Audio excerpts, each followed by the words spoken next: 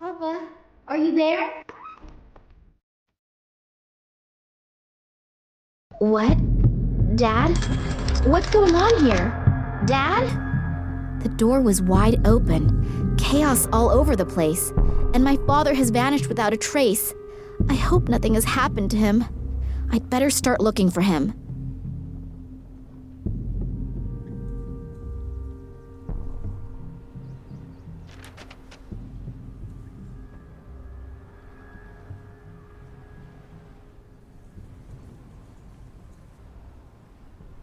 My father was never the picture of organization, but not even my place looks this bad. All these files and records have been thrown out over the floor. It wouldn't have been Daddy. Someone was in a great hurry to find something.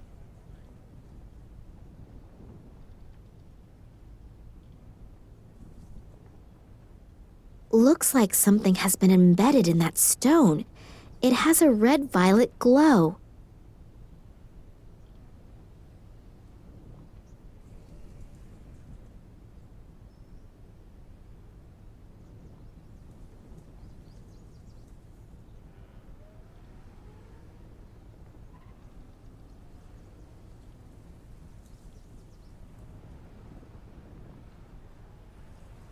The note says, "And the prince said to the princess, whether vertical, horizontal, or in both main diagonals, make sure that there is never a repeat within a line."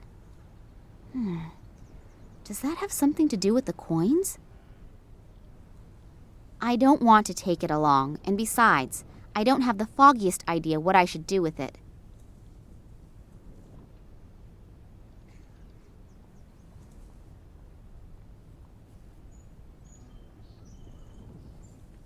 The inside of the dish is somewhat porous.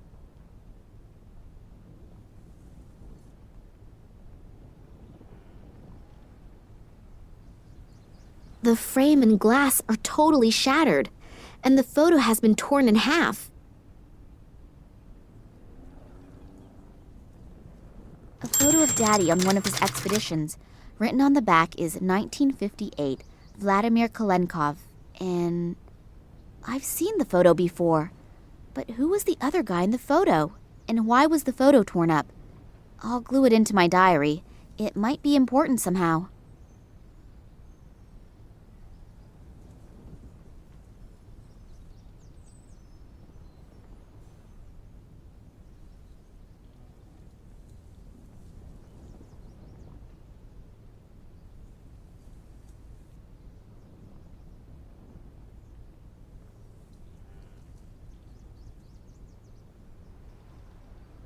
The map shows a section of Siberia. No idea why my father hung it up here.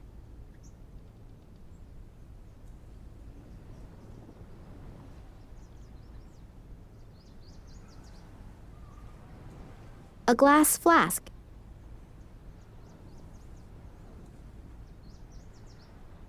I think this is where the rock samples undergo the first analysis. I haven't the faintest clue how this thing is supposed to work. Somehow I have a real bad feeling. Maybe it would be better to ask the police what I should do.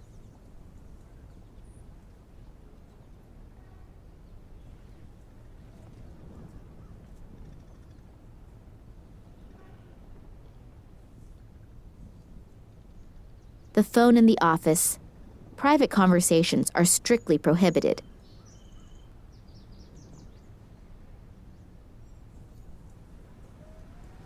I don't know what's happened here, but I'd better call the police.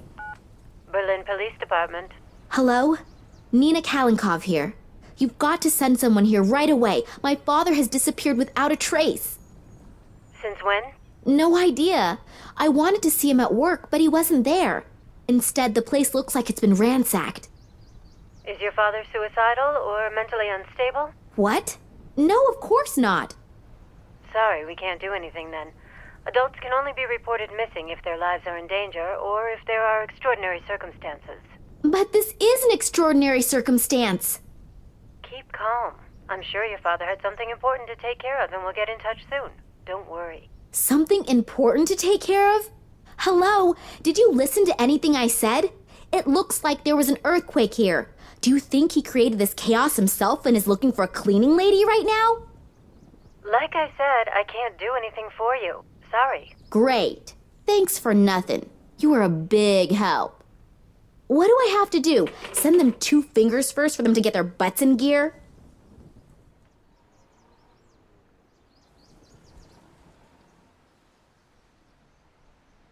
Loud music? Coming out of the office? It's not the stuff Daddy listens to, so he can't be in there. Maybe the person in there can tell me where he is, though.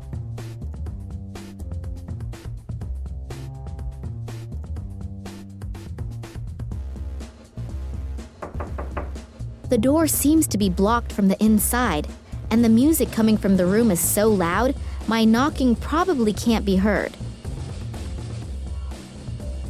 There's an index card with Max Gruber written on it.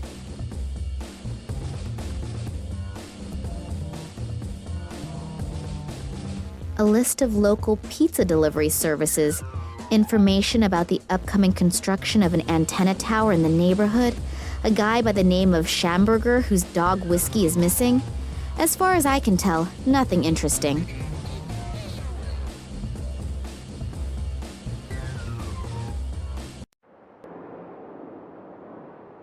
King of the dinosaurs. Even the reproductions inspire fear. I certainly wouldn't want to run into one of them.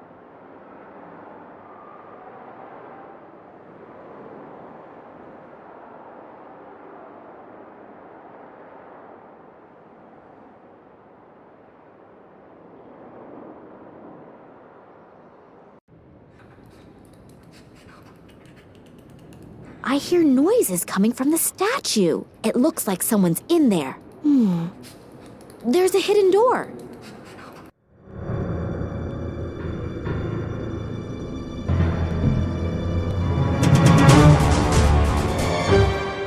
Eddie, what are you doing in here? Miss Nina, are they still here? Still here? Who? They came. I couldn't see, but suddenly I knew that they were there, and I went into a panic. I had to hide. And then I saw them. They looked like they were floating, but they were just blurs. And the air was vibrating. They didn't speak, but these voices in my head, hundreds of voices.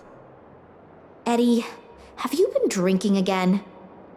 No, I haven't been drinking, I swear. Well, at least not a lot. But they were really there. I could see them. I could feel them. I wasn't imagining things. Believe me. Those black capes. With those bony fingers. I'll never forget it. It's okay, Eddie. Just come out of there and calm down. The poor guy's nerves are shot. I should talk to him after he's calmed down a bit. A key. Eddie must have lost it here.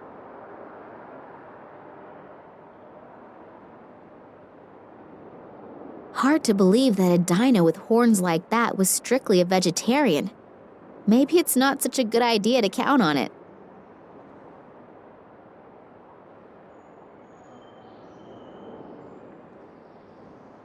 The diagram is about how and if asteroids and meteors could have been responsible for the extinction of the dinosaurs. When I look at the description of the effects, the theory seems very plausible.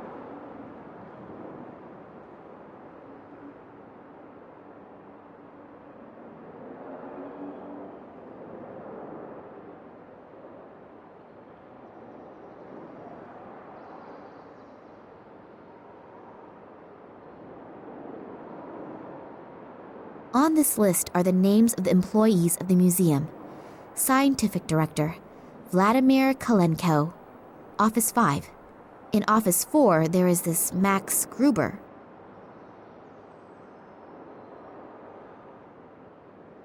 That's an escape plan with all of the rooms in the museum. It's not up to date considering a few of the rooms have been blocked off for renovation.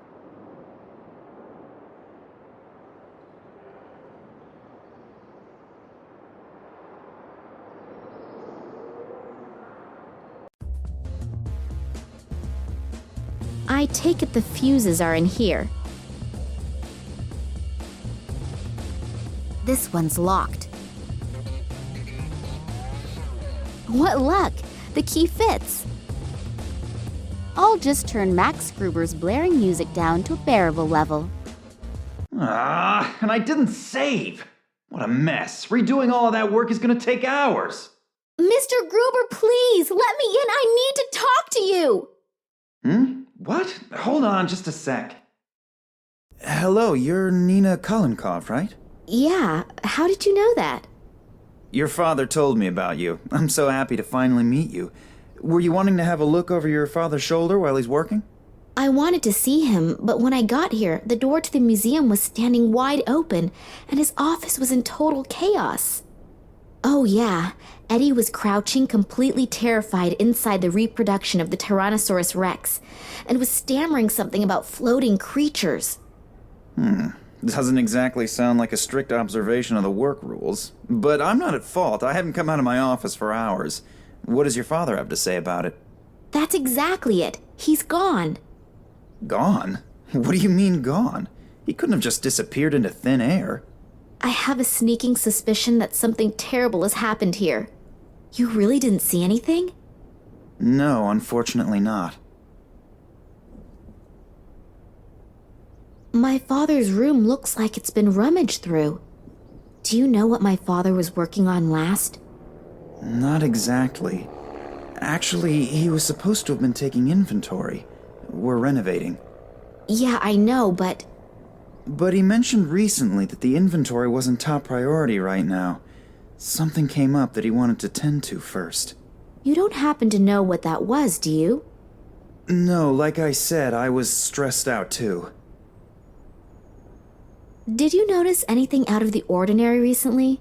Any strange occurrences? Was my father behaving differently than usual?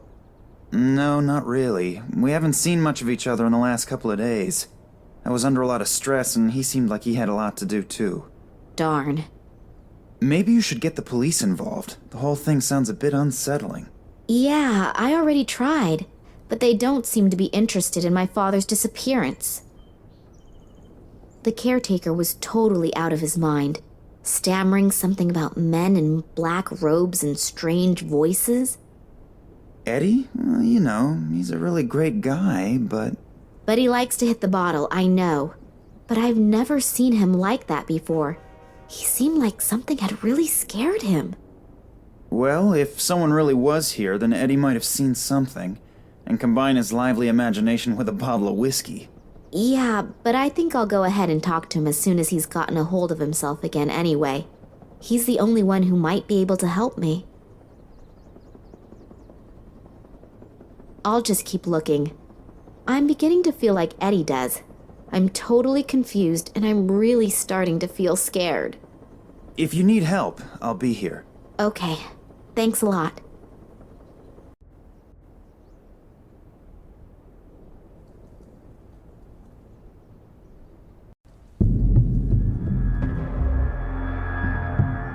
Who are you and what are you doing here? I could ask you the same thing. Detective Kansky. I'm leading the investigation here, and who are you? Me? Nina Kalenkov. I called you. Well, well. So I hear your father disappeared. Yeah, I arrived here and wanted to see my father.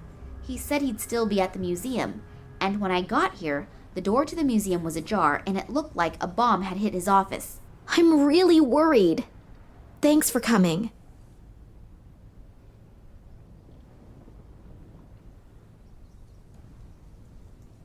Do you have any idea what could have happened here? I can't believe that my father could have created such a mess. I don't even know your father, but we can't rule out anything. Do you really mean to say that?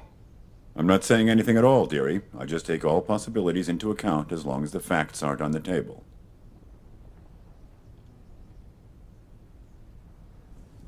Do you think something happened to my father?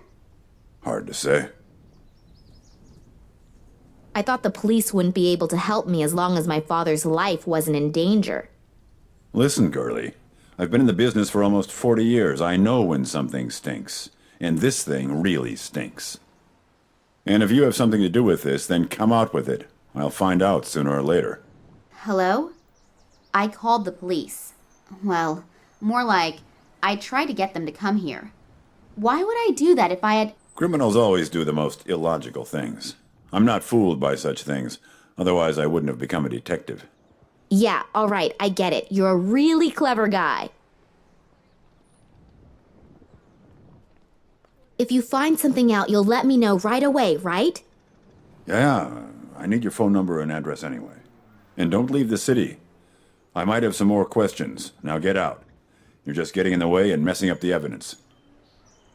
Strange guy, this detective, eh? Yeah, and not exactly the friendliest of his profession. But maybe you have to be like that in his job. Yeah, could be. The main thing is that he finds out what happened to my father. At least there's someone who believes that something is completely and utterly wrong. I believe you too. Thanks. And I'd like to help you too. I don't need to go to bed anymore anyway, and I can always sleep when I'm dead. So, if I can do something for you... That's really nice. Just check and see if your father has already got home. He might be worried already and is gonna sentence you to 2 weeks without allowance because you're late. Yeah, that'd be nice. Unfortunately, I won't be back at the office until this evening, but please come by or call me. If your father is back, then we'll have something to celebrate. If not, then maybe I can do something for you. Okay, I will do that. See you tomorrow, and good night. Good night. And sleep well. You too.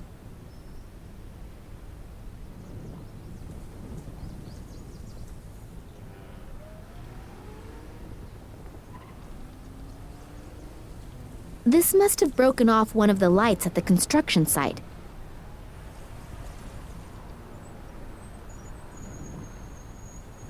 My motorcycle.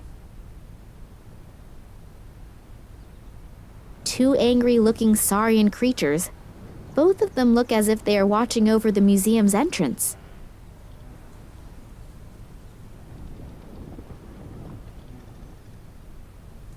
My father has worked hard for months on the exhibition of the rulers of long ago.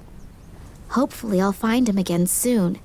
And hopefully he's doing well.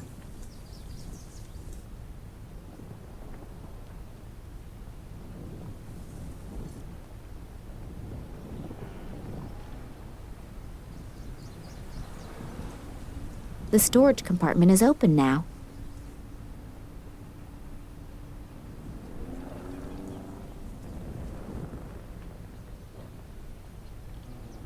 My cell phone and my sunglasses. I'd better take both before they get swiped.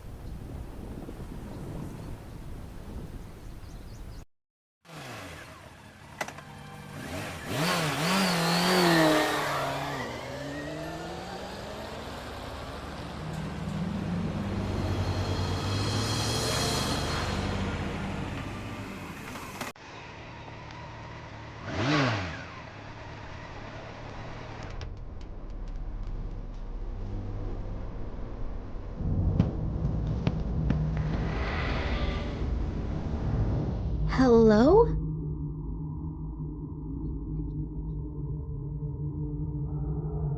Dad? Are you home?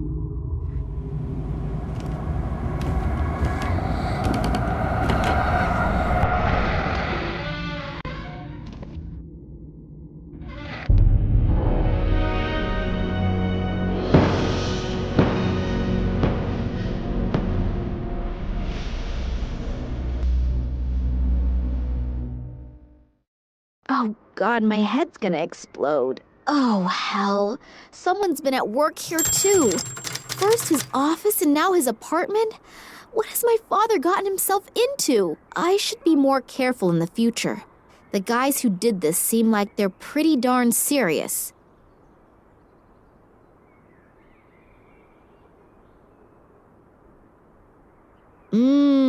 yummy, cold pizza with stinky tuna fish. Why am I doing this? The smell alone could probably peel the paint off the walls. But then again, beggars can't be choosers. Salt, also known as white gold in the Middle Ages. There's a dentist's appointment on one and a shopping list on the other. I can't read the third one, and the fourth one is empty. These don't get me anywhere. Dad's old shortwave radio. The antenna is broken off and there's no tape cassette inside. I doubt I'll hear anything other than a steady static hiss. The antenna is broken off and there's a pencil, brown and equally exciting in all other regards. Password protected. Think, Nina, think.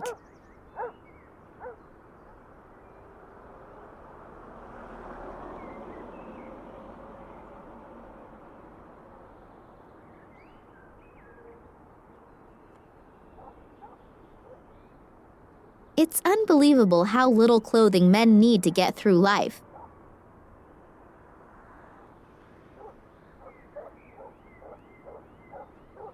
A biography of George Shrub. Since when does my father read that kind of trash? I hope no one's expecting me to read that. Looks like it hasn't been slept in. Apparently my father hasn't been to bed yet. Why there are people in the world who are soothed by stupidly gaping at fishes I will never... Wait a sec. There's something sparkly over there. Besides a few fish, there's a key swimming around in there. There's a grate on top of the aquarium. I can't fit my hands through.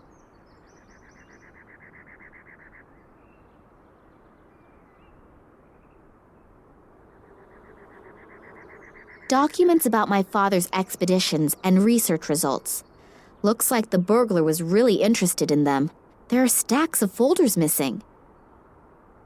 There probably won't be anything else worth finding. Looks like the burglar was very thorough.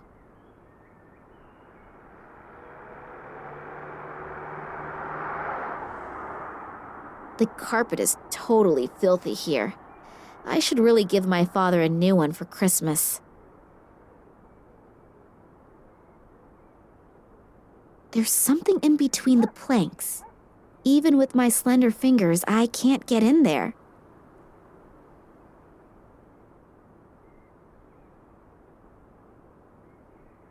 Oh, the book has a lock. And apparently it's not a book at all, but some sort of chest well disguised in the cover of a book that no one would willingly pick up.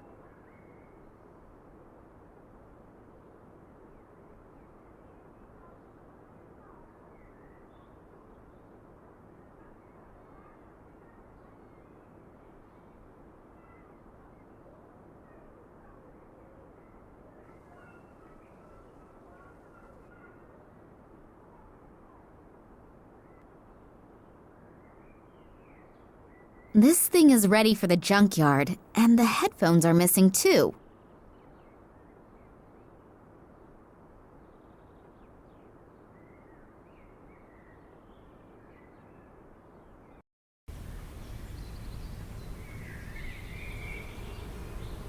All right, I'll do it. A single rubber glove and a bicycle spoke. Not exactly a spectacular profit. The bucket is full of water. Oh, the handle just came off.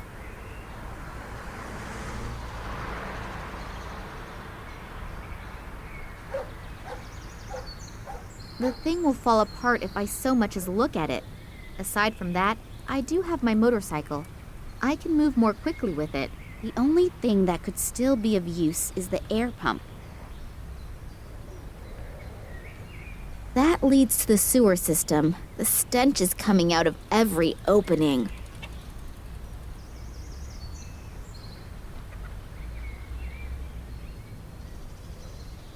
A A box full of junk that is practically screaming that I'm going to find something inside that'll be useful to me at some point.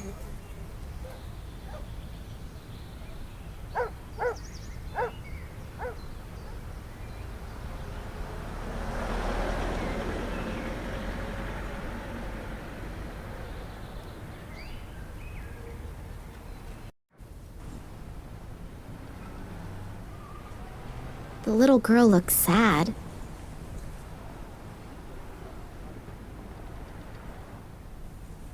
Hello there. Hello? What are you doing here all alone? Did you sleep here or something? Who are you? My name is Nina. And yours? Oh, hello, Nina. I'm Lisa.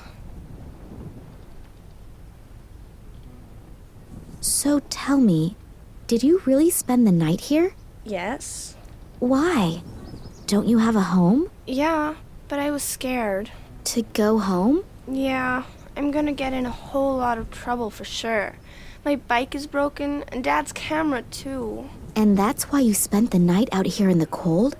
How did that happen? I was playing here in front of the museum, and then suddenly, I got scared. I didn't exactly know why, but I just wanted to hide in the bushes. And then suddenly, there were these strange men in black costumes. So I sat there in the bushes, and suddenly I got even more scared. I just wanted to get away. Then on accident, I pushed the button on the camera. There was a bright flash, and the men turned around.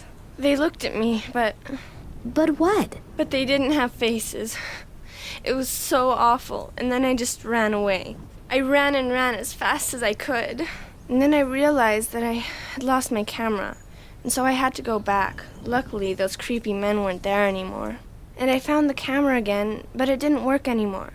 And since my bike was broken too, I didn't dare go home. Will you help me? Will you come home with me? Or can I live with you? No, better not. But I'll help you fix the stuff. But you have to promise me that you'll go home right away. Your parents are probably worried to death. Okay, good.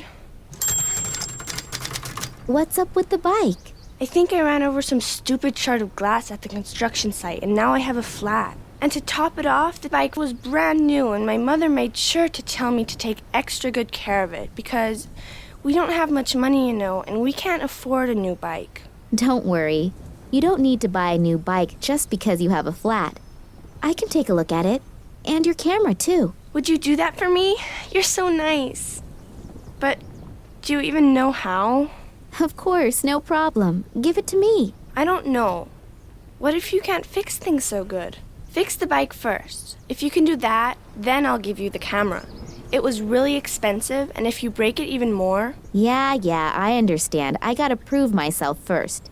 Okay, good. Then we'll start with the tire. This photo is my only hope for a hot lead. So there's nothing left for me to do but start fixing the tire. See you later. But you'll be back, promise? Of course. Don't you worry. I'll have to remove the tube.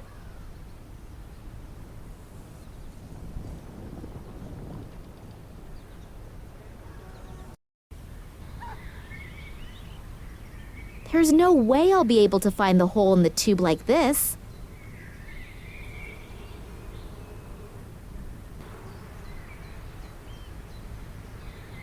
The tube is definitely busted. There's air coming out somewhere. I should find out where it's coming from.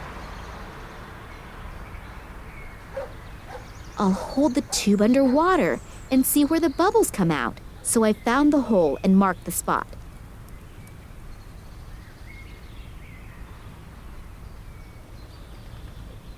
Since I don't have anything to use as a patch, I'd better not put glue on the tube.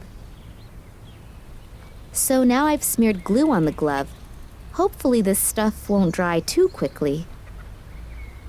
Hopefully the glove will withstand the pressure. I can't think of a better alternative right now.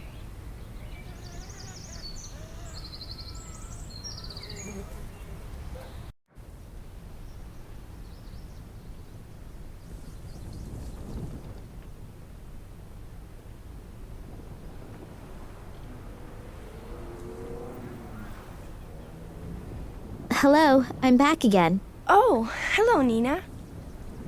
I patched the hole in the tube.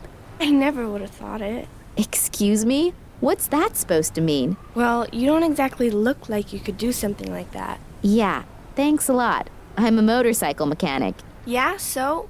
You still don't look like you could fix a bike. I'll just take that as a compliment. And now that I've proved myself worthy, I can fix your camera too. Yeah, that'd be great. Here, take it. See you later. But you'll be back, promise? Of course, don't you worry.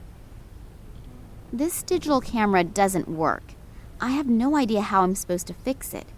I still hope I can get a few significant photos from it.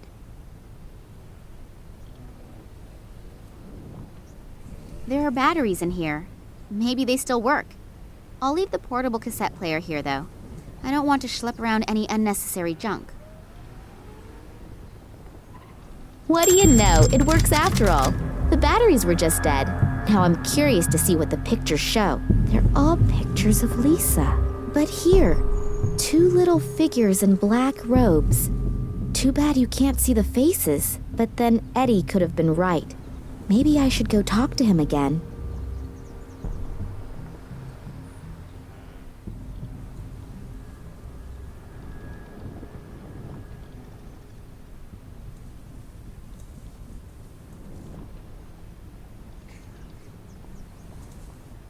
Here, I fixed your camera. Really? Cool, you really did it. You're great, thanks. Don't mention it. Here, just for that, I'll give you my lucky charm. It's a little magnet in the shape of a hamster. We hang it on our microwave at home, but I think you should have it. Oh, thanks a lot. Now get going. Your parents are probably worried sick about you. Unfortunately, I can relate to that all too well right now.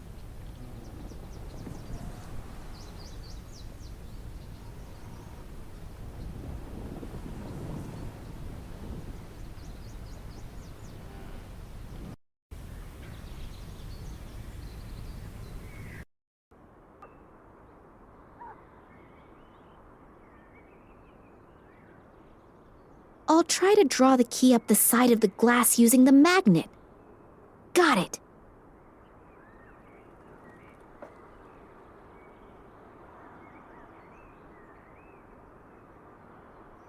Got it. A cassette. That's weird. Was it left there deliberately, or did it just happen to fall in there by accident?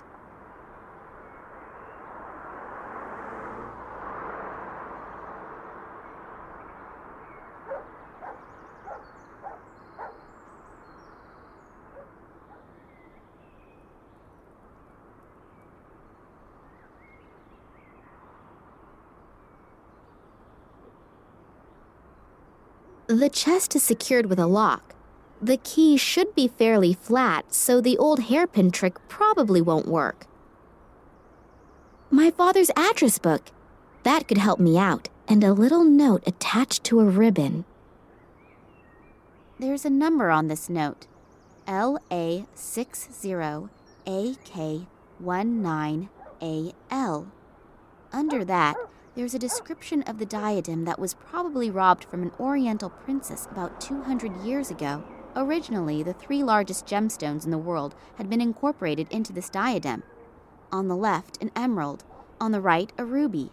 And in the middle, an amethyst. My father wrote something on the back.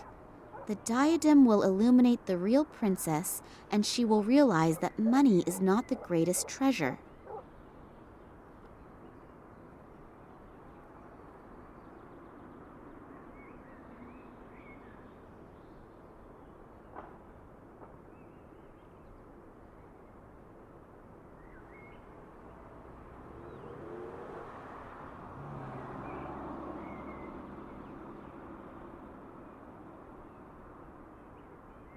Dad's old shortwave radio.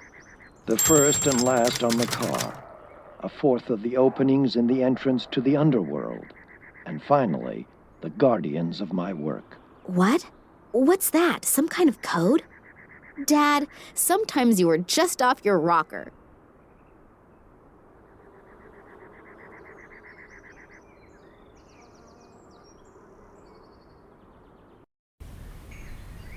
That leads to the sewer system. The stench is coming out of every opening.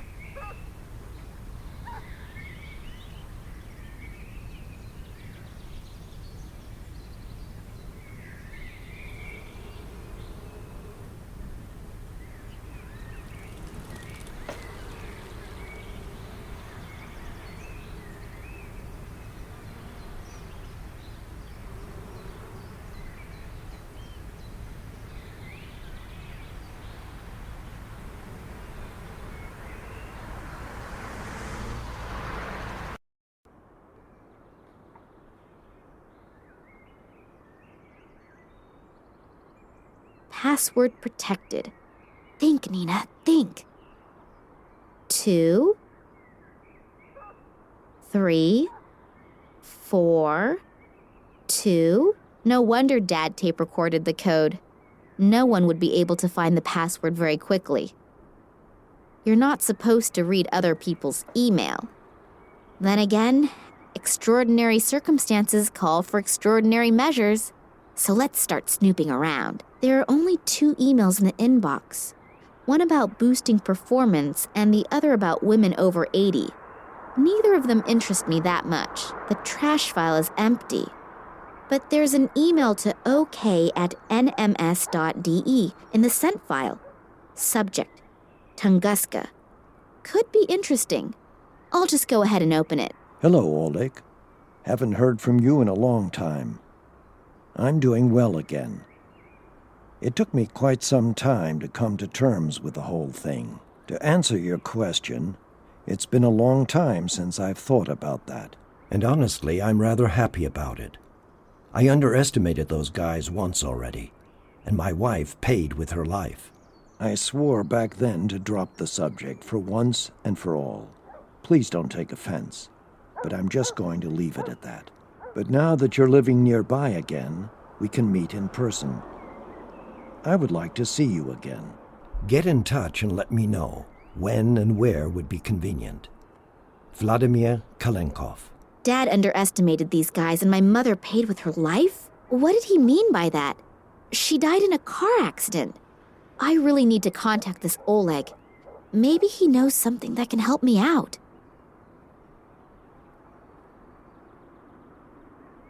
Let's see if this Oleg is in there, the one who wrote the email to Daddy. Oh, here. Oleg Kambursky. He even lives close by. Maybe I should just pay him a little visit.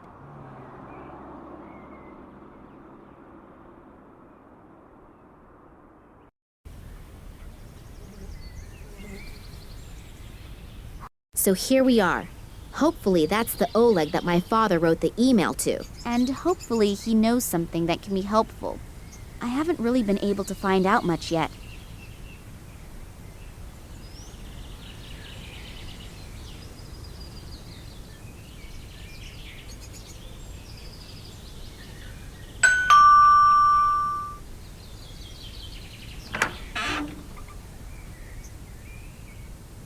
Good afternoon. Good afternoon. Are you Oleg Kambursky? Yeah.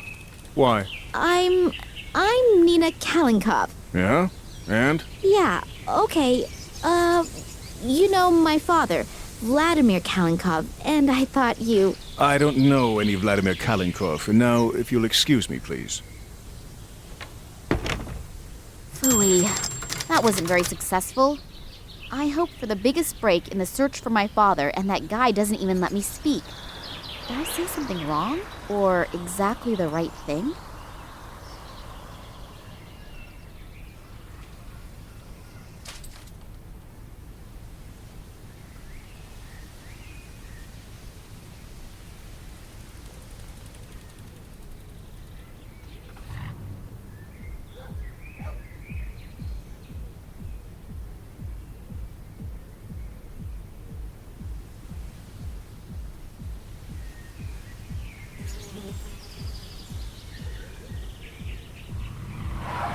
The guy is hectically making phone calls. Does that have something to do with my visit? If only I were a fly on the wall in his office.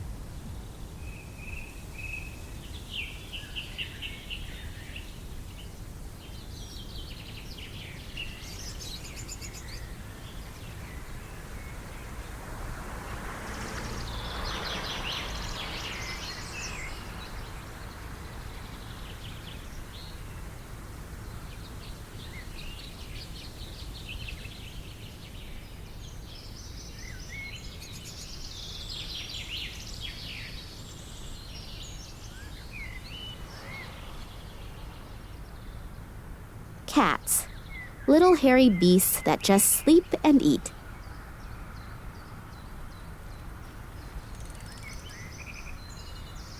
I'm finally gonna get rid of this stinky stuff, and the cute little fuzzball will probably even like it.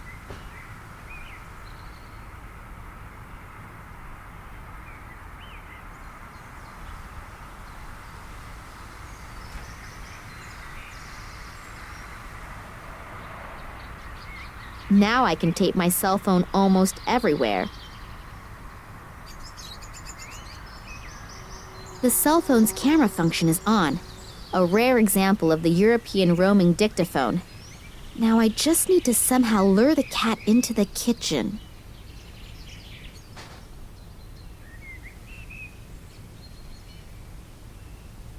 That should make our little pussycat real thirsty.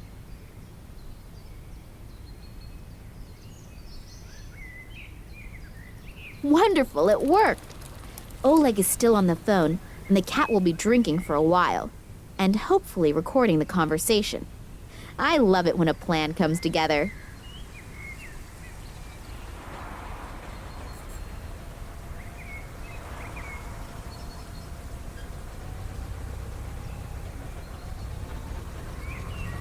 A blue trash bag, hopefully unused.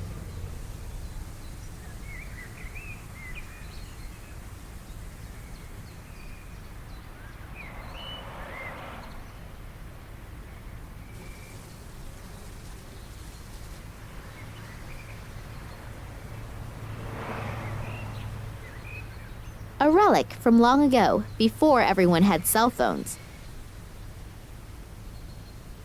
Let's see how the cat reacts to my cell phone's vibrate mode.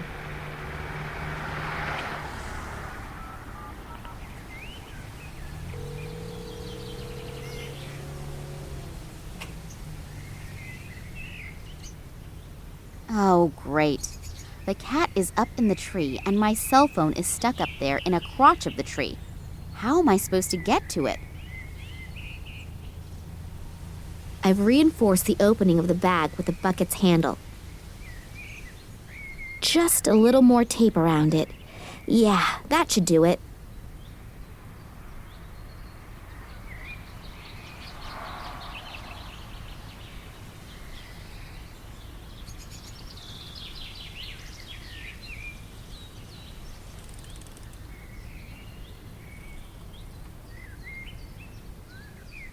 That could work.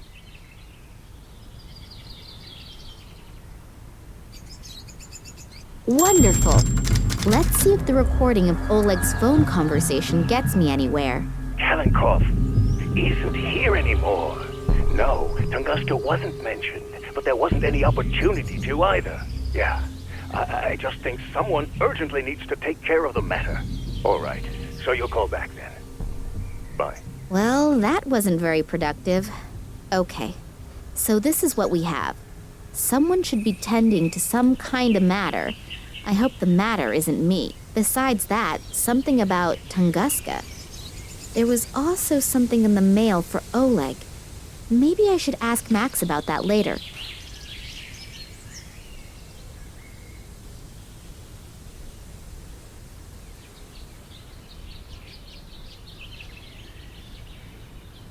Max Gruber said he'd be back at the museum sometime this evening. I should use the time to get some shut-eye. If my feminine intuition doesn't fail me, I could regret it if I don't.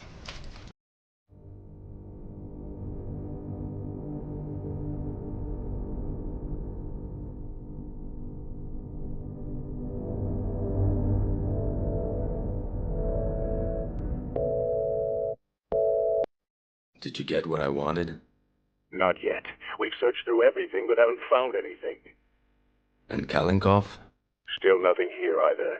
We'll probably have to take other options into consideration. I don't care what you do, as long as I get results.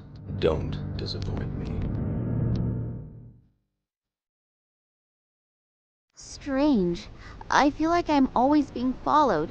Even when I came home earlier, for a brief moment, I thought that I saw the face of that Konski guy in the window. Oh well, most likely it's my nerves. I hope Max heard something from my father.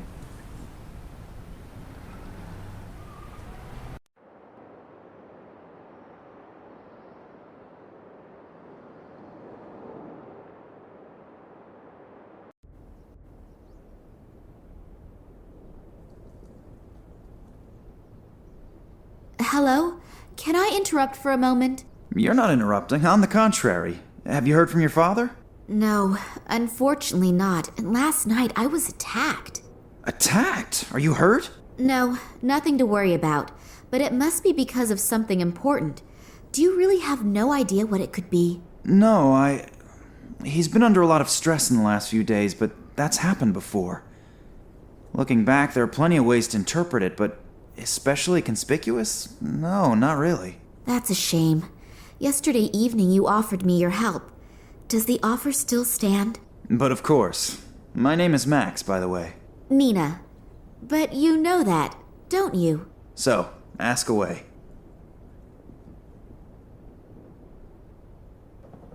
In the last few hours, I've heard the name Tunguska several times. Do you know anything about it? Do you mean that Tunguska catastrophe from 1908? Yes, could be. At the beginning of the last century, something exploded there. The destruction must have been enormous, but even today, nobody really knows what happened back then. Your father once took part in an expedition to Tunguska, but you probably know that, don't you? We never really spoke much about what he used to do. After my mother's death, he never wanted to speak about his work in Russia anymore. Oh, I didn't know. I'm sorry. That's okay. It was a long time ago. She was killed in a traffic accident. Shortly after that, we came to Germany. I think my father simply wanted to leave all of that behind him. And your father never spoke about his work in Russia?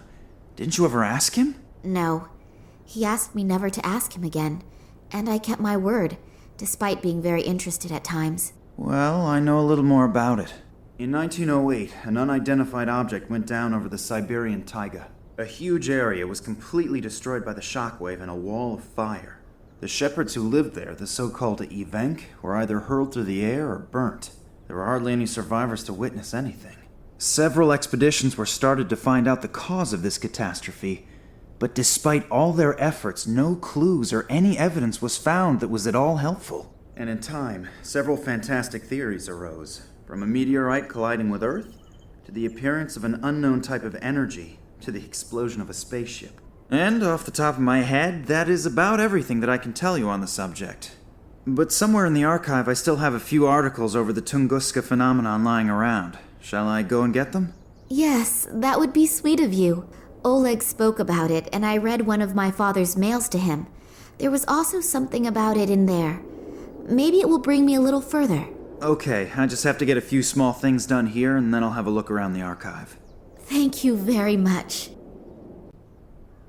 Yesterday evening, Eddie was mumbling something about people in black robes. I didn't take him very seriously at first, because his description was, let's say, a little strange. But I spoke to a little girl today who saw something similar last night. She even took a photo of the men in black robes. Unfortunately, there is not very much to see, but I'll certainly speak to Eddie about it again. Do you know where I can find him? No, I have no idea. I haven't seen him all day. He's probably crept away somewhere quiet to think about it all. You mean he's drinking again? Yes, I'm afraid so. Unless... Unless what? Oh, nothing. Nothing? Come on out with it, tell me. Well, if those strange men in black noticed that he was watching them... You mean they came back? I don't know. At the moment, I have no idea what is actually happening here. Well, this is something we have in common. I found this piece of paper amongst my father's records. Does it tell you anything? LA 60 AK19 AL? That sounds like one of our exhibits. What about it? No idea. I was hoping that you could tell me that. Not spontaneously, but I can go and get the item. The note with the description of the diadem is missing, but you just had it in your hand. I don't know any more about it either. Thanks a lot. Can I take my time to have a look at it? Of course, but please don't forget to put it back later. Otherwise your father will tear my head off. If he still can. Hey, stop thinking like that. We'll find him, I promise. Yes, hopefully. There must be an important reason why Daddy kept a piece of paper with the description of the diadem at home. But what? And what is that about the true princess? He used to call me that sometimes. Is it a message to me that I should be able to understand somehow? Think, Nina. Think quickly. Does the name Oleg Kambursky say anything to you? Kambursky? Oleg Kambursky? No, nothing. Should it? Unfortunately, I don't exactly know that either. The things out of the archive about Tunguska. Yes, I'll get going now. But it could take a while until I've sorted through the records. No problem. I'll wait here.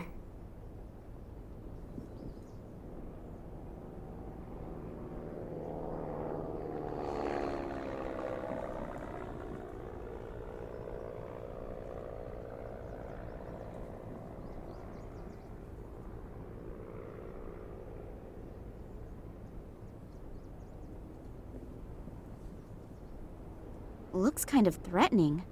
That red eye on the totem seems to be following me everywhere I go.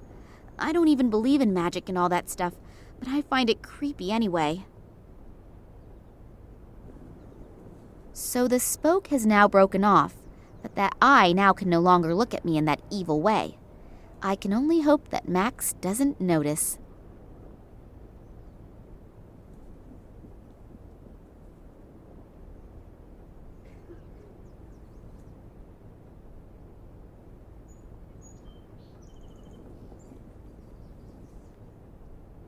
On the outside, it seems totally normal, but on the inside, it's ice cold.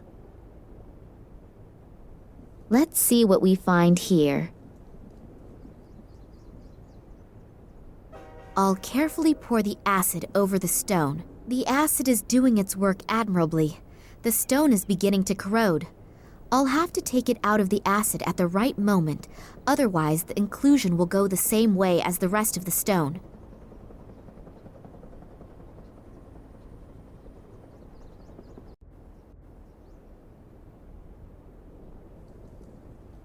I've laid both lenses over each other. They now have a green shimmer.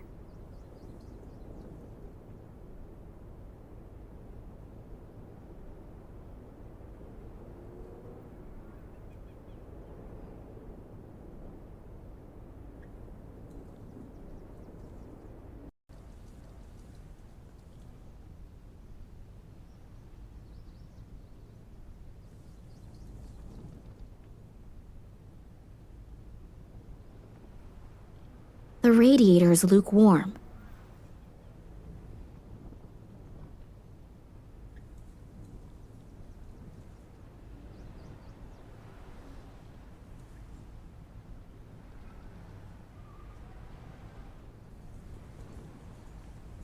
That thing doesn't fit in there properly. It keeps falling out.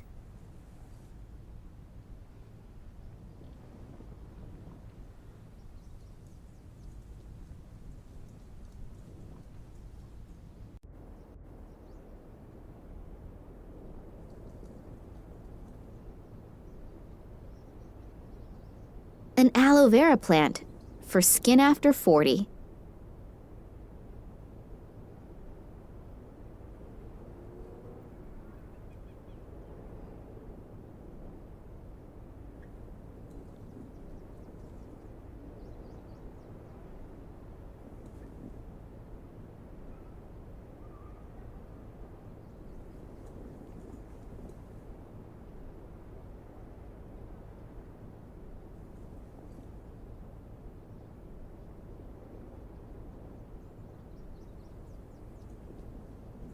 I'll squeeze a bit of this oily, slimy liquid into the bowl.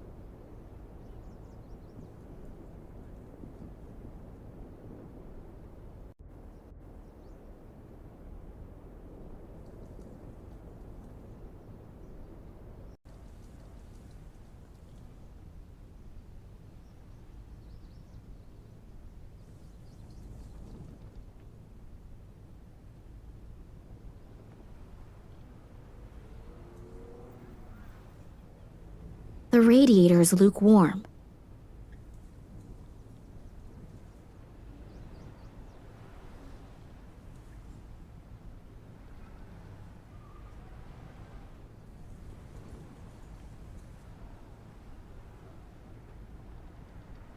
Oops! Maybe I shouldn't have opened the valve that far.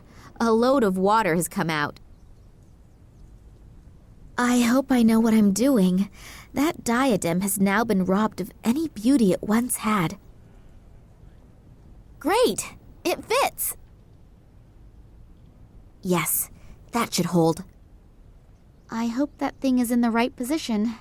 As soon as the putty has dried, I'll only be able to get it off with brute force.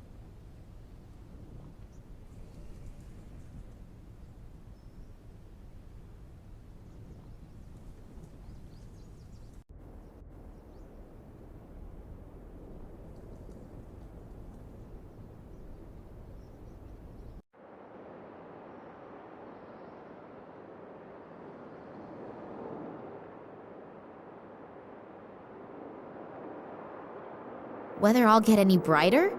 Wow, it works!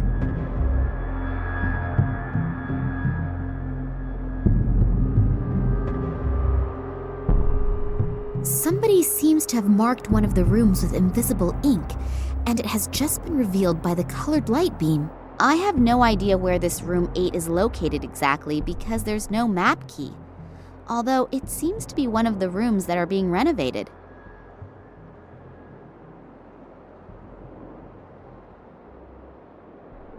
Wow, not bad. I only go away for a few minutes and you transform the museum into a light show. Oh, I'm sorry, but... That's okay. But what is all this stuff and what does it mean? I don't exactly know either. But if this riddle really comes from my father, then he must have had an extremely good reason for the whole effort. Have you found anything out yet? I'm still working on it. And you? Is there anything new on the subject of Tunguska? Not a lot. Here, I found these 2 articles. The light beam has changed the color of the escape plan on the wall. A room with the number 8 seems to be highlighted. Is that one of the rooms that is currently being renovated? Yes, and they've been renovating it for ages.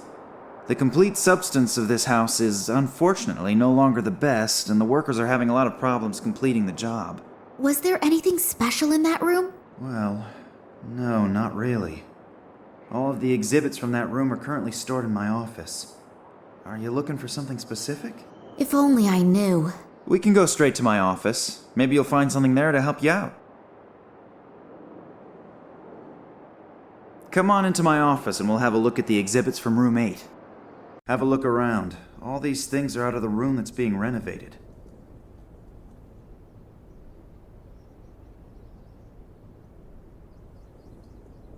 If I remember correctly from the documentation on the Incas that I have seen recently, these kinds of masks were worn during ritual sacrifices.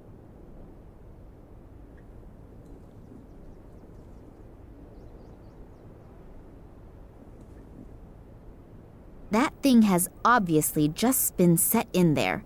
It doesn't belong to the relief disc.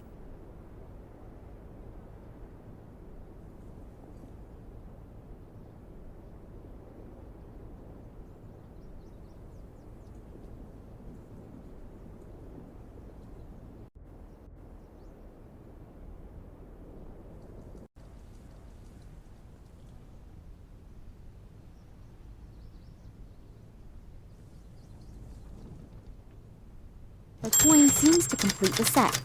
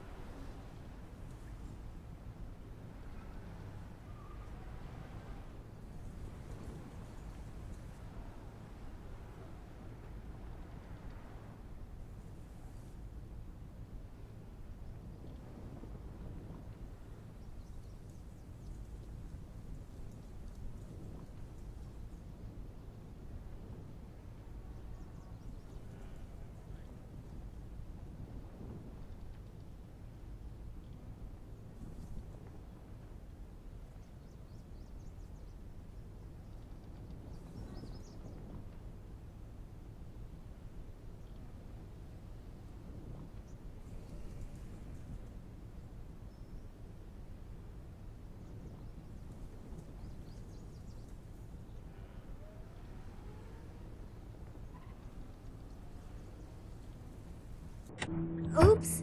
That opened up a trap door. It appears to be some kind of secret compartment. What could my father need one for? It contains documents.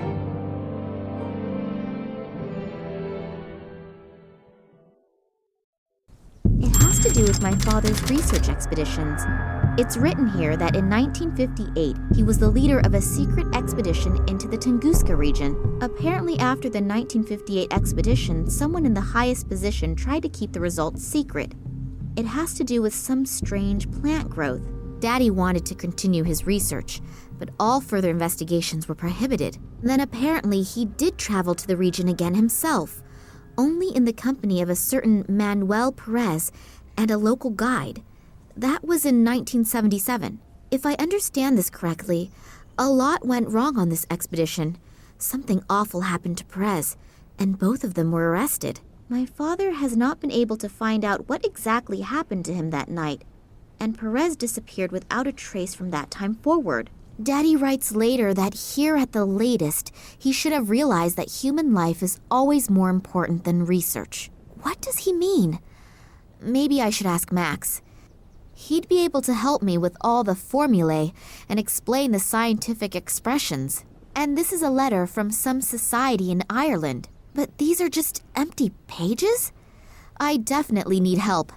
Maybe Max knows something about it all. Sorry, I still don't have anything. But how that is connected with my father's disappearance, I don't yet know. But I have found some of his records in a secret compartment. They describe a secret expedition and some very strange events and... Hey, slow down. I can't follow you that quickly. The best thing to do would be to come with me to my father's office. I'll show you the records, and then we should perhaps have a look at his filing cabinet. Okay, let's go. I told you that I didn't want to see you here again. Believe me, it really would have been better if you had kept out of it. Now I have no other choice but to... Ah! Oleg Kambersky? Looks like I came just in time. Are you okay? Yes, I think so. What did the detective want from us anyway? Did he want to shoot us? Well, he probably doesn't have his weapon trained on you just for the fun of it. We should get away from here before this guy wakes up. I'm sorry that I was so unfriendly when we first met. For some time now, I've had the feeling that I'm being pursued, and my nerves are shot right now. Of course I know your father. To be precise, I have known him for a very long time, and I know him very well. I was with him on one of his expeditions back then. We were in the Tunguska region back then, together with the Cuban Manuel Perez, an Irish biologist whose name I can't recall at the moment, and some assistants. I don't want to get into details regarding the events of the past, but for some reason, someone appears to be very interested right now. I have the feeling that not only your father, but I as well am in danger, and possibly all members of that past expedition still living. Of course, I can't prove it, but if I'm not mistaken, the Russian Secret Service, FSB, could be behind it. They already tried back then to prevent us, and your father in particular, from undertaking further expeditions. You know about your mother? My mother? Why? What does she have to do with anything? You know that she died in an accident? Yes, but... It is rather questionable whether it really was an accident. You were in the car as well. I was driving behind you when the car suddenly crashed through a bridge railing and plunged into a river. I was barely able to get you out of there. But when I tried to save your mother, 2 of my fingers were torn off. Therefore... Daddy never told me anything about that. I'm certain he tried not to burden you with that as well. The 2 of us have already reproached ourselves enough. But enough about the past. Now we have to find your father again. Due to the events of the last few days, I activated a few of my contacts. One of them is Sergei, who is moving in circles which, well, I'd rather not be found anywhere near them. But he knows just about everything that no one is actually supposed to know. According to his information, a research station was built in the Tunguska region decades ago, and now another transport is planned to go there. Supposedly, not all the scientists who are to be transported there are participating voluntarily. This research trip and the disappearance of your dad a few days before its start could very well be linked. Does that mean my father was kidnapped and is now sitting on a train to Siberia? What do they want from him? Even if, officially, he hasn't been active in research for years, he is still an expert in his field. I am sure that Sergei could help us. I have to go to Moscow? I have an airplane. We could be there in a few hours. I know this is all quite a lot to swallow at once, but if your dad is really on that train, we have no time to lose. As soon as he reaches the Tunguska region, we'll barely be able to get him out again. The area around the station is too heavily guarded. What do you mean? I don't know, but maybe it is the only chance. So let's go. It would be good if someone stayed behind, in case Vladimir does get in touch after all. But... Nina, we should go if we want another chance to get there before the train leaves. I suppose I could have another look at your father's records, but I don't have a good feeling. Great. Then let's go. Take good care of yourself, okay? I'll do my very best. I wish I could. Yes, me too. Good luck.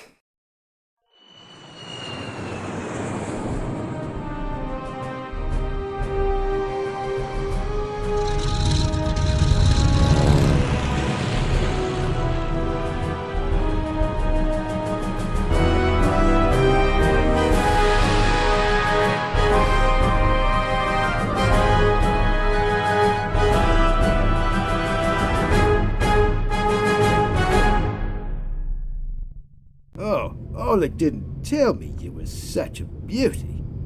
If I had known that, my price would have gone down. Yes, I'm happy to see you too. You can help me in the search for my father? Sergei can do a lot of things. Some say Sergei can do everything. But Sergei is martyr, so let's just stick with Sergei can do almost everything. Yes. Modesty honors you. What can I do for you? I thought you knew that. Sure. But Sergei needs all the information again firsthand. And looking at your mouth and your moving lips... Are you going to help me, or just gawk? How does the saying go? One hand washes the other... Okay. So, my father has disappeared. I only wanted to meet him in the museum where he worked. And as I arrived... Yeah. Sergei knows that. Then what do you want to know? What did your father do in the last few weeks? What was he working on? Who was he working for? Oh, quite honestly, I have no idea. I have never really spoken to my father to any extent about his work. He tends to hold hour-long lectures about scientific things, and after a few minutes, I tend to fall half asleep. Then at some time, we agreed to leave the subject of work out of our conversations. Not good. Really not good. Yes, I know, but it doesn't matter now anyway.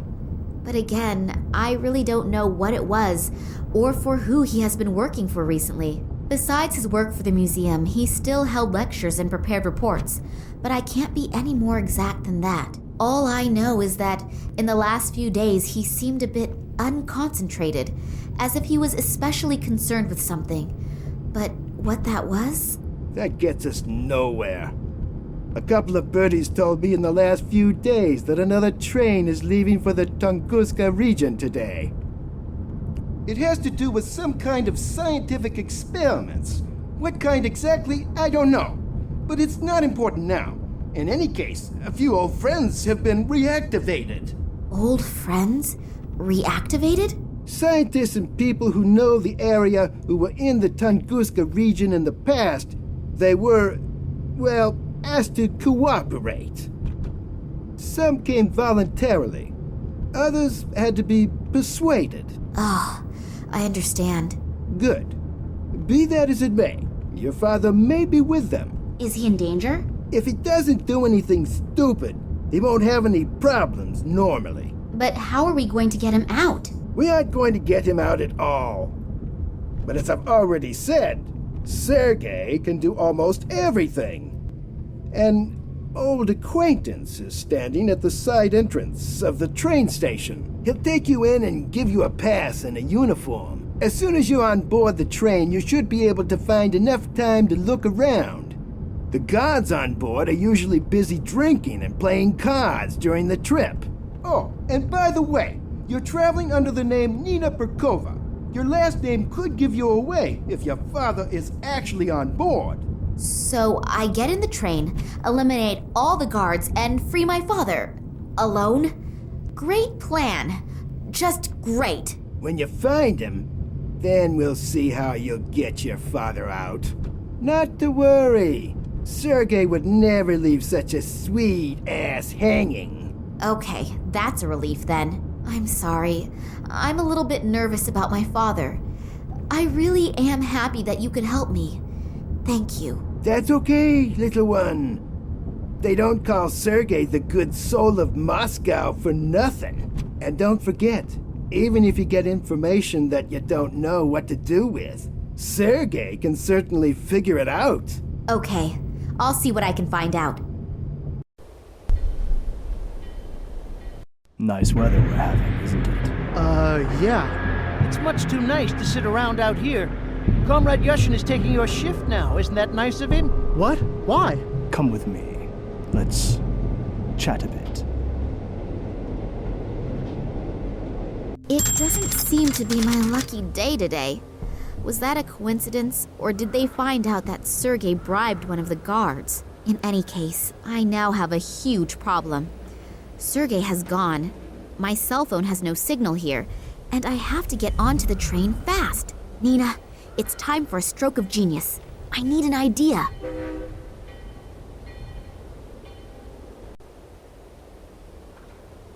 That rust bucket is in a really miserable condition.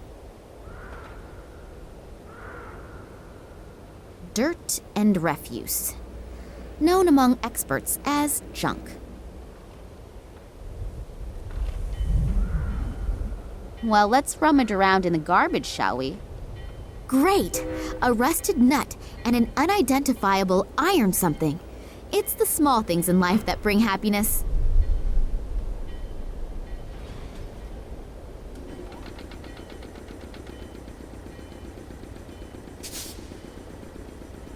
As long as the worker is looking the other way, I should take the opportunity.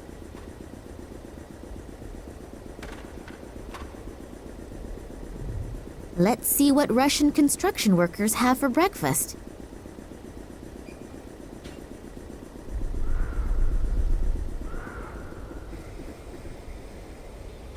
An advertisement for the Gattuso Corporation. Outrageously expensive, insufficient coverage, lousy service. If those are your requirements for a cell phone in today's world, go to the competition. If not, come to us. Gattuso Telecommunications offers the ideal contract option for any requirement, tailored to your needs. Switch now. By now, they seem to be everywhere. I've already received dozens of brochures from them at home.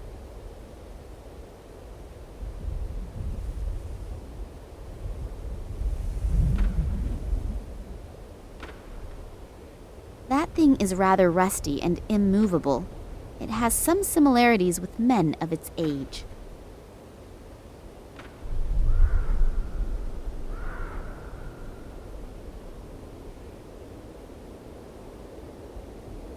Good idea.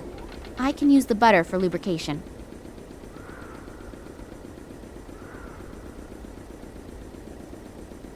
I'll try to support this wreck with these bricks.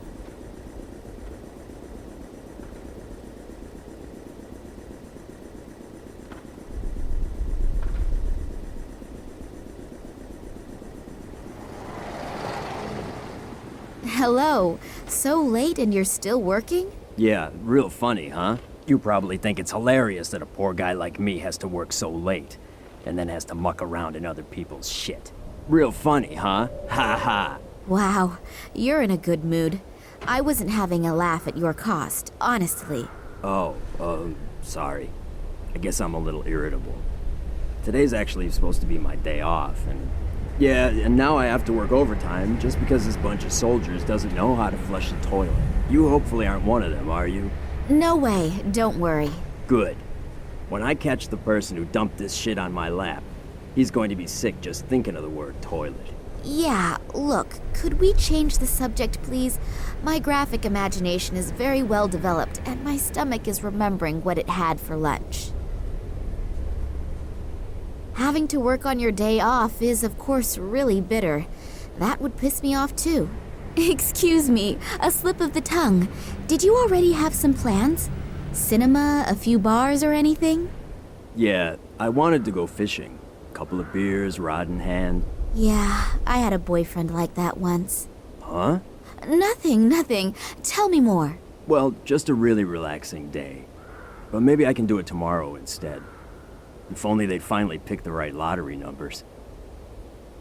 That car over there, is that yours? No, I think that's been there for a few years now. I don't even know if there are any parts still in it. The lottery. What is so special about that? They hold a special drawing in which you can really clean up. You know, I've been playing the lottery for 20 years and have never won anything. But today is my lucky day. I could tell when I woke up. All this shit is gonna end today. I'm gonna buy myself a little cabin on a nice river somewhere.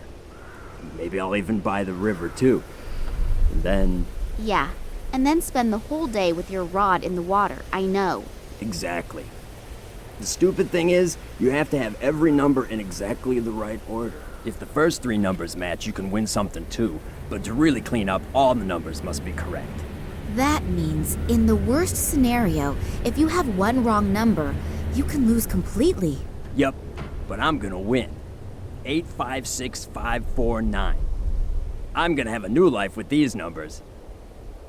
So the soldiers have screwed up your day off. Did they just turn up all of a sudden? No, it wasn't that sudden. There've been rumors going around for a few days, but I had no idea there would be this many. I have no idea what they're all doing here. Hey, you don't mean to tell me that the soldiers are swarming all over this quarter and you have no idea why they're here? Well, there are always a few soldiers running around here. After all, it's a military train station. But I haven't seen this many in a long time. I've heard they're heading to Novosibirsk. And what do they want there? I have no idea. They don't talk to us. Think they're just better than us. Most of them don't have an original idea in their head anyway. They merely follow their orders. Someone told me there are also scientists with them. And a little while ago I saw large cages. I have no idea what they're planning. Cages? Yes. Apparently there are some prisoners on the train. Maybe that's why. Cages for prisoners? Are they keeping my father like a wild animal? I urgently have to get on that train and get him out. I'd better get going then. Me too.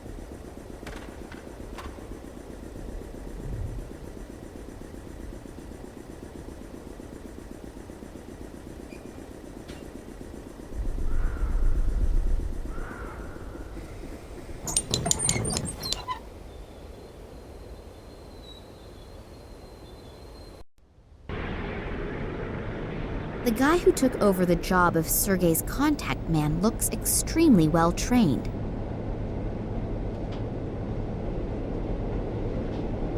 Let's see if some charming words will get me into the station. Hello, you wonderful man.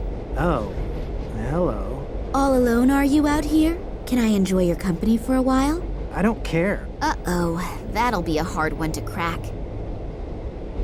Can I borrow your newspaper for a few minutes? What? No way. The nurse is finally just about to turn the doctor around. Pardon? Don't tell me you've never heard of the Siberian Saga. No, I have to pass on that. What is it? The soap opera in the Moscow News. A fascinating love story. For the last 3 weeks, they have been publishing a new chapter every other day. And I guess that the nurse... Yeah, great. That's enough. It sounds really gripping. Are you almost finished with it? No, not for a while yet. I'm reading it slowly on purpose to prolong the excitement. Of course I have the newspaper at home as well, but there's not much going on here, so I can read without being disturbed. I'm really anxious to see if the head nurse's plot. No! Stop it! My doctor has forbidden too much drama and excitement. You were guarding the side entrance here. Is there any special reason for it? Yeah, no one's supposed to go in there. Talk about stating the obvious.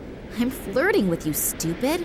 Oh, and because of that, they have installed a strong, muscular man like you here. What? You mean me? Yeah, right. I'm sure they spent a long time thinking about who they could give such an important task to. And they came to the conclusion that only you could fulfill the job. Well-trained and radiating power and strength. Yes, you're probably right. I've only been with the troops for 3 years, but I've already achieved a lot. Of course, I, as a mere woman, feel much better when I know that real men like you are defending our land. What is so important about the station that you have been chosen to guard the side entrance? Actually, I'm not allowed to say. It's top secret. But I guess it has to do with some Secret Service thing. There are masses of conspicuously inconspicuous people running around. You're not from the FSB, are you? Me? No, of course not. Phew. I was lucky. I nearly let the cat out of the bag. I don't want to end up like my colleague. They just took him away. Sure, I understand. Damn, I almost had him in my hands. Your colleague, where did they take him? Is he coming back soon? I'm afraid not. The 2 guys that took the poor guy are from the FSB, I think. Oh, why did they take him? No idea. But it's better not to ask questions. The wrong one at the wrong time, and it could be your last question. As soon as they have you in their grip, it's not easy to get out again. If you get out at all. Thanks a lot for the information. My pleasure. See you soon.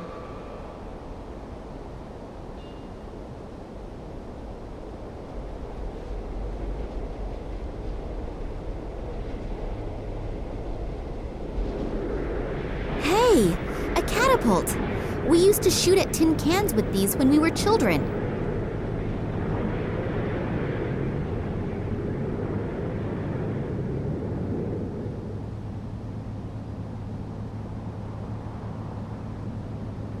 Damn! That is the 3rd bulb this month already.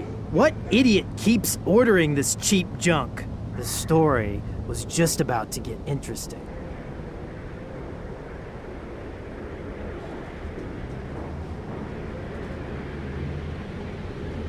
This newspaper here? Yeah?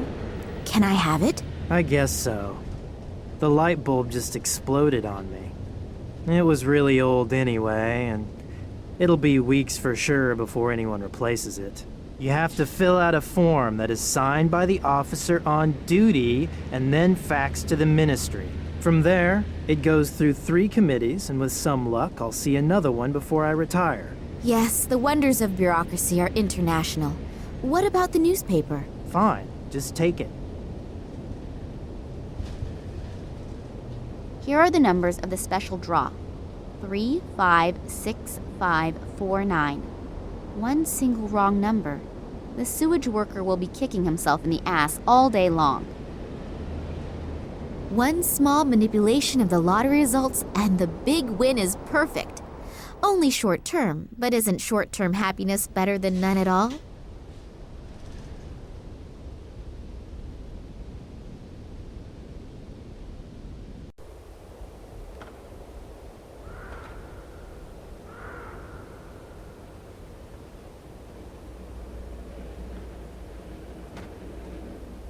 Here, the late issue. You can find out in here whether you can go fishing tomorrow or not. Yes, I won! I won! I have to go home at once and tell my wife. Oh, what's the point? I'm going straight to my favorite fishing spot and we'll fish all night. And I'll quit first thing in the morning. If you want to marry a rich man, you'll find me down by the river. I can only hope that he takes his sweet time about resigning.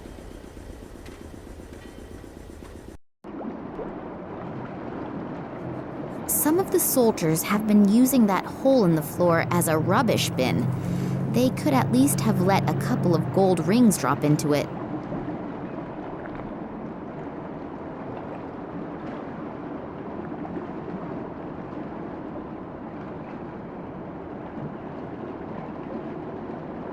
Some of the soldiers have been a heavy-duty safety.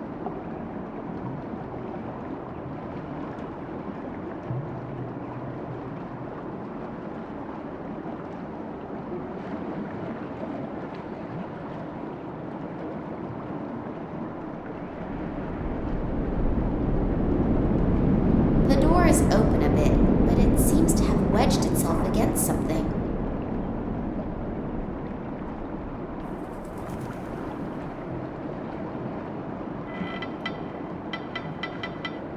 Done it. It's open.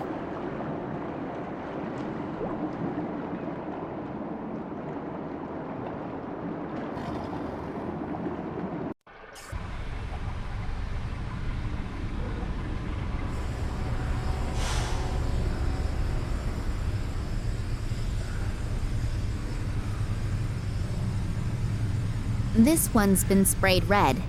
Is that of any importance? There is no opening for a key or anything like that. Not visible anyway. There is nothing swimming around in there apart from a few objects I'd rather not describe.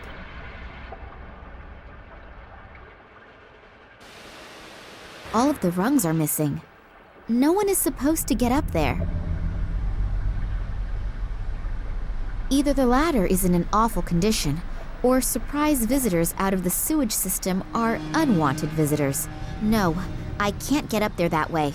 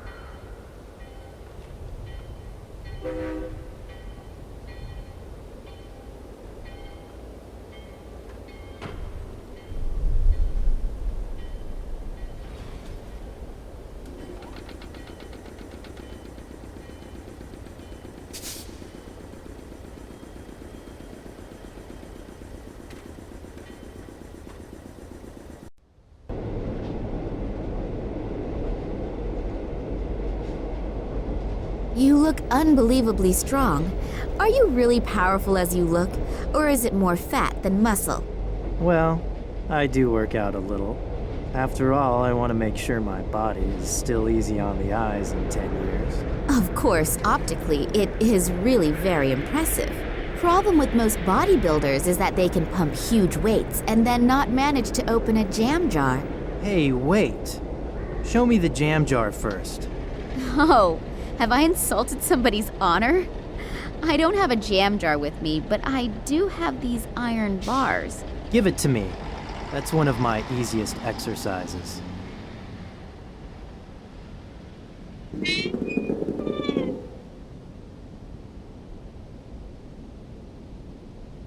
Wow, I'm really impressed.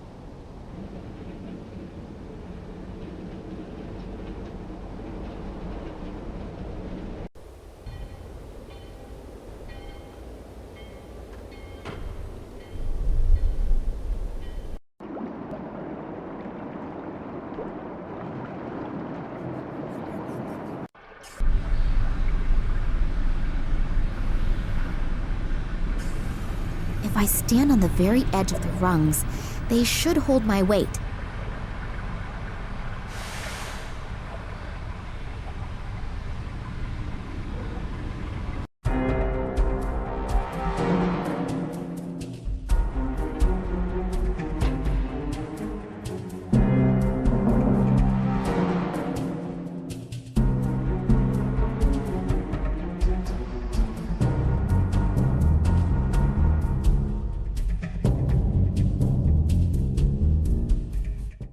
So now I'm inside. Now the only question is where my father could be, and how I can look around without being caught by a soldier.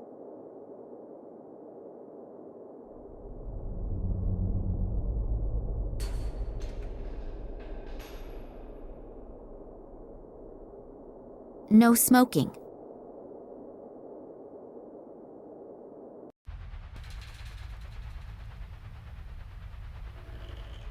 I'm gradually getting a little nervous. I've been running around here in circles for nearly 3 hours and I still couldn't smoke. Pull yourself together, Romanova. You know that we are completely understaffed. Most of the soldiers are already on the train. I think you'll manage to survive the next few minutes. Yeah, I know. But I've already chewed off all my nails. It's starting to get critical. Romanova, you... Oh, come on. Just 5 minutes. Okay, fine. I have to settle a few things, and then I'll take over for you. Thanks. You're a treasure. Speaking of treasure, you'll smoke with Yushin at the side entrance. Is that clear? Otherwise, you'll flirt with one of your comrades, and then you'll be gone for ages. Hey, it's okay. I get along great with Yushin. After all, we both agree that men are better lovers. Good. I'll be right back, and then you can go on your break.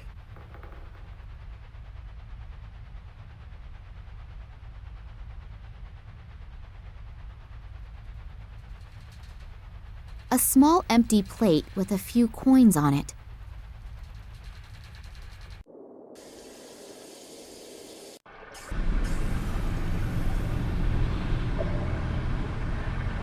I don't know what's in there. It looks a bit like toxic waste.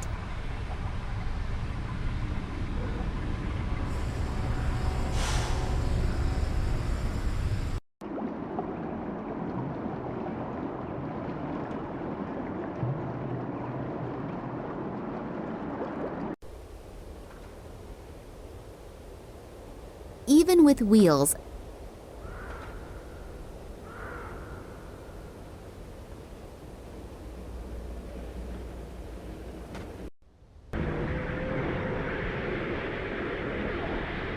Hello, Yushin. Has anything special happened? No. Everything's quiet.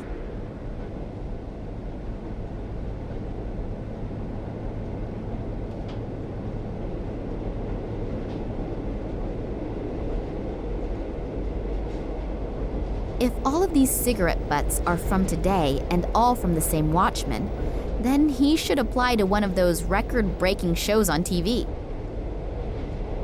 Hey, hello! It's me again! Hi. You smoke quite a lot, don't you? Yeah, I know it's unhealthy. But I simply can't give it up. I've tried everything. That's why I'm glad I get to sit outside. At least here I can smoke. Want one? Yes, please. It'll be good for my nerves. Isn't smoking forbidden inside the station? Absolutely no smoking. They probably have stuff stored in there that could raise half of Moscow to the ground. Oh, what things? No idea. And to be honest, I don't really want to know. Sometimes, ignorance is bliss. Very wise words.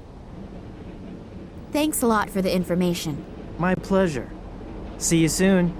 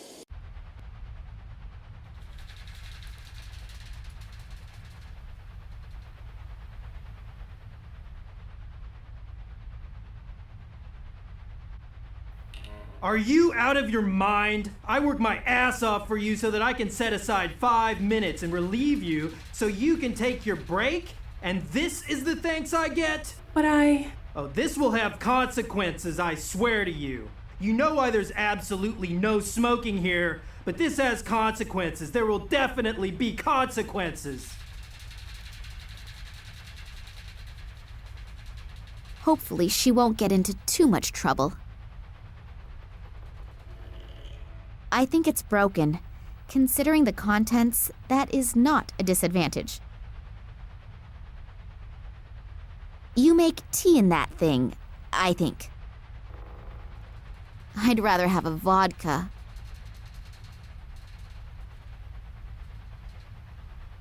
A 5-digit combination lock. I can forget cracking it just by trying random numbers.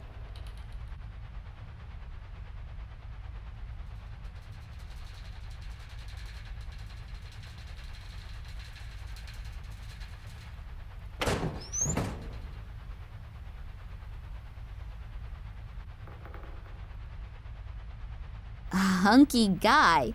He's definitely a photo model. I wonder if this lady soldier had something going on with all these men.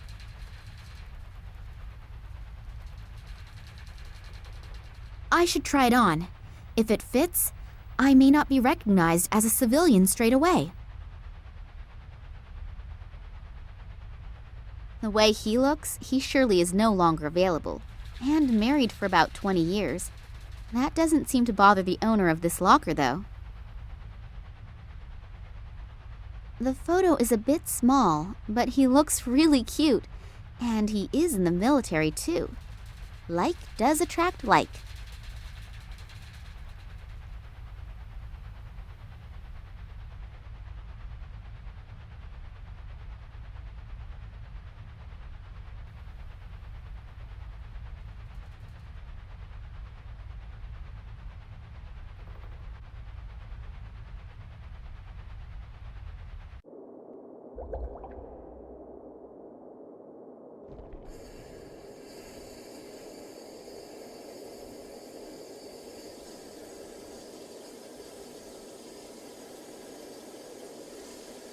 There seem to be deployment orders in there. Obviously, throughout the whole train journey, the highest state of alarm has been ordered. They're expecting trouble from some kind of terrorists. That's why it says in the deployment orders that all irregularities must be reported immediately. I'm obviously not the only uninvited participant in this excursion. The guards will be extremely attentive to their duties. That's not good. Not good at all. There is something here about the exceptional treatment of special guests. Does that mean the prisoners? Maybe I'll find my father on the train. I'd better hurry. Attention, attention! All passengers and assigned guards should please board the train or follow their orders. The train will be leaving in a few minutes.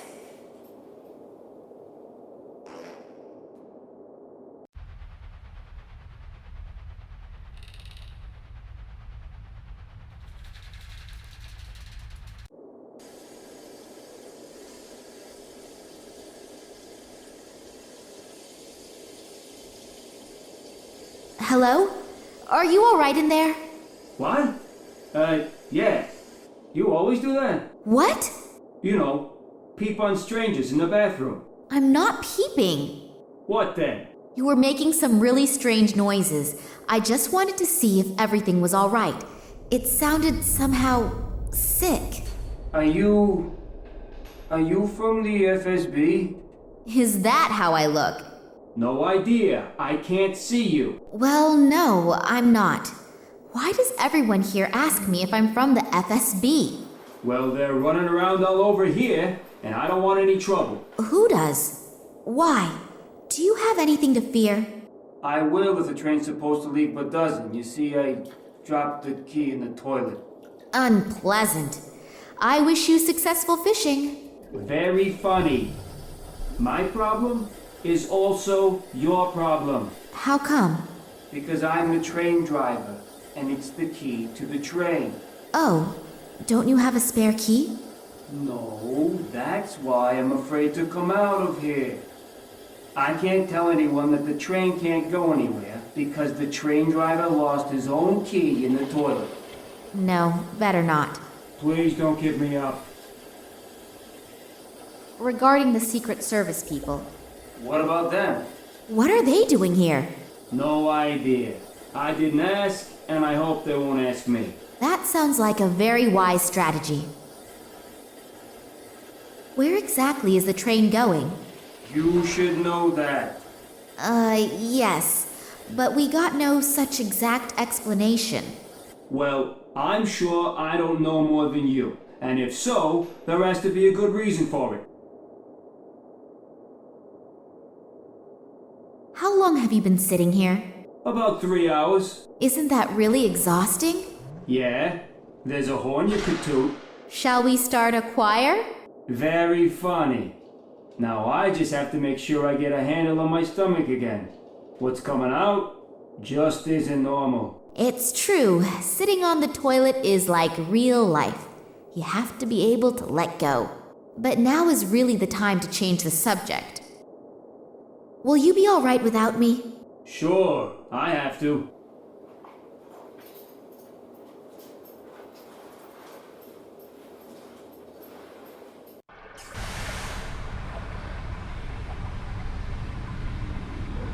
There is a small key in it. A sieve at the other end of the pipe is stopping it getting washed away. The sieve is probably there to stop rubbish getting into the pipe system.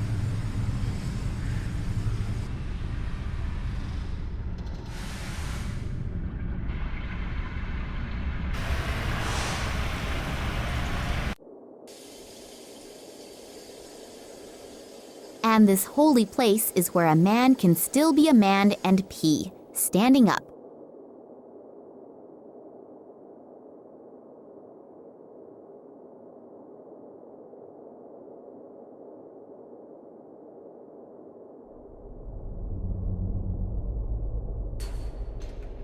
Water, flow.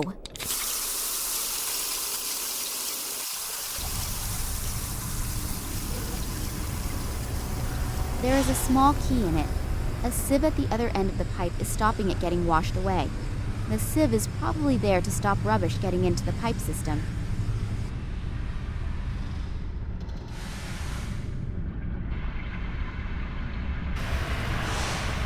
If I turn on that valve now, the key will simply be washed through the distributor there and into the sewer. Once it's in there, I will never ever find it again.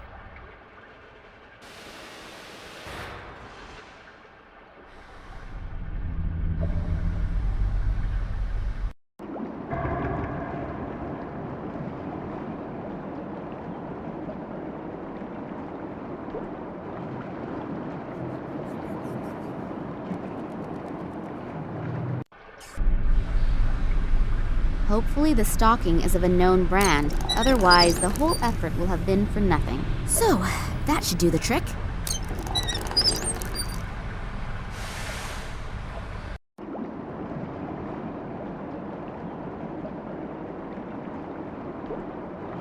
The key is wriggling in the net.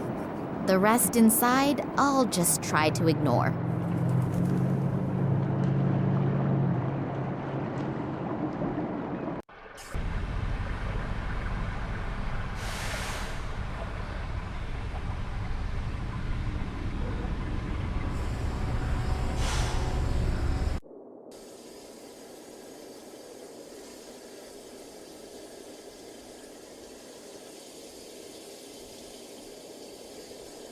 Here, I have your key.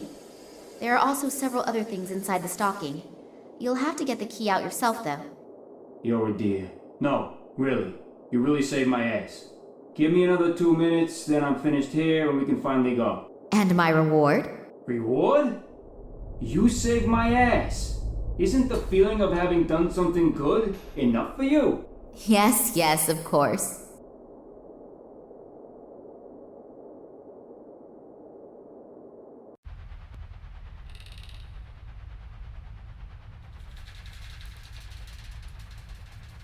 Neither of those gorillas in front of the door looks that pleasant. The big question is, are they keeping someone in or keeping someone out? In both cases, it makes getting in there a very tempting and interesting thought.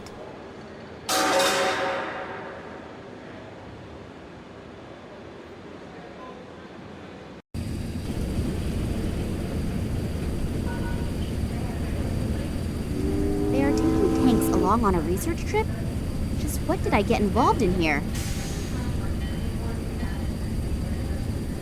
Hello.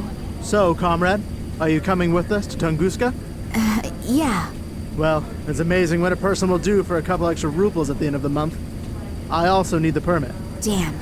I must have left it in the changing rooms, but I don't have to go all the way back there again, do I? Yes, you do. Sorry, comrade, but I unfortunately can't do anything about it. If it were up to me, I would let you in, even without it. But it's unfortunately not up to me. The FSB guys would bite my head off if they found out. Oh, come on. Nobody has to find out about it. No, I'd rather not risk it. I heard Solotov screaming. Poor guy. Solotov? What about him? Where is he? In the game room. I think they really put him through the ringer. So hurry up and go get the permit. You still have a few minutes. And while you're at it, try to see if you can find the train driver. We've somehow lost him.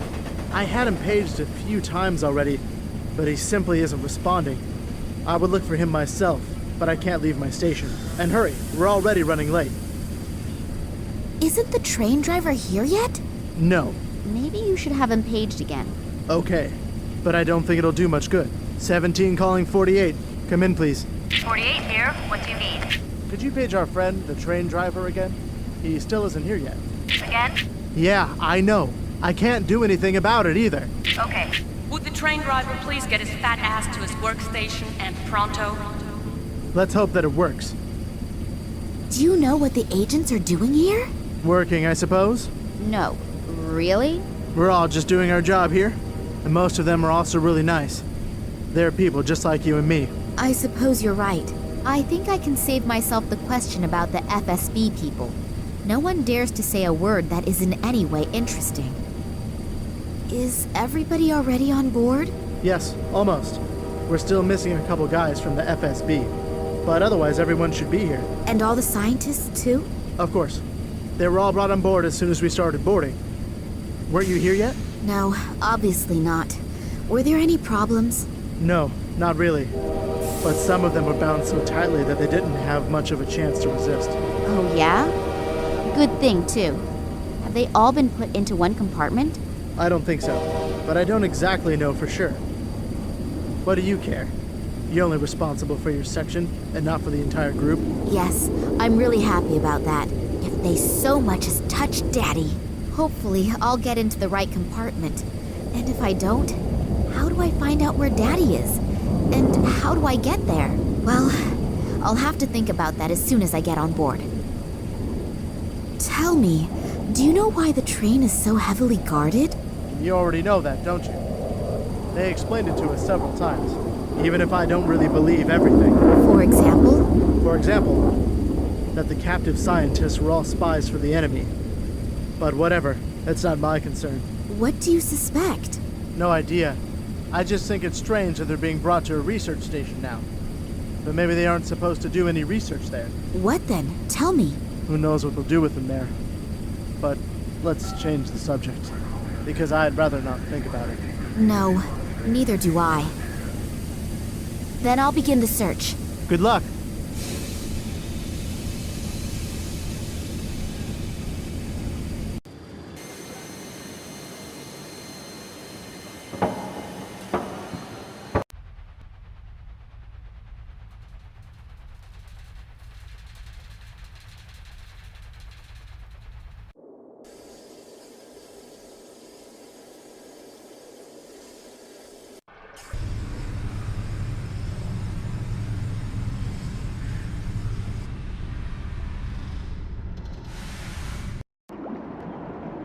I'd better get changed again.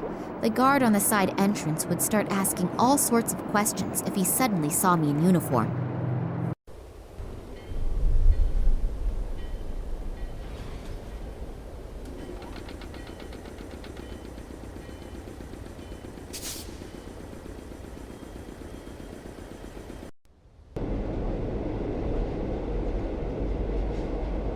Hey, hello! It's me again! Hi.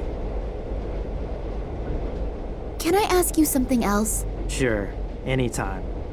I'm bored anyway. The two men that you came here with. Psst, we should only talk about them behind closed doors. Or better yet, not at all. Oh, they are from the Secret Service. FSB, aren't they? Can you keep a secret? Yeah, sure. Good. So can I. Okay, I understand.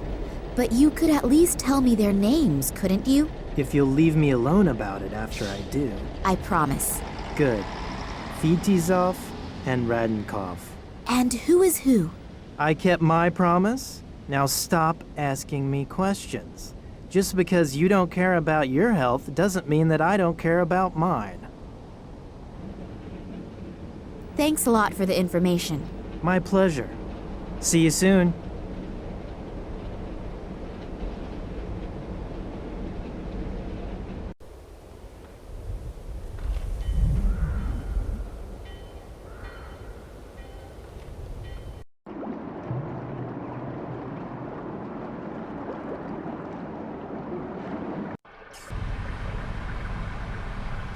A two-way radio.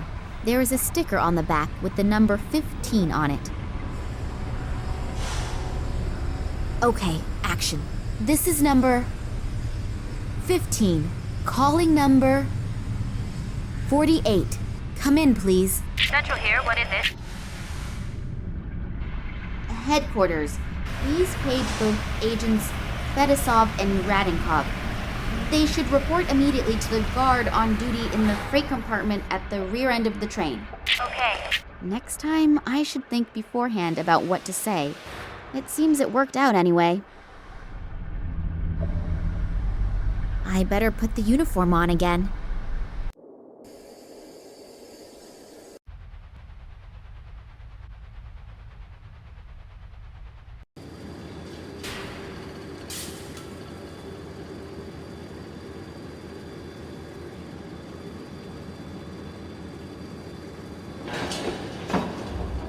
Solitow.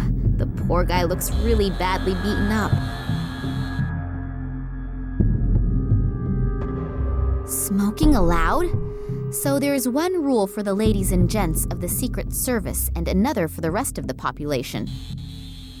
A car battery. The connected cables make me think that Solitow has had a few electric shocks delivered to him. Crushed syringes. I don't know what was in there, but I'd better not touch them. Is that Solitow's blood? He doesn't seem to have any open wounds, but the blood is still fresh. He's still breathing, but several bones appear to be broken. Also, bad burning on his torso. It looks like he has been tortured with electric shocks. He's got nothing on him, but maybe I can use his dog tags.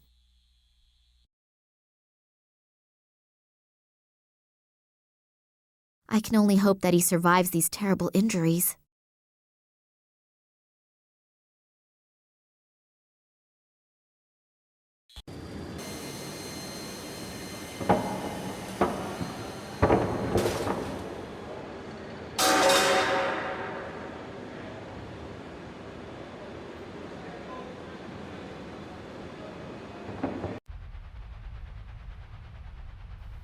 Those are Solitow's dog tags. Rank Private First Class. Service number 31545. A 5-digit combination lock. I can forget cracking it just by trying random numbers. 3, 1, 5, 4, 5. And will the lock open now? Hey! Easy when you know the right combination. There's something in it. An entry card. That must be the one that I should have got from Solitow. My new name is already on it. Nina Perkova.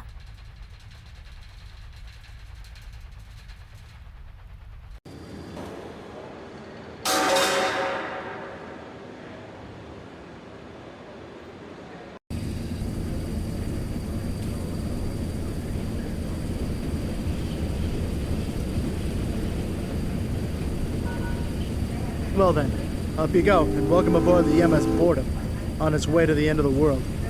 Damn! The train is leaving! What am I going to do now? I still haven't found any clues telling whether my father is on board or not.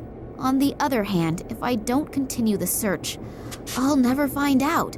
And I don't have any real alternative either, do I? Let's hope that will turn out right.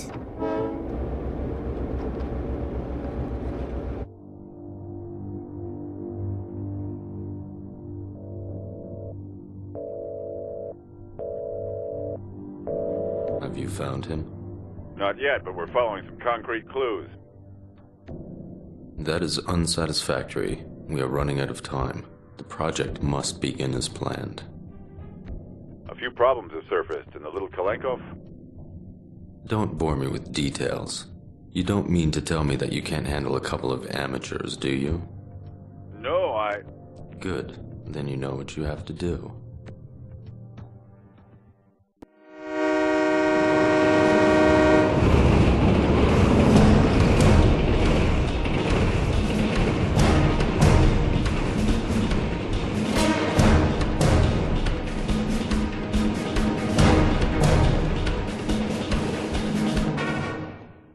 He talked himself to sleep, a talent that too few people have. Just in time, too. That senseless twaddle was driving me around the bend. People who tell you all about their digestive problems are not the most pleasant folk to share a conversation with. But when they also start to tell you about the effects of the recently enjoyed castor oil, now I can have a little look around in peace.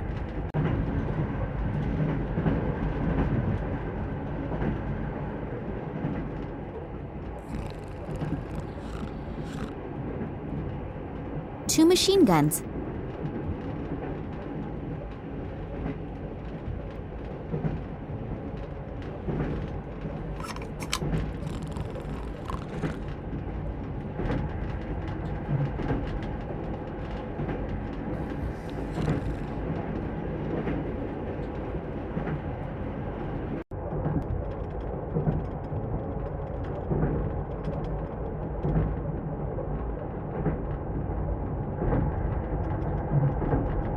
I always thought you couldn't tell if an egg was fresh or not just by looking at it.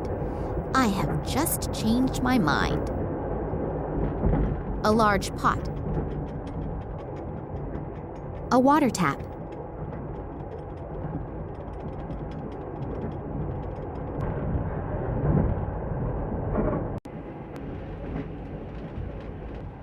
Oh, there are the first scientists already.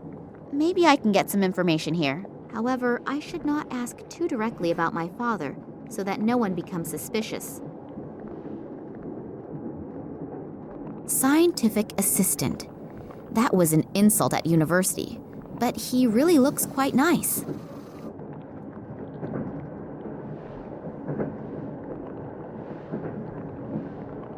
Hello. May I interrupt for a moment? Psst. Not so loud. Dr. Lesniak is working and is really concentrating. We really shouldn't disturb him. Plus, he's in a pretty bad mood. What happened? Why is the doctor in such a bad mood? He's under a lot of stress. We are working on a test series, and Professor Sidorkin wants results as quickly as possible. I understand. And this Professor Sidorkin gets very angry if he doesn't get results quick enough? Well, he's okay. But Dr. Lesniak is unbelievably ambitious and naturally tries to finish as soon as possible. And when the doctor is stressed out and doesn't have bread and jam, he can become quite unpleasant. Bread and jam? Yes, it sounds strange, I know. But he apparently needs it to reduce his stress. Other people beat the heck out of a sandbag. He eats bread and jam. Well, we all have our own ways and means to deal with difficult situations.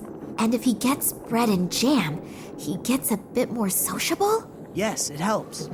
Unfortunately, he accidentally dropped his glass jar on the train platform. And there's no jam here on the train. I've looked everywhere. I'll be on my way then. If I find any jam, I'll let you know. That would be great. Working with him when he is in such a bad mood is really not a pleasure.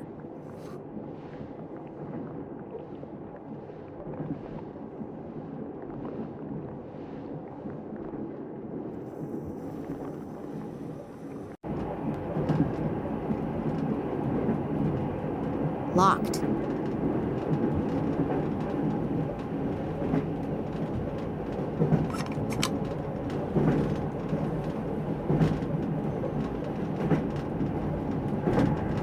The door is secured with a huge padlock.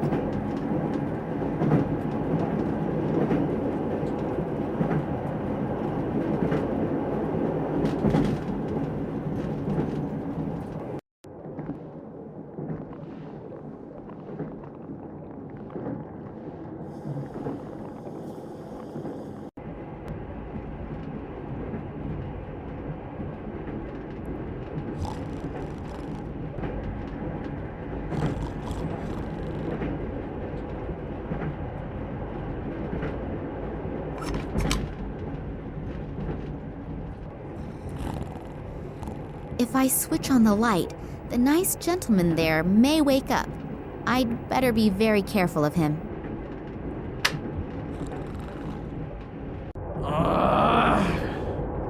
Which dumbass turned the light on? If I find out, I'll probably get another 15 years in the slammer. Oh well, he'll definitely calm down soon. At least, I hope he will.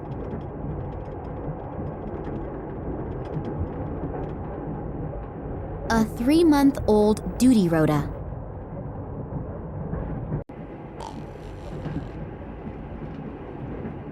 That soldier's bag of medication. If I think about his description of the effects of castor oil, it makes me feel a little more than just queasy. So, I've got the bottle of castor oil. His dirty books and his smelly underwear I will very generously leave where it is.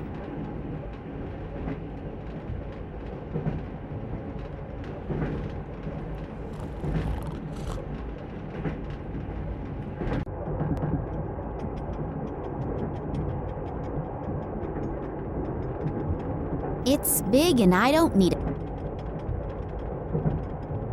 I think I can say in all confidence that this will be a devastating success. In you go. I'm sure that will be delicious. Or not delicious. Doesn't matter what else I throw in, it's not going to get any better. It's big and I don't need it, so I'll leave it here.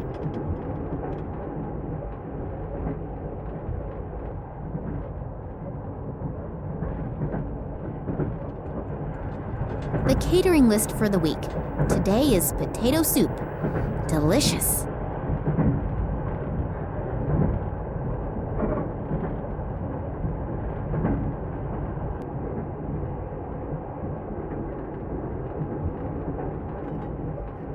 It's big and I don't need it, so I'll leave it here.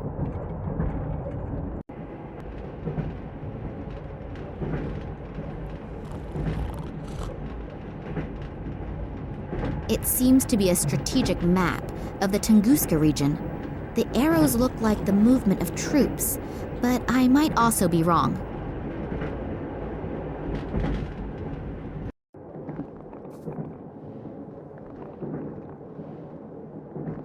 Surely I can take one slice.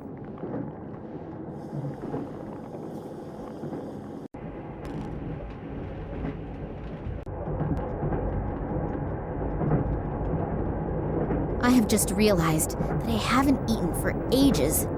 I should be careful that I don't inadvertently bite into that.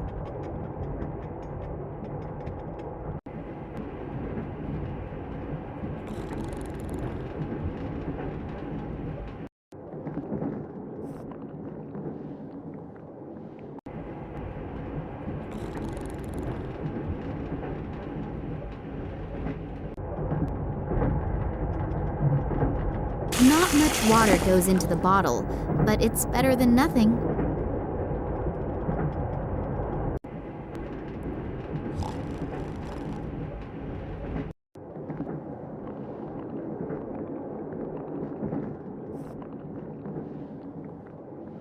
I've got something here for you.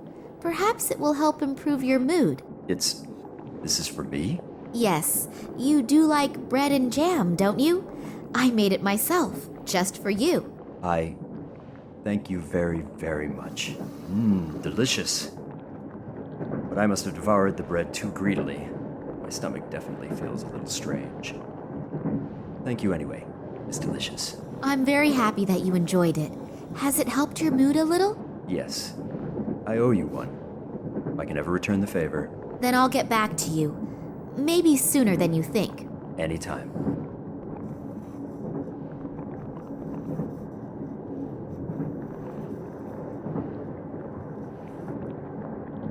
The scientist behind his desk there probably won't find that very funny.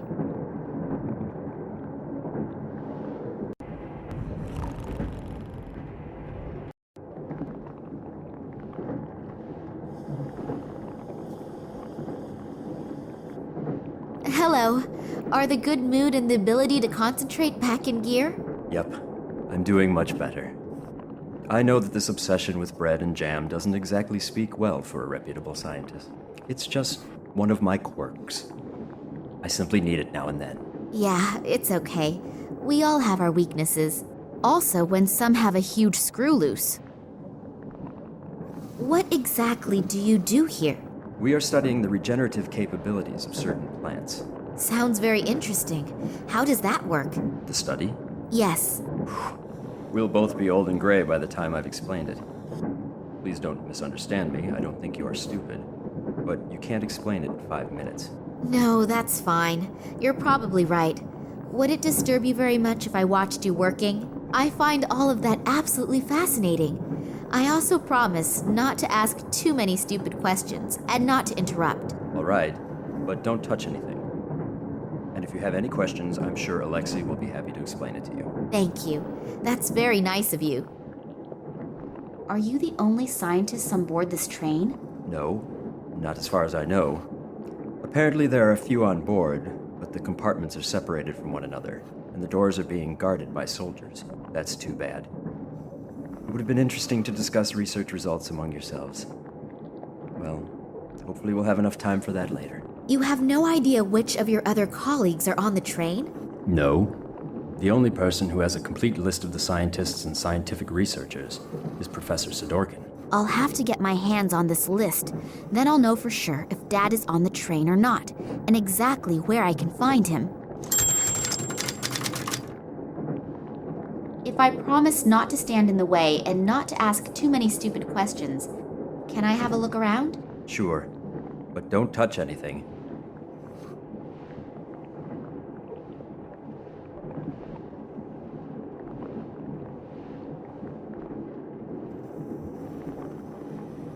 Phew, that was close. I have only just saved humanity from the terrible Dr. Jekyll. Oh, thank you very much. Working with him is now so much more relaxed. I owe you one. So if you have any questions, I unfortunately can't tell you everything. I hope you understand that. Of course. I'm happy that I can see your work at all. A soldier who interests herself for science, that's not a daily occurrence, is it? No, and certainly not someone as pretty as you. Oh, thank you. What you're doing here looks incredibly complicated. Really? It's actually quite simple. These plant samples were exposed to radiation that is very similar to the radiation in the Tunguska region. At first the doses were kept rather low, and were then continually increased. I exposed the samples in that device over there to a flame with a constant temperature, and see what remains from the plant. You burn plants? Yes, you could say that. We are trying to determine which dosage of radiation no longer leads to the complete deterioration of the cell structure. Wow, I even understood that. Well, I deliberately left out 2/3 of the explanations. Wonderful. Once in my life, I'm proud of my scientific abilities, and you blow the whole illusion apart. I'm sorry. What exactly will you be doing at our destination? You mean in the research station? Yes, exactly. There. Scientific assistants also seem to be easy to question on an international level. So, it has to do with the research station. Maybe I can squeeze an odd secret or two out of him. What exactly is your task at the station? Unfortunately, I can't tell you that. Otherwise, the station wouldn't be a secret. So, it's secret, is it? Very good. Come on, boy, tell me more. Yes, I understand. But perhaps you can tell me something which isn't quite so secret. I have unfortunately little idea about biology and chemistry, but it certainly is fascinating, isn't it? I can only talk about what Dr. Lesniak and I are supposed to be doing there. Sure. A long time ago, they discovered that the plants in the region exhibit abnormal plant growth. It isn't a secret. It was all over the newspapers. Yes, of course. And now we are trying to influence this growth in a controlled manner. Fascinating. And what is the goal? Unfortunately, I can't say. But imagine if we could arbitrarily manipulate the growth of plants. That would solve the problem of world hunger in one fell swoop. Wow, that really does sound like a huge goal. Indeed. What I wanted to ask you was... Just a minute. If you can pester me with questions, then I can too. Oh, yes, of course. It's nothing personal. So, why have so many soldiers been brought into a prohibited zone? Prohibited zone? Yes, in the research station and everything. I mean, with the materials and all the people here, you could wage a small war. Yes, well, I'm not allowed to talk about that. You scientists have your instructions, and unfortunately, we have ours. Ah, I understand. I willingly tell you everything about our experiments, and I have one little question and get an answer like that. I'm sorry. I would love to tell you everything I know, but that is very little anyway. It's nothing personal, but what I do know is top secret. Yeah, it's okay. I'll be off then. Okay, see you later.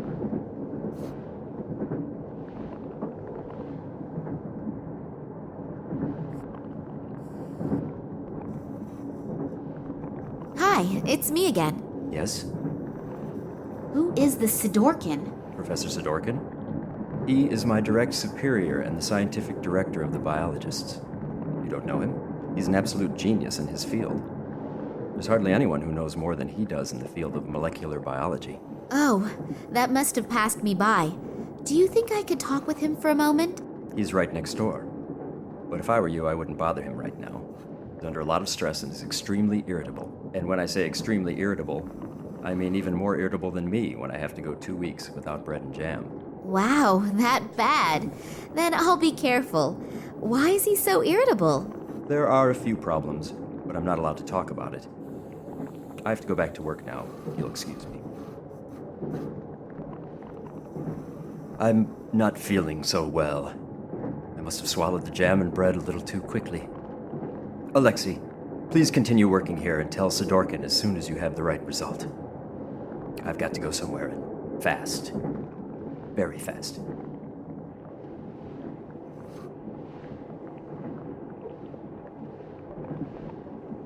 A little liquid should be enough.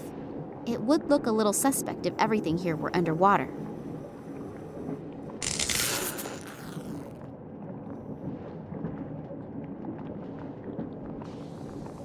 Damn, why did the fuses have to choose to blow now? I have to go replace the fuses. Could you watch to make sure no one touches anything? Sure, no problem. Thanks. I'll take very special care that nobody touches a thing in here, apart from my good self.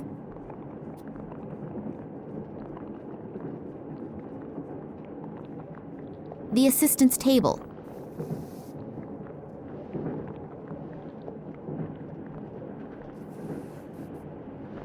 I'll take the sample out of the glass. One of the plant samples was in there.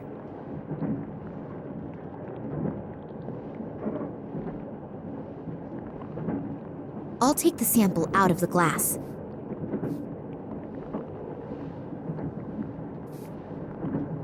What am I going to do with it? I'll just put one inside the other. I can't think of anything else spontaneously.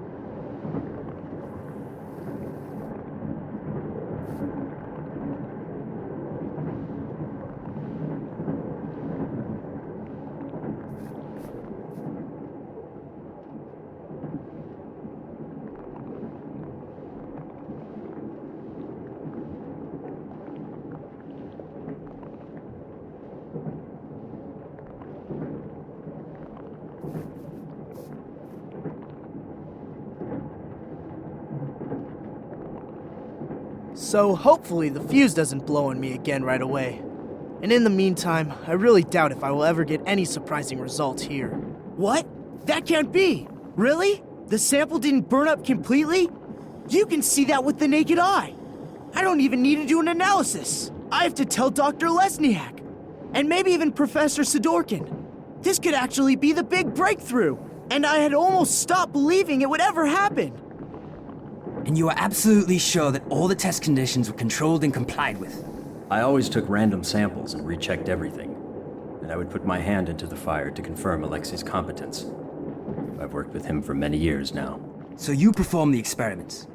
Did you notice anything different? What kind of difference? We have to check everything exactly. If the results are correct, it's a sensation. But if we register it as a sensation, and we've made a mistake, then the most we'll get afterward is a job in a natural history museum. So go through everything again slowly. We should look at the analysis together. I only hope that we didn't miss anything. If the result is really correct, we'll go down in history. The gentlemen are certainly very enthusiastic about their discovery. I should use this chance to have a look around Sidorkin's office. There won't be much time until this Sidorkin comes back. I'll have a look around his desk first. Maybe I'll find the passenger list at least. It's huge! That's not normal. That must be genetically engineered. The documents are entitled Security Risks and Acute Threats to the Tunguska Project. I'll have a look at that, please. If I understand this correctly, in the last few years, several attacks have been carried out on official and secret research facilities. Documents were partly destroyed, but the culprits also do not seem to shy away from bomb attacks and arson either. Eyewitnesses report seeing men in black robes. It has not been possible for the authorities to capture any of the perpetrators. Then the Secret Service FSB was entrusted with this matter, but has not been able to produce any solid results in their investigations. The assumption that this is the work of political terrorists could not be confirmed. That the attacks are being carried out by a religiously motivated sect is also being considered.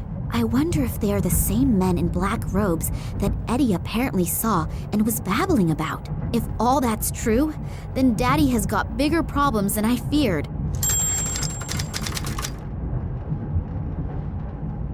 Some kind of scientific report about molecular biology. It's nearly all formulae, and those few words are just as incomprehensible. Tunguska Project. Error analysis is written on these files. 2000 to 2003 at the top, and at the bottom it begins with 2004. There's not very much I can do with these in the time I have. The piece of paper reads, "Place all documents in the safe each time you leave the room. Signed, W.I.L." If this safe has the employee list in it, then I should have a better look around here. Maybe I can find out exactly what is going on in Tunguska, and what Daddy's got to do with it. I thought so. The little toad is a snoop. I noticed you in Moscow at the train station, and not in a good way. Toads remain toads, even when they are wearing clothes.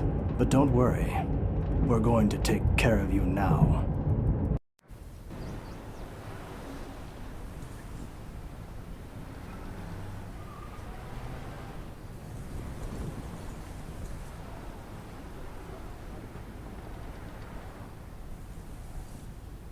What is Kansky doing here in the middle of the night? Maybe I'm wrong, but I have a really bad feeling about him.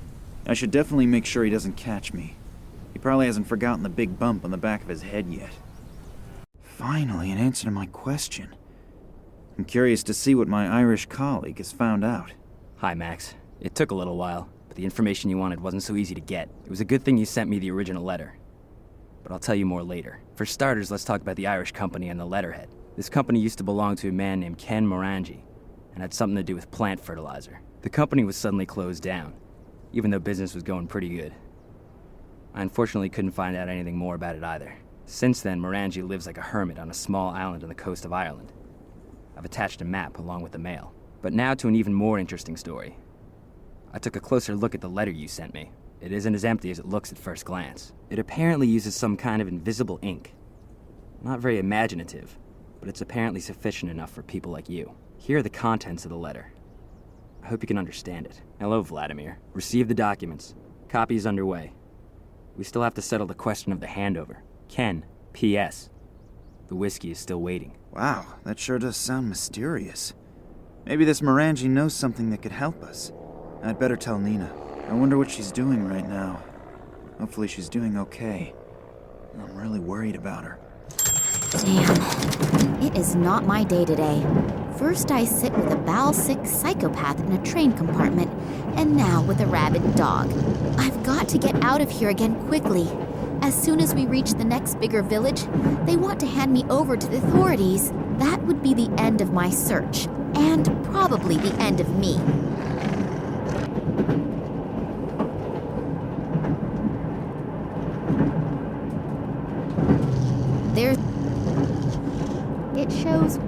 how much the dog is to be fed every day.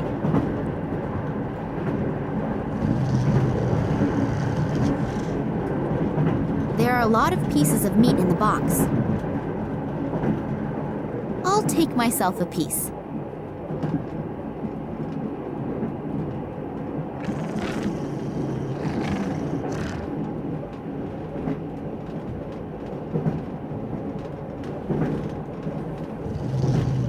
To not break the glass, I must lay it carefully into the cage. Doing that, I cannot avoid putting my hand very close to the dog. Give me a knife. I'd rather chop my own hand off.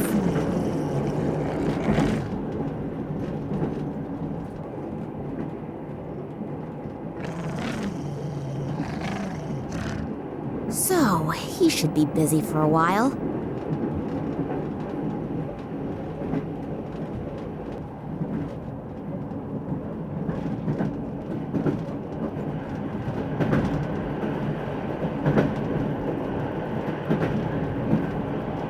Locked.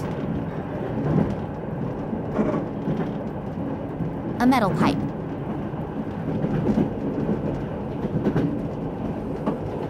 I can't open the flap. It's stuck. Oh, brother. There must be harder things to do.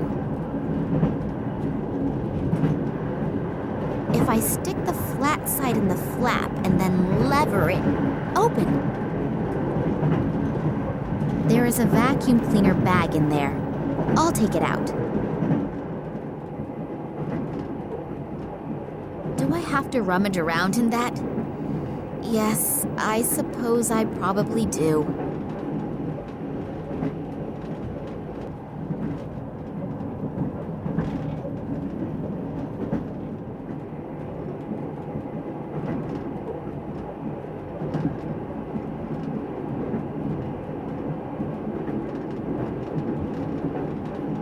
Above this hatch, freedom must be endless.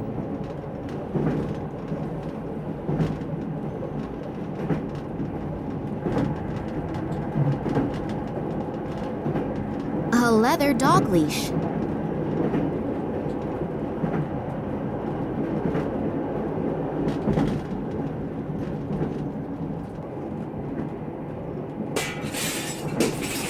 Hopefully no one heard that. Otherwise, my problems are about to increase.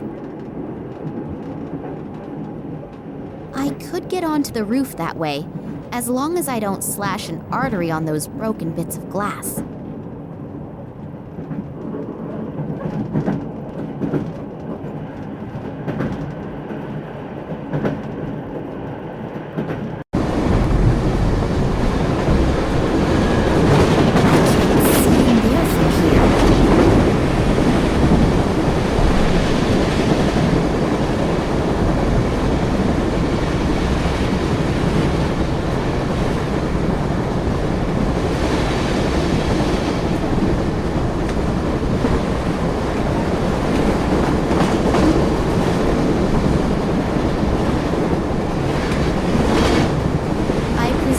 Belongs to an air conditioning unit.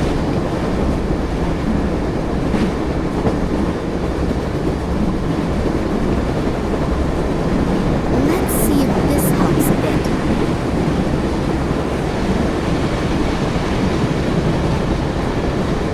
I can't see in there from here.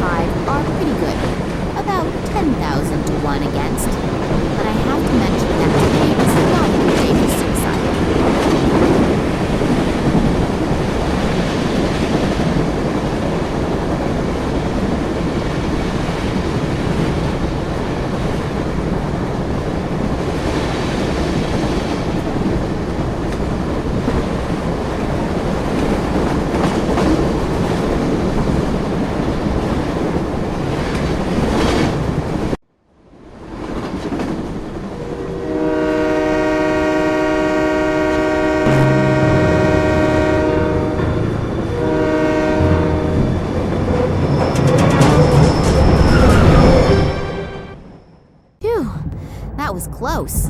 Okay, let's try this again. If anyone has information about any scientists on board, then it is this Sidorkin guy. In his function as the scientific leader, he must have hidden the information somewhere.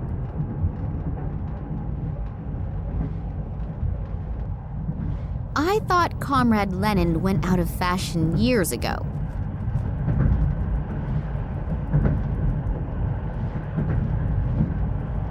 Open.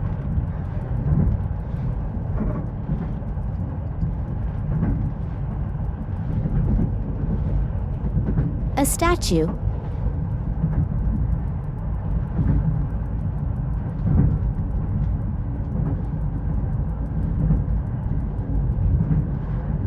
A statue.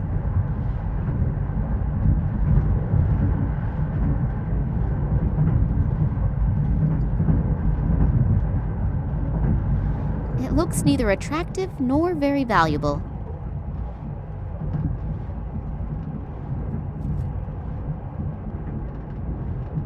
The statue has clicked into position. Oh, I can turn the statue, but I can't pick it up. It seems to be anchored to the plinth.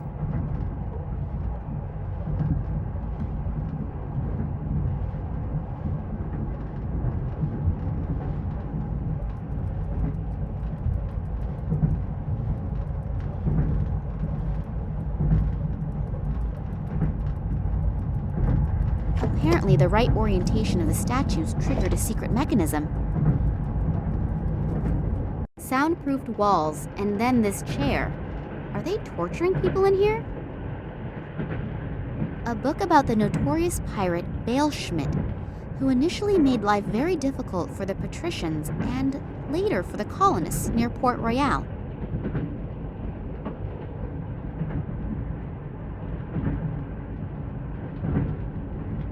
I can't see any handle or switch to open the flap with.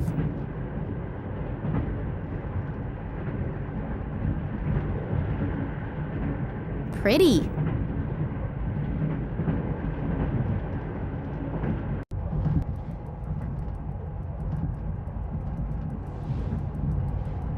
It sounds like a mechanism has been triggered, but I cannot see any changes.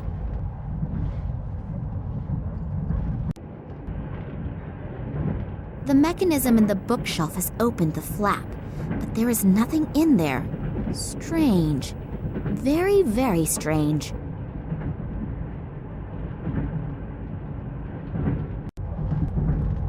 If I didn't know better, I would say he's grinning at me. I'll take the skull with me, but I won't walk carrying a complete human skeleton.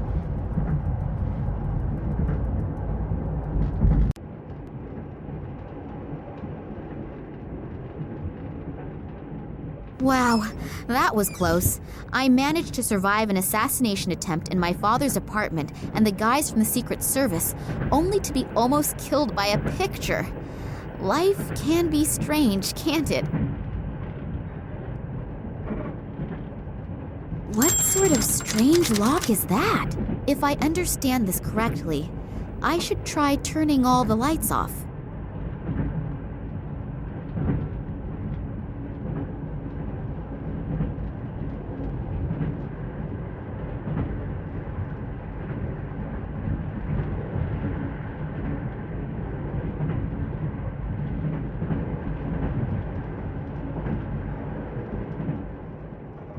If I understand this correctly, I should try turning all the lights off.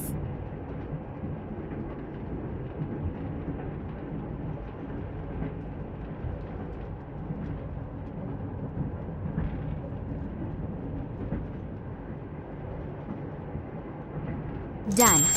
Hopefully the contents are worth the effort and I eventually get to find out where Daddy is. Loads and loads of documents. This damn list of personnel has to be somewhere around. Ah, here. It is definitely divided up into scientists, military, and Secret Service. It lists more than 100 names in the train alone, and well over 1,000 in the research station. What exactly are they all doing? Whatever it is, I've got to find out if Daddy is on board the train. Well then, let's see. After some of the names, there is a cross. Are they all dead? I can only hope that the marks have another meaning. Daddy's not on the list, though. Not on the train, and not at the research station either. Does that calm me down or worry me? At least they haven't dragged him off to Russia, but therefore my only good lead has cooled right down. I'll have to look at the other documents. Who knows? It might help a little further. Here is a file with the title Tunguska Project. I ought to have a look at that. A whole load of formulae and loads of scientific stuff. I'll be old before I understand that. What? What's that? There is something written here about a Kalenkov report. It really does seem to be from Daddy. He proved in 1976 that the object found in the Tunguska region is of alien origin. On the strength of this report, the government gave the green light to the extension of the research station to carry out experiments on the fragment without any public interference. These experiments led to the discovery that it was possible to influence the behavior of animals when certain radiation fields are modified by the fragment. After that, the Tunguska Project was called into life to improve the technology. Then there are pages and pages of test results. They must have done thousands of experiments on animals. Only, what is the goal? What are they promising themselves? Does it have any military use?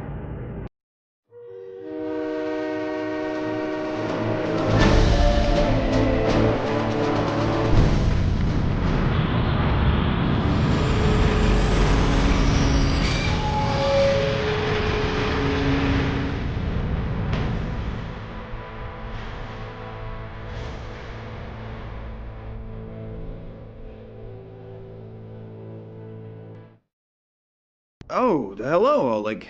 I hope you have good news. What? And Nina? Is she okay? Damn it, how could that have happened?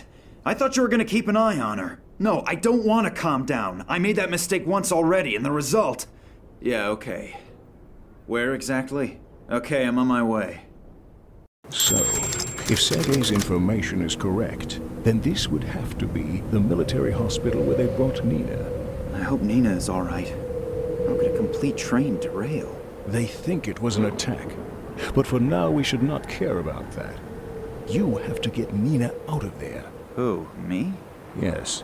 Alone you have a better chance of not being discovered. It was a miracle that we got this far without problems. I mean, I gave the research station an extra wide berth. But this close to it, I almost counted on being caught by the military. Okay. And so now, how do I get in there? Start thinking. Great. But thanks a lot anyway for the lift here. Without you, I would never have found it. No problem. It was a pleasure. You were pretty worried about Nina, aren't you? Yes. Hopefully nothing has happened to her.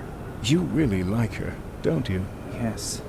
Nothing that wonderful has ever happened to me before. Hey, wake up, boy.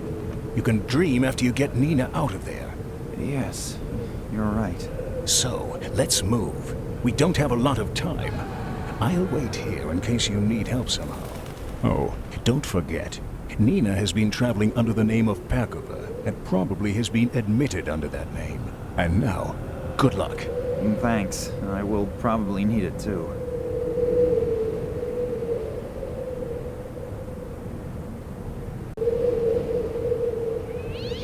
It really seems to be an ambulance. The writing on it is in Russian. I can't read it, but there's a phone number next to it. 03112. There are small red berries hanging on that bush. My doctor always said I should eat more fruit. Well, maybe picking more fruit is a good start.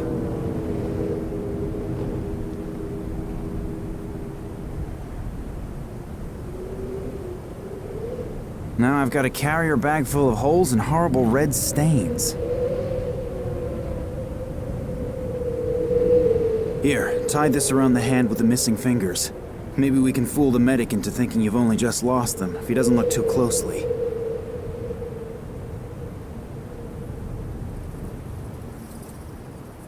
I hope my plan works.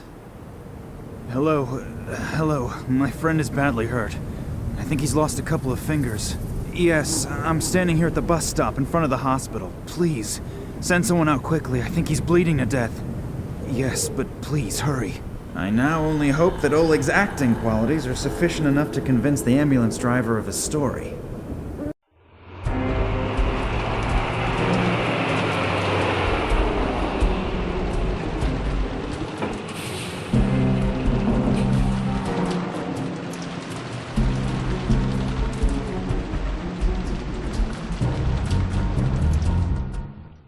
Well, now I'm in the courtyard.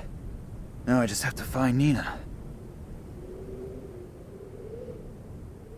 I'd rather not think about whose guts have been removed with these.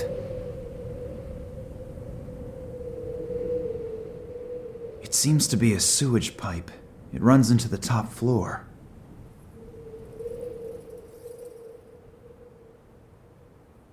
Empty syringes, soiled bandages, and a finger. I wonder if Oleg would... No, I'd better not.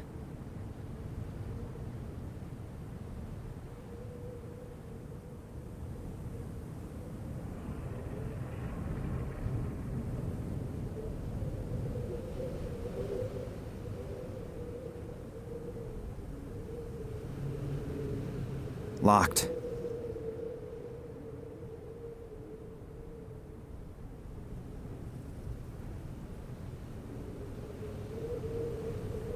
Something is casting these shadows.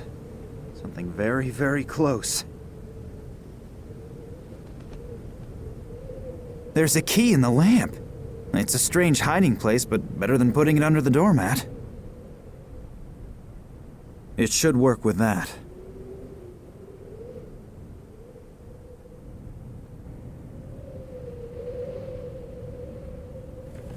It fits.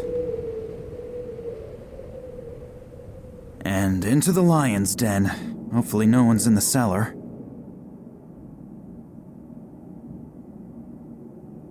A dictation machine.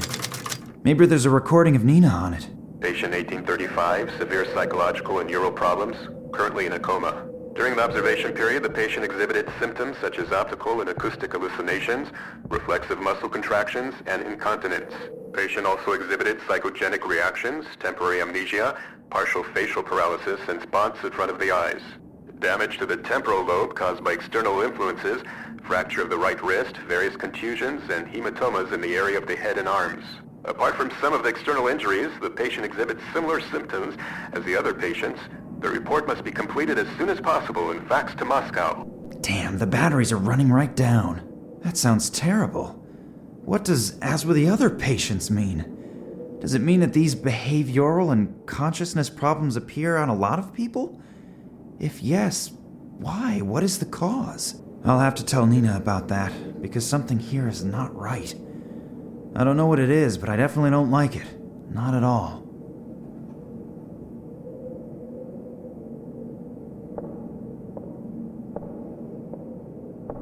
The labels on these bottles are all printed with chemical formulas. As long as I don't know what is in there, I'll leave them where they are.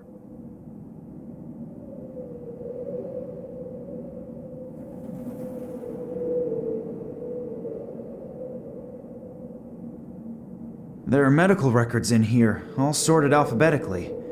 Maybe I can find out what they did to Nina. K, Koch, Kaio, Cam. No records on Nina. Wait, Oleg said she was traveling under a false name, something with P. Perkova. So let's have a look. P. Pow. Perez. Perez Manuel. Wasn't he the one who went on the Tunguska expedition with Nina's father? And he was here too? That's very interesting. I should have a look at that. If my rudimentary medical knowledge isn't fooling me, there's something here about extreme behavioral and consciousness disturbances. Perez's behavior obviously showed such strange symptoms unrecorded in any known illness. That was ages ago. In the meantime, research should have... It looks like they tried to find out about the illness by carrying out experiments on him. Through the cranium without an anesthetic. That's ghastly. Electroshocks, straitjacket, shock therapy. That reads like a torture report out of the Middle Ages. But the poor guy seems to have survived it. Then, a few weeks ago, he was sent back to his home country after an application from a certain Dr. Nicole Charlois. to a small suburb of San Cristobal west of Havana. It looks like he obviously resisted so violently that they had to give him the double doses of phenylcyclidine piperidine. I believe that sedative has been forbidden for a while now. That's strange. Perez has been here for almost 30 years, and suddenly they're shipping him off to Cuba? And Nina's father disappears without a trace shortly thereafter.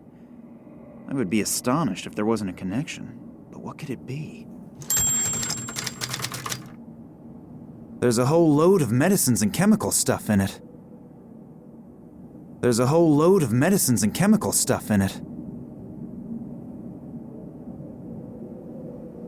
If I'm not mistaken, one of these bottles contains that stuff Perez was sedated with in it.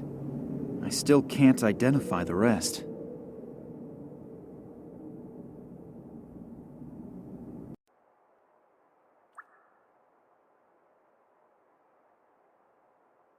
My doctor always uses a thing like that to listen to my lungs rattle.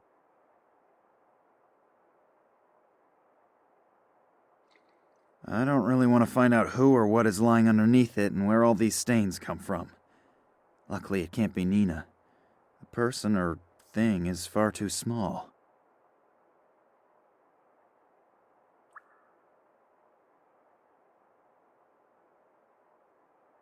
I'll have to be careful not to touch the needle.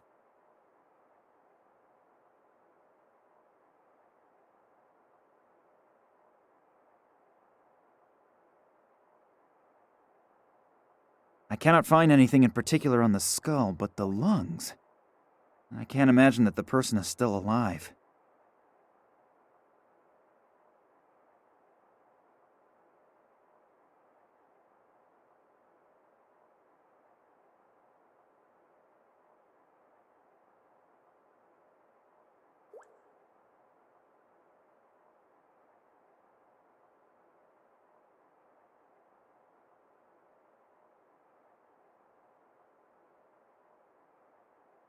The bucket is full of blood. I think I'm gonna throw up.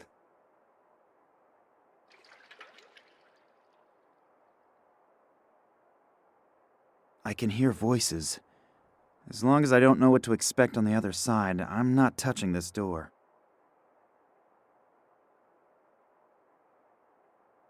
Can't do anything about that, but you're missing out. It's a really good game. I just wish the satellite dish wasn't so sensitive.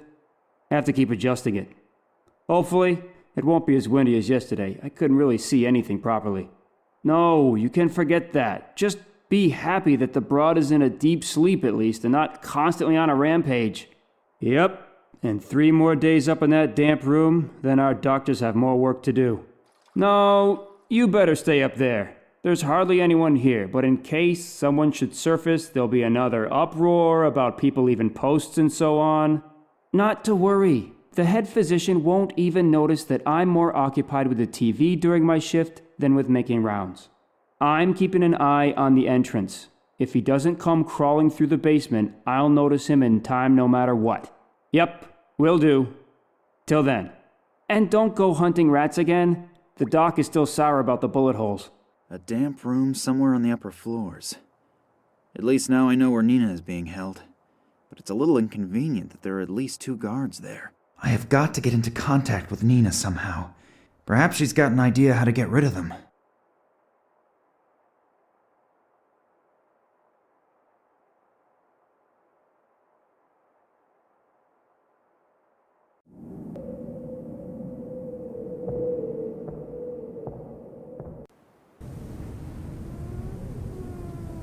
It seems to be a sewage pipe.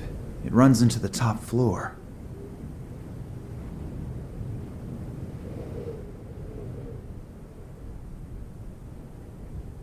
I can hear really loud snoring and groans, something about a train, explosions, and Daddy. Now, wait a minute, that sounds like Nina. The pipe seems to lead into the room where she's being held. Nina, hey, wake up. Nina? No. Damn, she seems to be a heavy sleeper.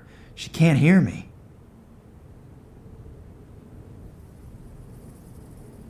That penetrating smell might just take care of waking Nina up. Ugh, it stinks to hell down here now. That does not help me at all. Maybe the small ventilator is powerful enough to blow this ammonia stink into Nina's cell. Gotta be worth a try. Ugh, what a terrible smell. Doesn't that contravene all the rules of the Geneva Convention? I'm very happy that you're all right. Max? Who else? Or were you expecting someone special? To tell you the truth, I wasn't prepared for a surprise visit. I should tidy up a bit here first. And let some air in. Did you send me this revolting smell in here?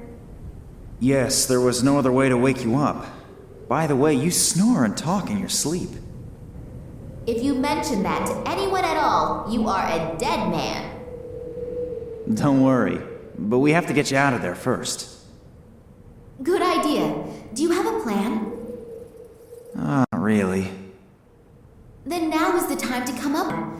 I'll get myself tidied up in the meantime. The fact that the hero rescues the princess and she looks like something the cat dragged in was never part of any story that I have read.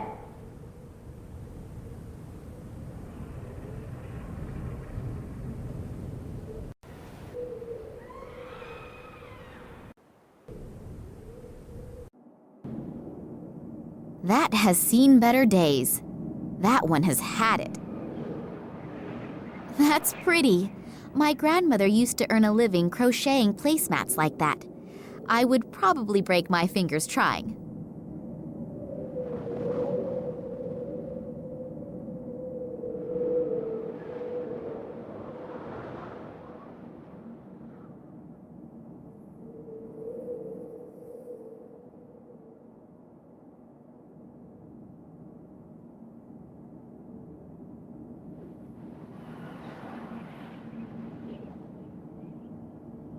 Pull it once over this sharp edge and the work of many evenings goes to the dogs.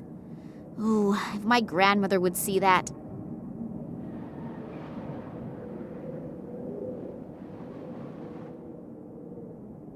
If I hang the thread into the pipe, it may very well get hooked onto the rusty walls of the pipe. The thread is not all that strong if a part breaks off when I tie a knot.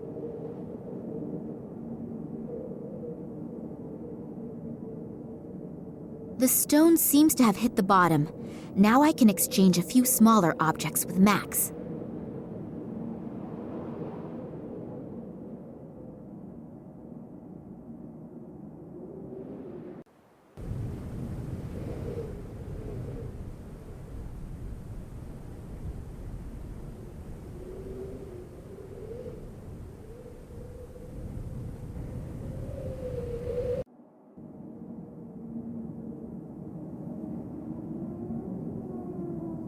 So now the last leg is off too. Don't you go walking away.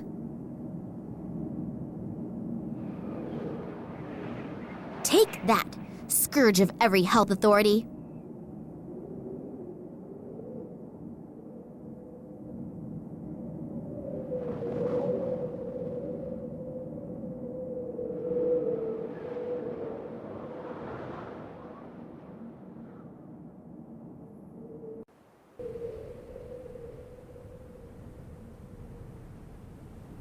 Before I know what I'm gonna do with it, I'll definitely not put any poison in it. I'm already not that happy with the thought of walking around with an exposed syringe.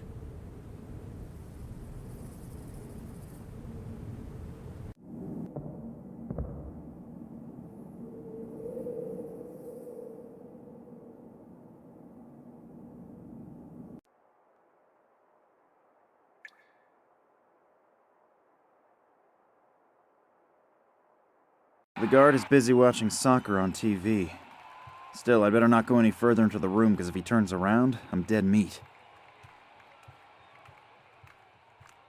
A heavy safety door. It only seems to open from one side.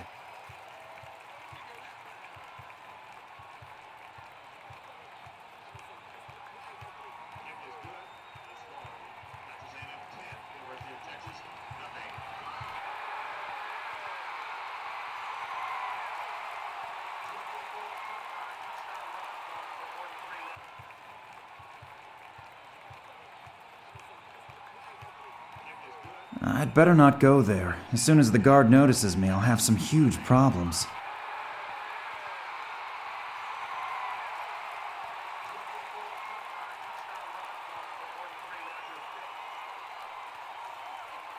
I'd better not go there. As soon as the guard notices me, I'll have some huge problems. I'll take the back of the syringe off. The needle and its attachment should then be light enough for me to use it as a dart in my blowpipe. I'll never hit him from here, and if I get any nearer, he'll probably notice me.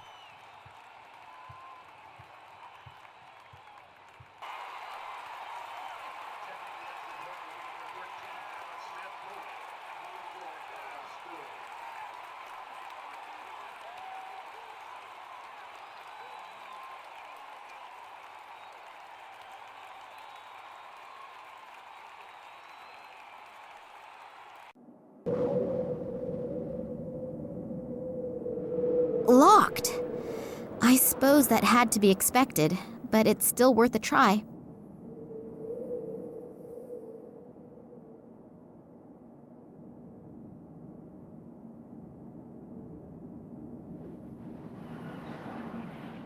I don't really want to know what is scrabbling around in there. I'm not reaching in there.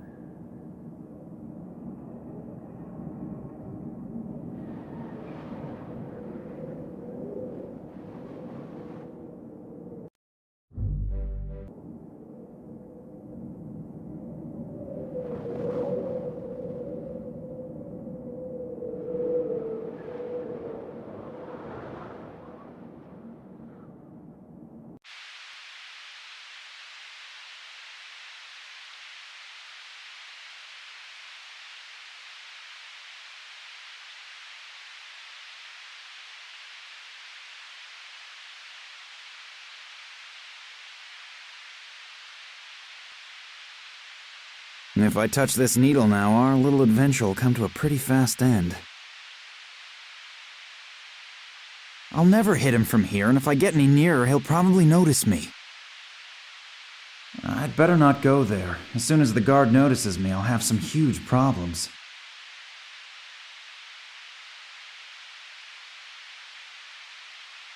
A heavy safety door. It only seems to open from one side. I'd better not. The wedge seems to be keeping the door. I'll never hit him from here, and if I get any nearer, he'll probably notice me.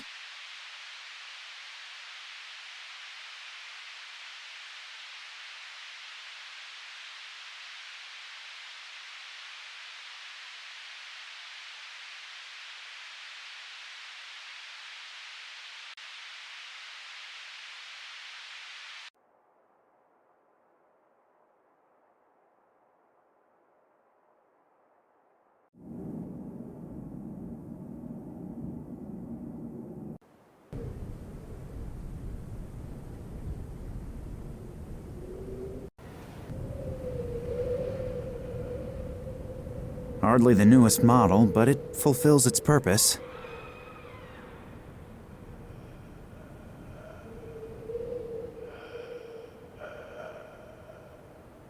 Damn it! The stupid satellite dish needs adjusting again.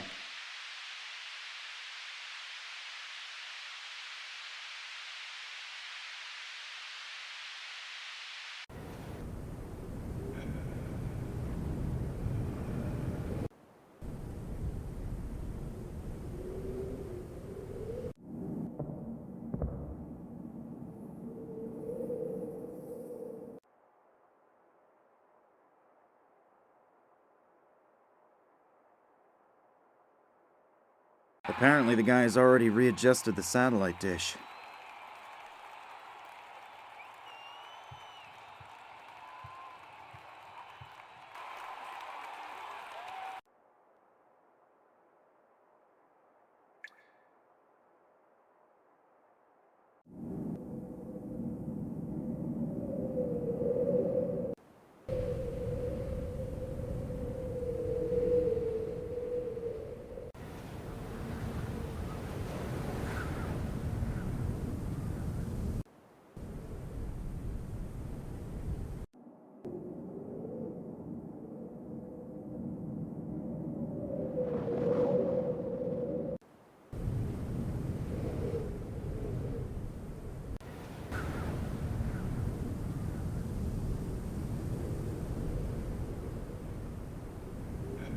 People should be working, not watching TV.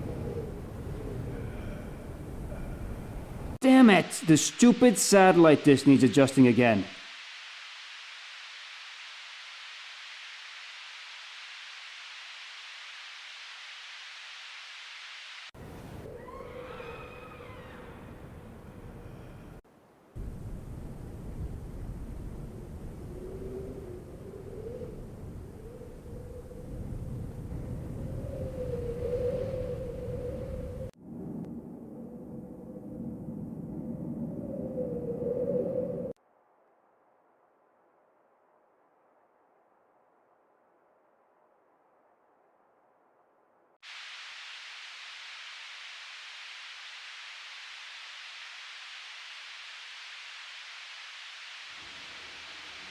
Crap!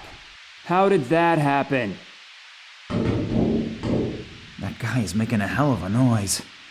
I'll have to get him to shut up very quickly.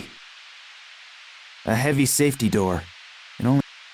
The guard is in there, and that is the way it should stay. I think that with such a hectic job, a little bit of peace won't hurt the guard.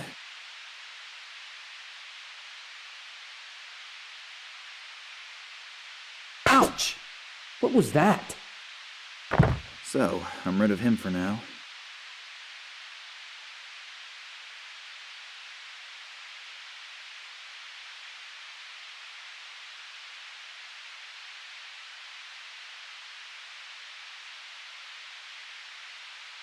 I'll take the thumbtacks with me, but the bulletin board can stay where it is.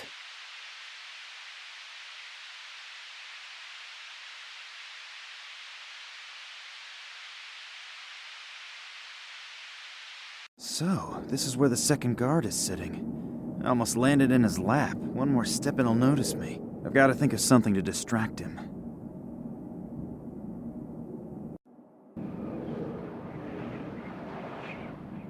Locked. I suppose that had to be expected, but it's still worth a try.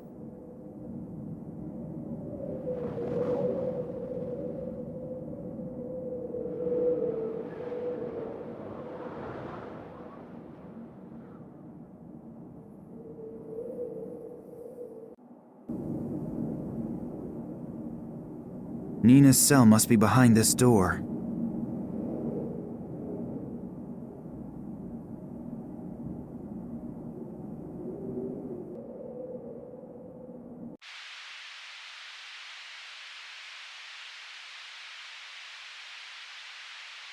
Cheese soup.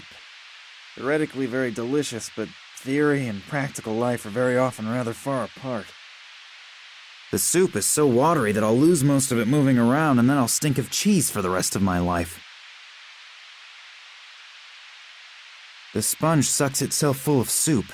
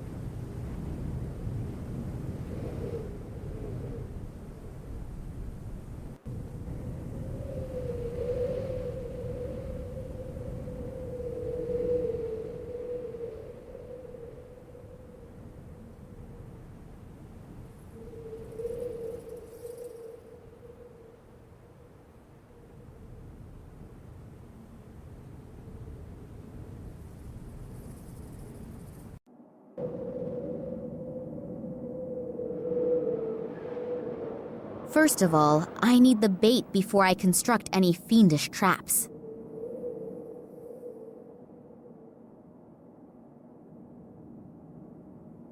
Looks like it could work as a trap. Stress on the could.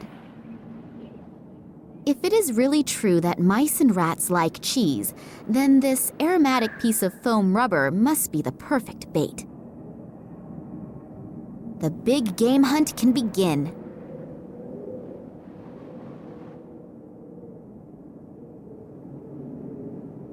Then let's have a look and see what we've caught.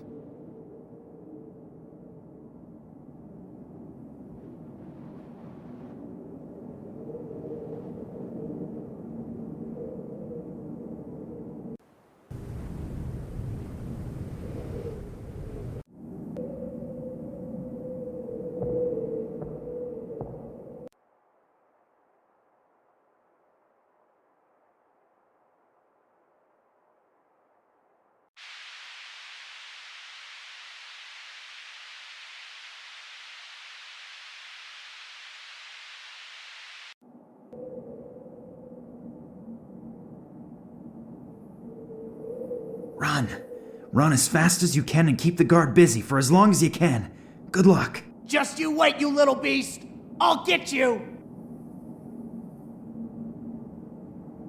I'll put this thumbtack under the cushion so that the guard doesn't get suspicious. Damn! That rat just slipped away from me! But wait, I'll get you next time! Ah! Spivak, you're a rat as well!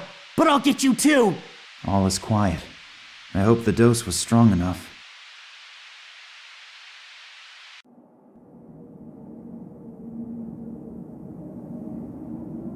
A bunch of keys!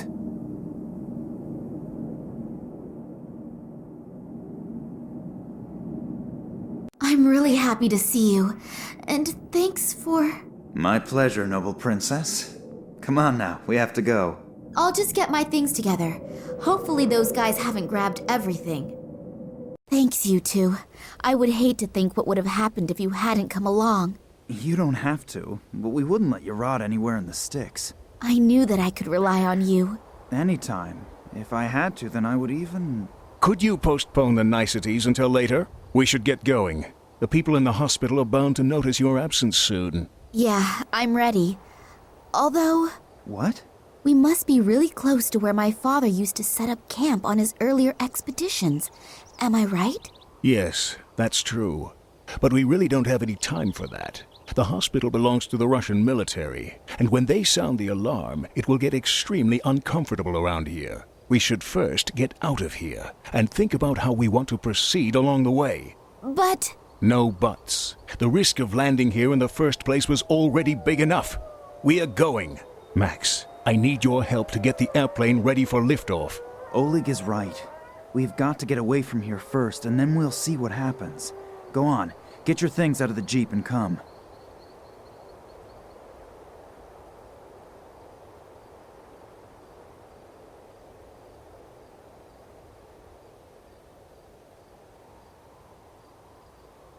Attention!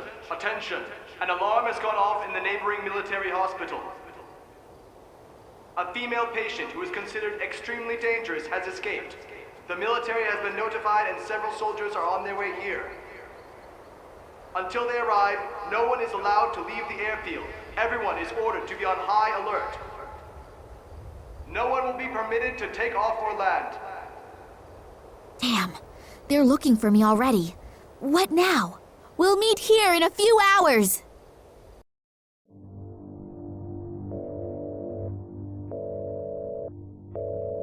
I hope you have good news. Unfortunately, no. Kalenkov is still missing. I'm waiting for the good news. Well, at least the others haven't found him yet either. We are running out of time. The preparations for the project are almost finished and everyone is waiting for you to finally find the missing piece of the puzzle. I'm doing my best. What should I do if... Concentrate on his past. Someone has to know about Kalenkov's research, and if he can't tell us his secret himself, then others will just have to do it for him. Hopefully Max and Oleg are all right. I suppose they weren't born yesterday. They'll get along with the soldiers somehow. And exactly how are we going to get away from here again, I don't yet know. We can brainstorm that later. In the meantime, I can try to find the camp from which my father started his expeditions. The thing is, where do I look?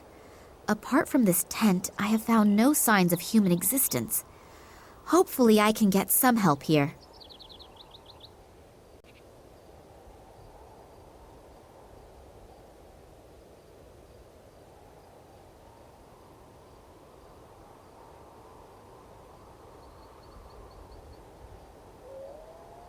It's a pity that civilization has progressed even into deepest Russia.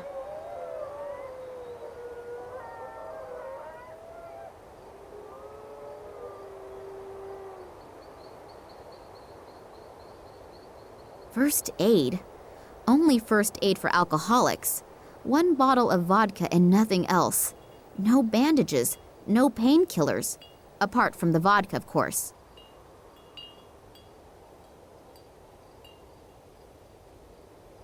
Through a small hole in the lid, you can see that it's almost full of water. A beautiful animal. Wouldn't it make a wonderful bedside rug? The fur is quite soft. It would definitely... Don't look at me like that, or I'll put my thoughts into action. Sorry for simply barging in like this, but I'm looking for... Medicine. Parchment. Burnt. What? Which parchment? And what kind of medicine? I don't understand. The old guy seems to be in a kind of semi-conscious state. I'm not at all sure if he can even hear me. Obviously, he needs some kind of medication. I'll take a look around.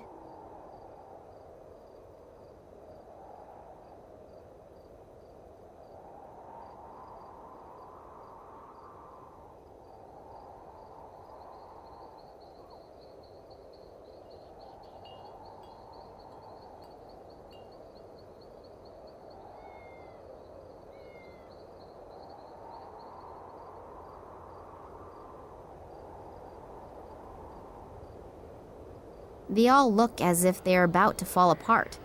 I'll be very careful that...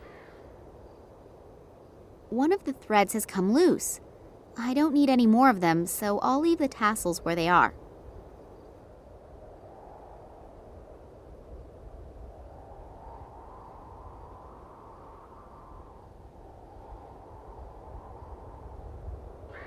No. The old guy obviously doesn't want me to take the statue. I'd better leave it here.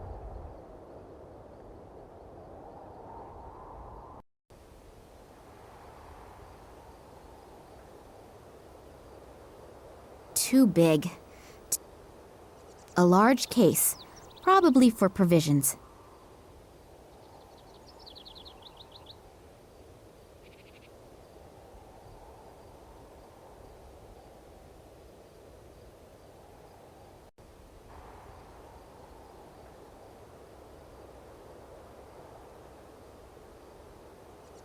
What should I do with this drought victim?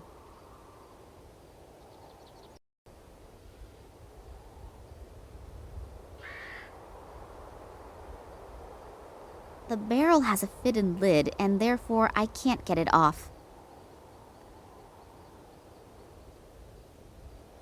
A small plug stuck in the barrel. If I pull the plug on that barrel, its contents will seep into the ground.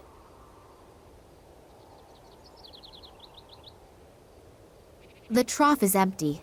Clearly, nobody seems to take very good care of the animals.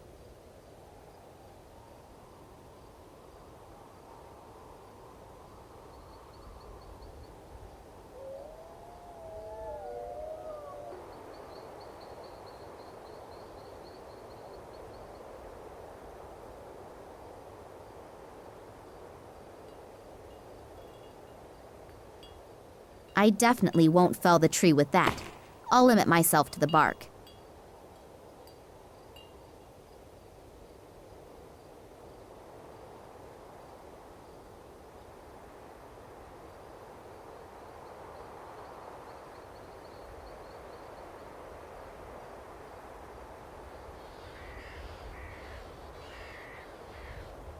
Then I'll get on with my favorite hobby and start destroying things.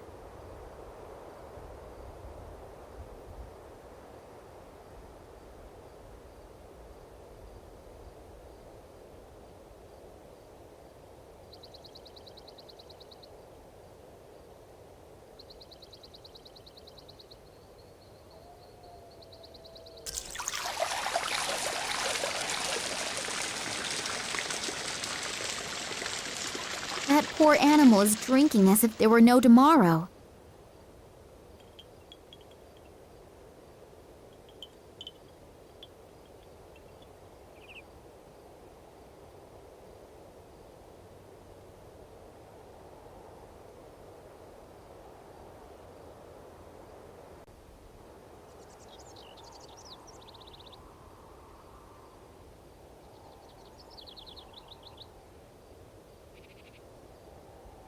I know.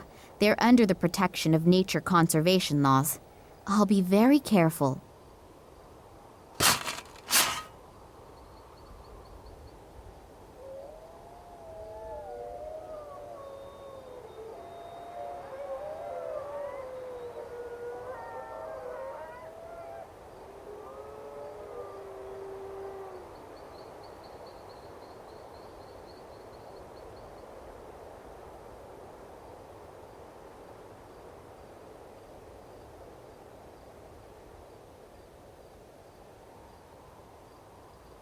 Not really the superlative in whetstones, but these scissors can't get any blunter.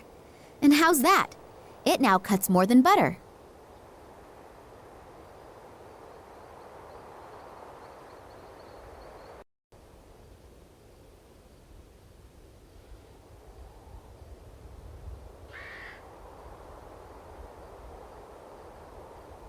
Easy there, boy.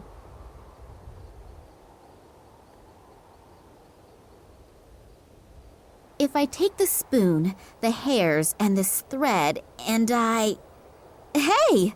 It works!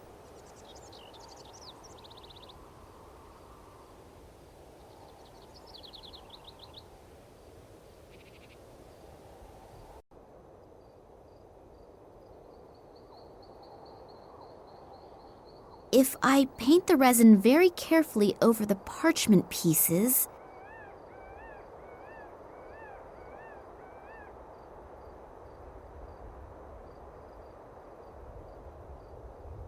It worked! 5 parts of the source of life, 2 parts of root of tears, 1 part blood of the night, 3 parts drops of intoxication, to be taken shortly before it unites with the wind. What effect it is supposed to have isn't noted, just as much as how to get each ingredient.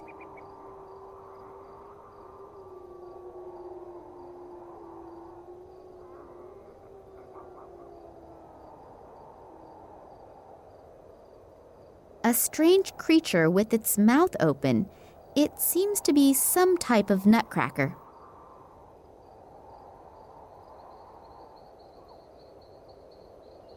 The fireplace is already cold.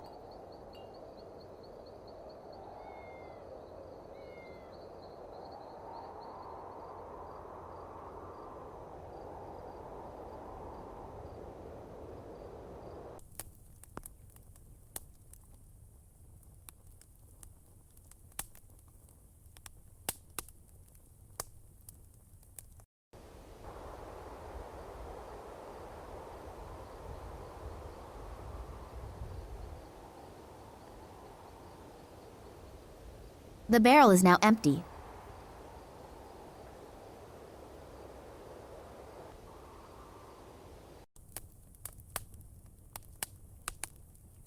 Hey, old man, wake up.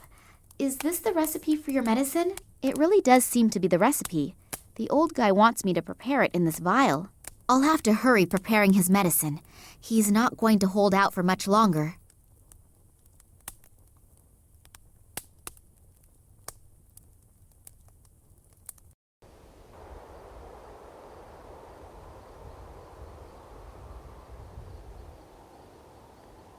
Five parts from the source of life.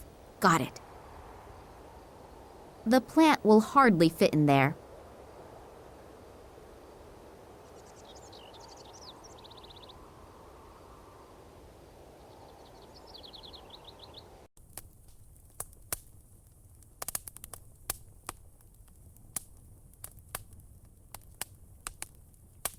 Well, that must be the right doses. Depending, of course, on the bulb being meant as the root of tears.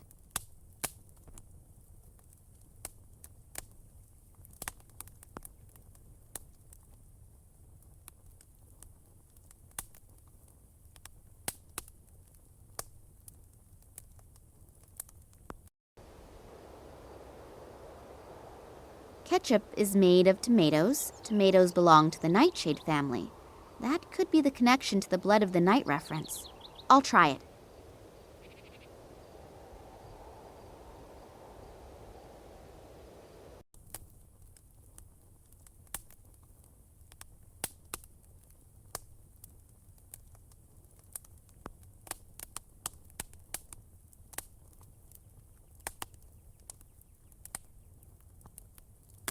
A few drops of the intoxication.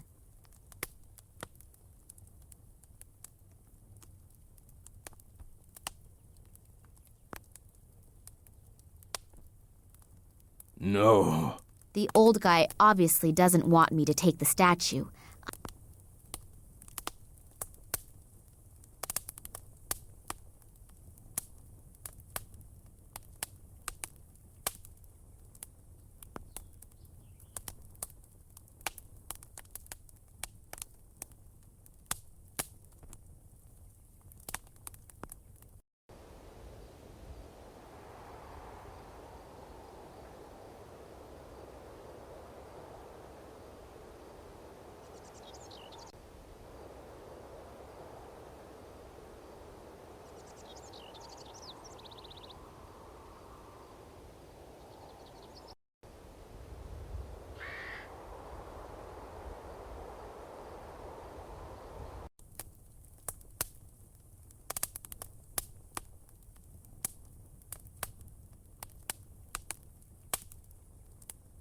Hopefully this witch's brew doesn't blow up in my face. I have no idea when the stuff is ready, but before it all evaporates... Evaporate! That's it! To be taken before it unites with the wind. Then the medicine must be finished.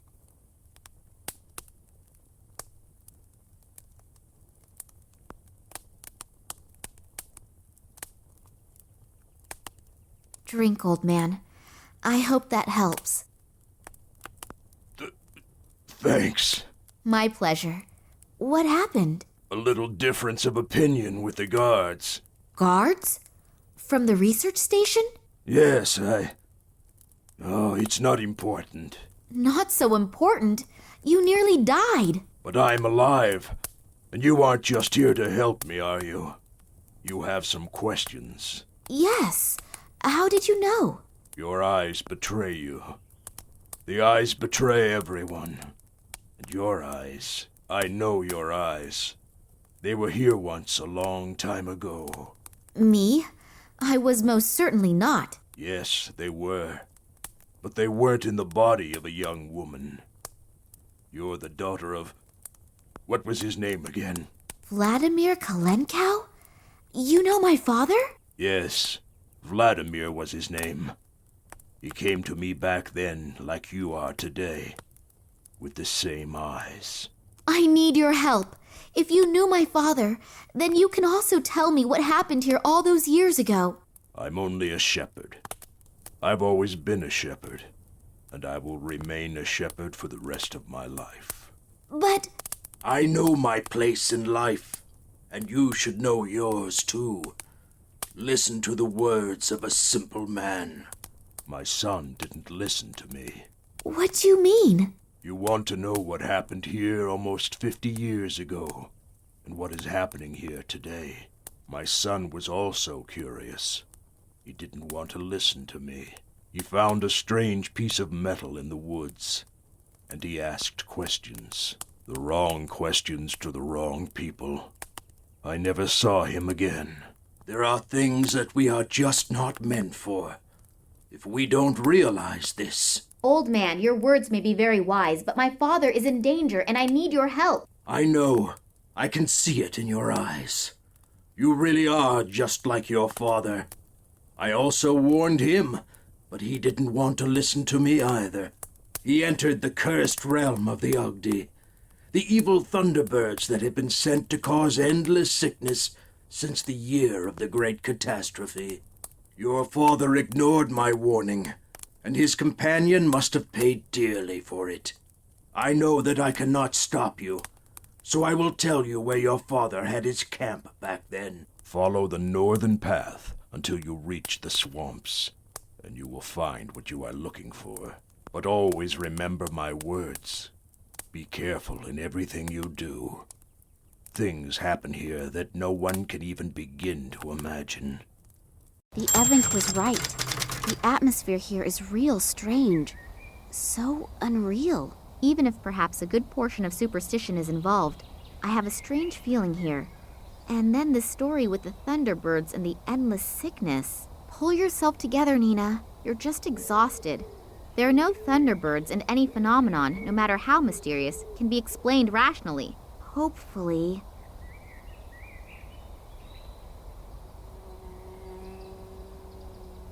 That must be the site that the old man spoke of. My father started his expeditions from here. Maybe I'll find an explanation here of how the events of the past link with the kidnapping of my father.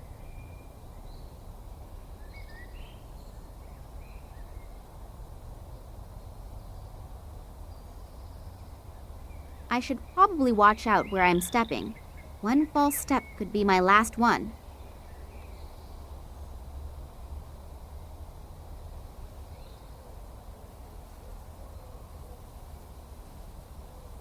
The small windows are absolutely filthy.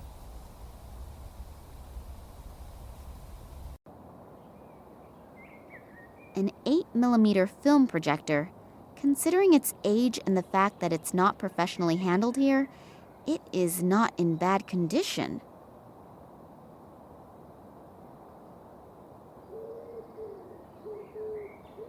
An old rag.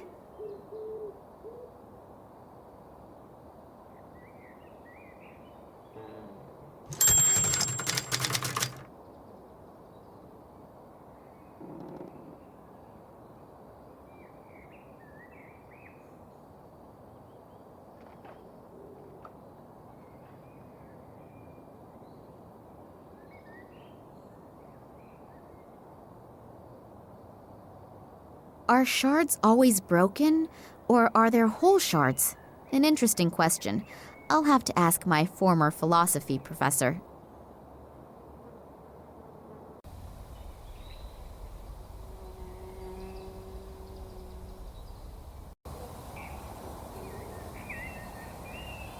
A generator, supplying the hut with power.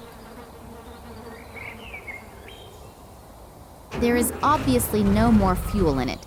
That would have been too good. A bit of petroleum still seems to be in there.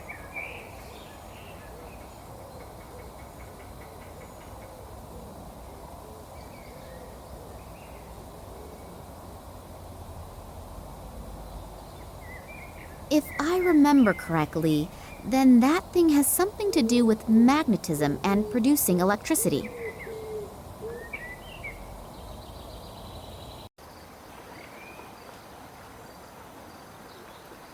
Wow, what a monster! I have to ask, even if I'm talking to myself, how did that thing get here?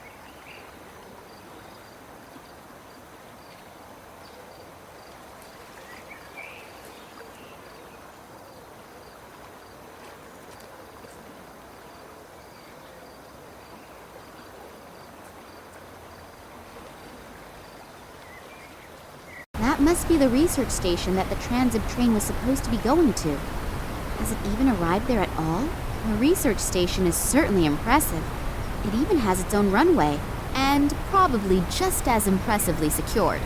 I can forget getting in there. I'm not even sure that I want to go in anyway. After all, I have heard and read about this station and the place it was built on. Anyway, the station does radiate a certain fascination. Not a positive one. And the longer I look, the more I get the shivers. I better make my way back.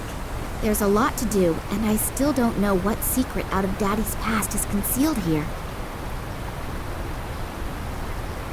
The river drops about 30 meters here. It's a very impressive sight. The whole station looks like out of a science fiction movie. Hardly believable, considering that it has been here for several decades. Will its secret ever be revealed to me?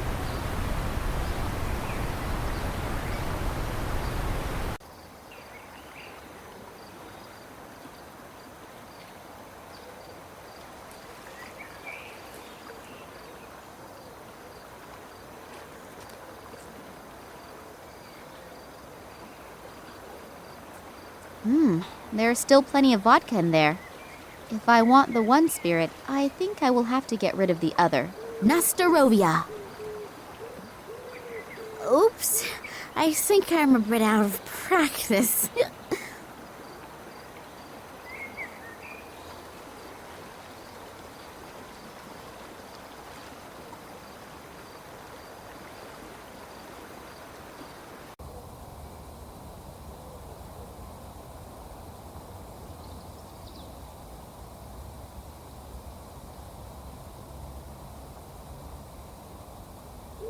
That's what I call quality craftsmanship.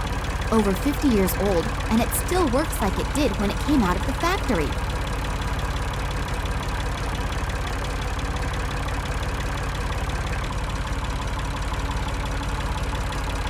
It is light enough here, and I don't want to waste any petroleum. Who knows if I'll need it again?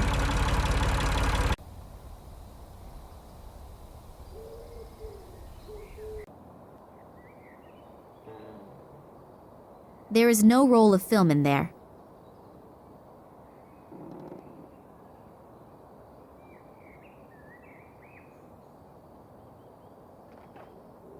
I'll light the lamp.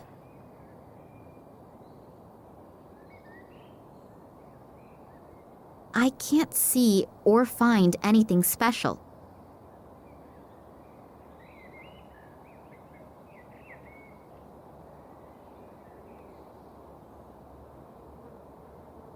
The rag is soaked through.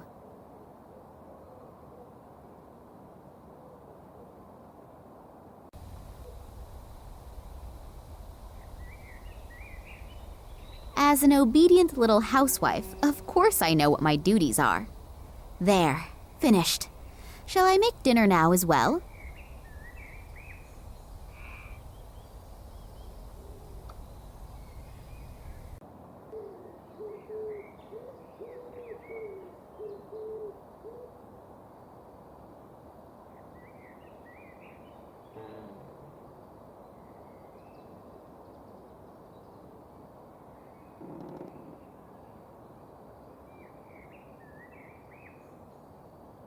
I would never have dreamed that one day I would clean out a chimney from the inside.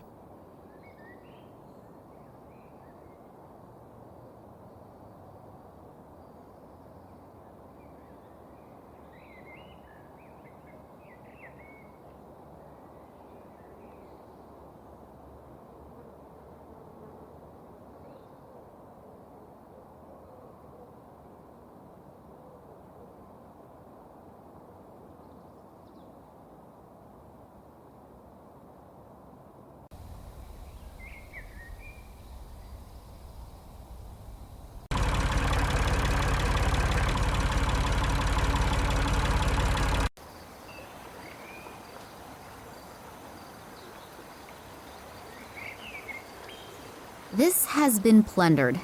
Everything that can be taken off and carried is gone.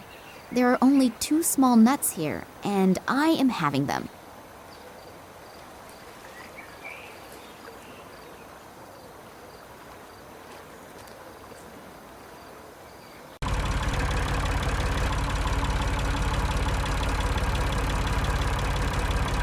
I'll hold both nuts close to the coils, but not too close, otherwise I'll be toast.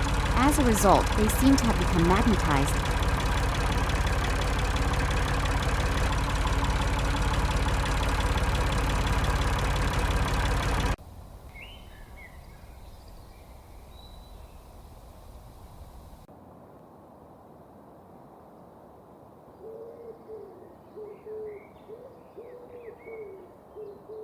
That's strange.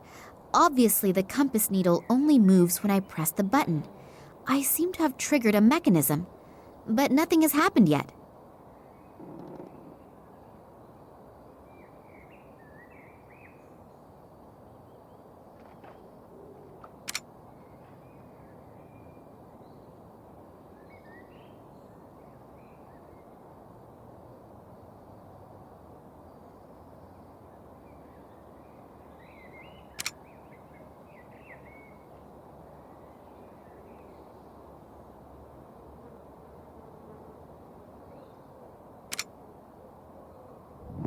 Secret compartment.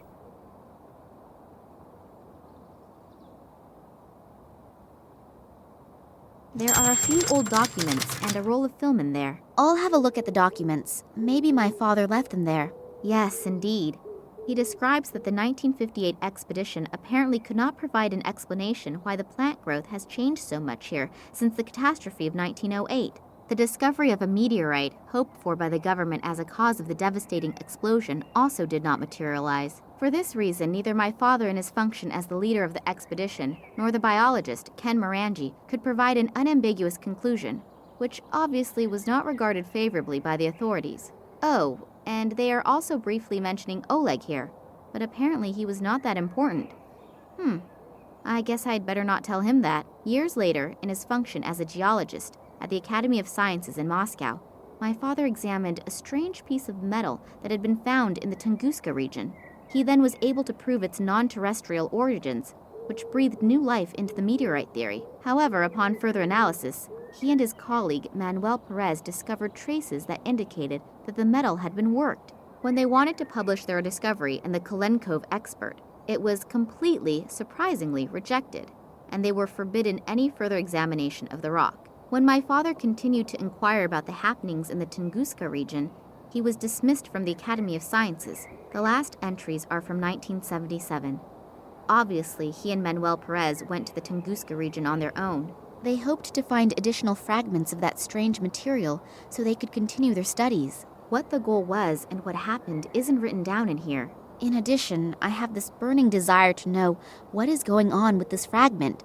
On the one hand, it's probably not of terrestrial origin, but on the other hand, it was processed. That would mean... The old Evank also said something about his son finding some metal fragment in the woods, and then suddenly disappearing. That would fit in with the fact that my father was even thrown out of the Academy of Sciences due to his analysis. I hope that I will find some more answers on that roll of film.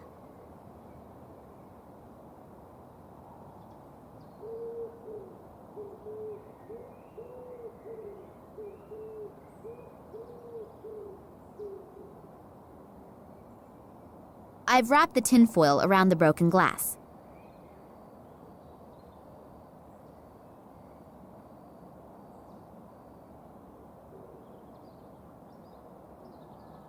Damn, the bulb has burned out. It's not possible to just pop around to the shops and get another around this place. So now is the time to think of something else. Yep, that should work. Since it's rather dark in here, the light reflected by my modified glass shard should do it.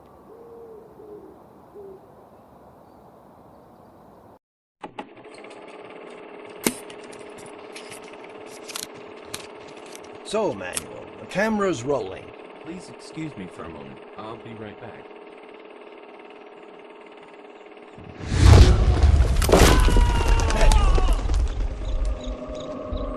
Manuel!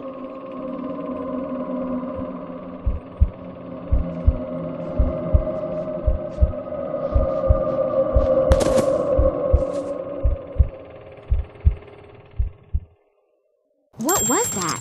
Lightning? Or sheet lightning? And what happened to this Manuel Perez? That sounded like an explosion. I should see what's going on. Looks as if half the station exploded.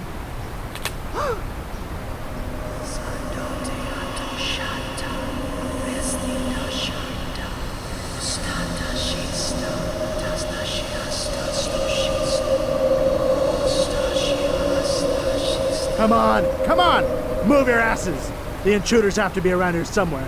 We'll get them. Spread out. Oh, my head. What was that? Feels like someone sifted through my thoughts. There's someone up there. Get them. Damn. I have to get away from here.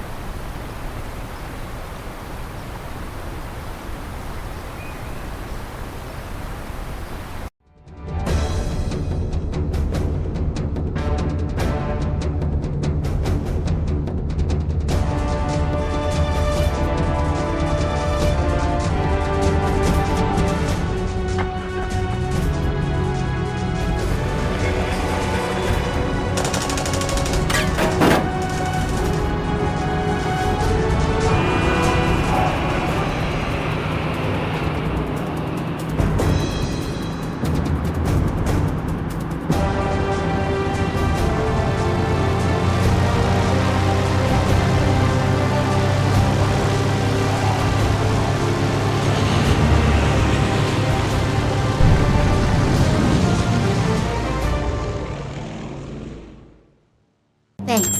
That was close. No problem. I told you that I would catch you if you were ever standing on the edge of a precipice. What happened? We just saw that some areas of the research station were in flames, and suddenly there were soldiers everywhere. I don't know much more either. Suddenly, two strange figures appeared in front of me out of nowhere. From the FSB? No, they weren't agents. I'm not really sure. This may sound kind of stupid, but I'm not even sure if they were human. What? I don't know how I should describe it. It was more like a feeling that I got from them. What did they want? Did they say anything? They didn't really speak. It was more like voices inside my head. It was as if they were looking for an answer. What kind of answer? I don't know how to describe the feeling. It was as if my head was going to explode. I've never experienced pain like that. And then suddenly, I knew that I wanted to tell them everything. It was suddenly so clear. You told them everything? No. Before I could say anything, the soldiers came and the two figures disappeared as suddenly as they appeared. Where are we flying to anyway? In the meantime, Sergei has found out that your father was never in Moscow. So it almost looks as if the entire trip was pretty much in vain. No, on the contrary. I'm now sure that my father was kidnapped for some reason that has to do with the Tunguska catastrophe. How come? I found some of my father's old documents. If I haven't misunderstood them, he was on the trail of something big, and I have a name. Manuel Perez. He was with my father back then, and we also know approximately where he is now. Yes, in a mental institution on Cuba. Great lead. It's gotta be worth a try. And there's another name on the list. This Irish biologist, Ken Morangi. That's right.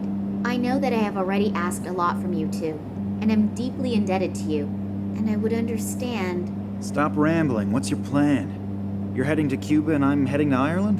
You'd really do that? You can pay me back some other time. For example, by buying me a cup of hot coffee. Max, you're a sweetheart. And don't you ever forget it.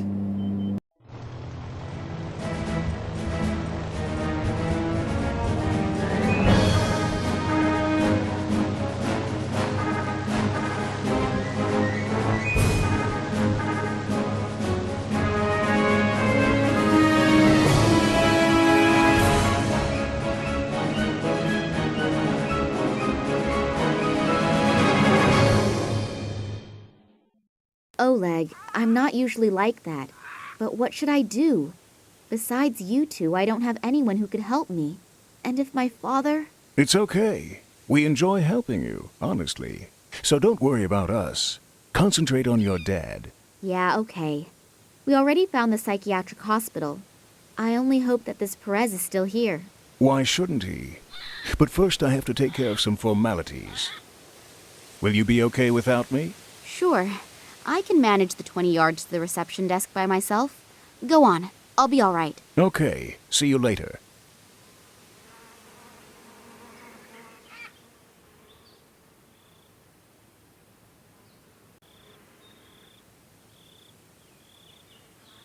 Good afternoon. I'm looking for the sanatorium under the palms. Am I in the right place? Good afternoon to you, too. Yes, as far as the name is concerned, you're in the right place. As far as the name is concerned?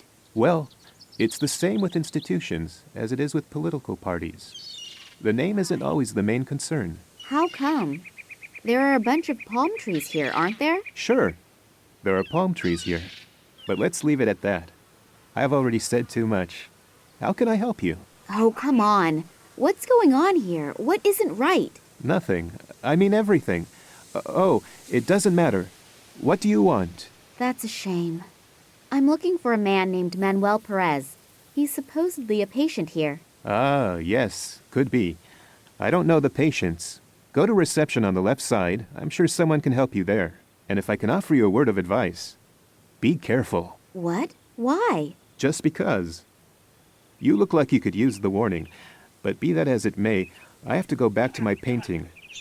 Good luck. You paint during your shift? Yeah, sure. If there's nothing to do, I paint a couple of pictures. Some of them are then hung up in the clinic. Is there really that little to do? What do you think? We don't exactly have concerts or events where thousands of people line up the night before. I've been working here for 2 years, and you are, if I haven't miscounted, you are the third visitor. Oh. What do you usually paint? Everything, really. Although, if I have to be honest, everything isn't necessarily a lot. At some point, you just run out of ideas when you can only paint from one position. So far, I've painted lots of palm trees, blades of grass, and even butterflies in various positions. I'm starting to get sick of it. I paint extra slow, you know.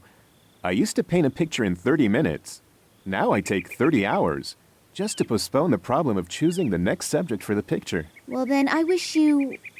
What should I wish for? Wish that we have a thunderstorm. Maybe some of the palm trees will fall down, and then I would have something new to paint. Okay. Then I wish you have a thunderstorm. Thanks. And if you happen to run across a great idea, then please let me know.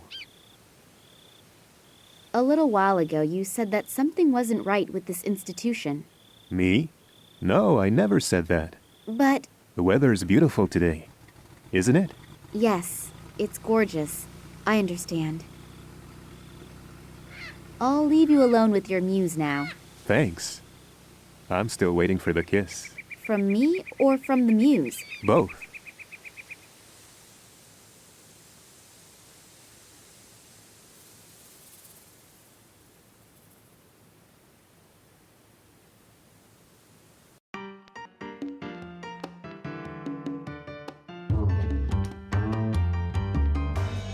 I'll just take one of them with me.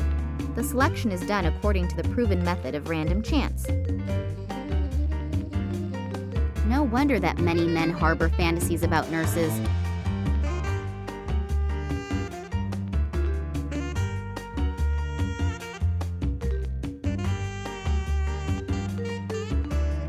Good afternoon. Hello? I'm looking for a man named Perez. Manuel Perez. He's supposed to be a patient here. May I speak with him? Perez? Yeah, he's here. And who are you? I am Nina Castro. I think it would be better if I did not tell the whole world my name. As long as I don't know who's behind my father's kidnapping, it's better to be too careful than not enough. Sorry, you can't come in here without a special permit. But it's really important. Important? It's really important for me to keep my job and my health. And naturally my incomparable good looks. That's what's really important. I'm not asking you to release him. I just want to talk to him for a second. Listen up, darling. Now that Mr. Gartuso has the say and Nicole Charleroi was put in charge, we all have to really watch ourselves. Massimo Gartuso? The American billionaire with a gigantic mobile phone company? That's the one. And in Cuba, the saying goes, whoever pays decides what's for dinner. Is there anything else I can do for you? The music sure is loud. Yeah, great, isn't it? I just got the disc and I've been listening to it non-stop for the last 3 days. It really keeps me going. It even makes it fun to clean. Actually, I wanted to be a dancer, but the market in this region is pretty saturated. So I had to invent a new discipline, rhythmic cleaning. I clean to the exact beat of the music. It also helps fight fatigue. I came up with it a few weeks ago and have been perfecting my technique ever since. We'll see. Maybe if politics doesn't pan out, I can maybe offer a few courses for housewives. I think the demand for it is probably pretty high. Yeah, I bet it is. Massimo Gartuso has bought himself a mental asylum in a sleepy town in Cuba. Don't you find that a bit strange? I have my own theories, but I'd rather keep them to myself. Come on, it could be really important. Nothing is so important that a person could end up like... Yes? Nothing. Don't you think rhythmic cleaning would be a great business concept? There are so many weird things happening here that I don't know where I should start being astonished. I have the feeling that it has to do with something real big. Unfortunately, my feelings do not tell me what that is. Are you afraid of your boss? Me? Why should I? I just had the impression. It's misleading. It's definitely misleading. She does want to talk. All I have to do is tickle her a little bit. The boss isn't even here, so you have nothing to worry about. Yeah, that's also what Pedro thought, but then... And then? Nothing. Leave me alone. This Nicole Charleroi is pressuring the workers to such a degree that they are almost shitting their pants from fear. I hope I won't have to clash with her on top of everything else. You said something about if politics doesn't pan out. You're a politician? Not yet, and I stress the word yet. There is an election in 2 weeks and I want to run. As a politician? Yeah, sure. Anything against it? No, of course not. So you think you have a good chance? Yes, I think so. I am staggeringly gorgeous, and I have already, let's just say, convinced 20% of the voters. Oh. But I don't want to be just one of many. I want to be the next female mayor. Unfortunately, I still need some more votes for that, but I'll get them. If only I knew how to get them. Oh, you want to jump straight to being the mayor. How modest. What's your election platform? Platform? No one reads it anyway. The only problem is that I just have 2 weeks and I'm still behind 120 men. Yeah, that's cutting it close. Maybe you should try getting a platform after all. Oh, it's much too expensive and no one is interested anyway. I just have to be able to convince more people all at once and my qualifications is all. You mean... Yeah, well, do you have a better idea? I'll think about it. If I think of something, I'll let you know. Then I'll leave you to your hip swing again.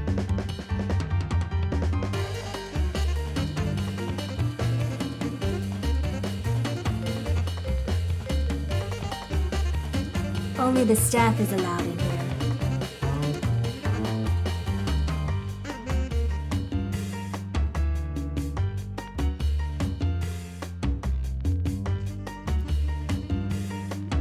He makes a curious impression with his teddy bear shirt.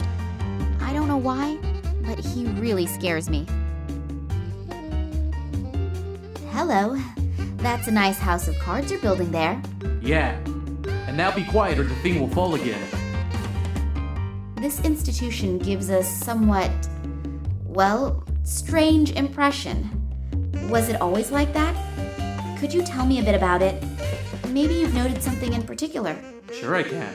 But I won't. Otherwise I'll end up like... Oh, doesn't matter. No, it does matter. Otherwise you'll end up like whom? Just like people who ask too many questions. Can I borrow the copier for a second? Sure. Bring down my house of cards, steal my glory, my pride, my last bit of self-respect. The spark of hope in my dreary routine, the little bit... Yeah, okay. I'll just wait until you're finished. Nicole Charleroi. She's the director of the institute here, right? Is she here? No, I don't think so. Whew. Don't scare me like that again. Are you afraid of her? Me? No, of course not. Shay was also never afraid. On the other hand, Shay also never had anything to do with psychopathic scientists. What do you mean? Oh, nothing. Nothing at all. You look pretty determined. Are you getting money for this house of cards? Money? No, not money. Glory. I'll be like my ancestors and go down in history. As a house of cards builder? Yes. Shay started the same way. Che Guevara? No. Chevrolet. Okay, I understand. I'm going. Okay. I have to hurry anyway before the earthquake starts again. Earthquake? Yeah, every afternoon. Just before I finish the tallest house of cards in the world, an earthquake comes and ruins everything again. But this time, I'll make it. Watch out that your house of cards doesn't fall down. Yeah, make sure you don't bring down my house of cards.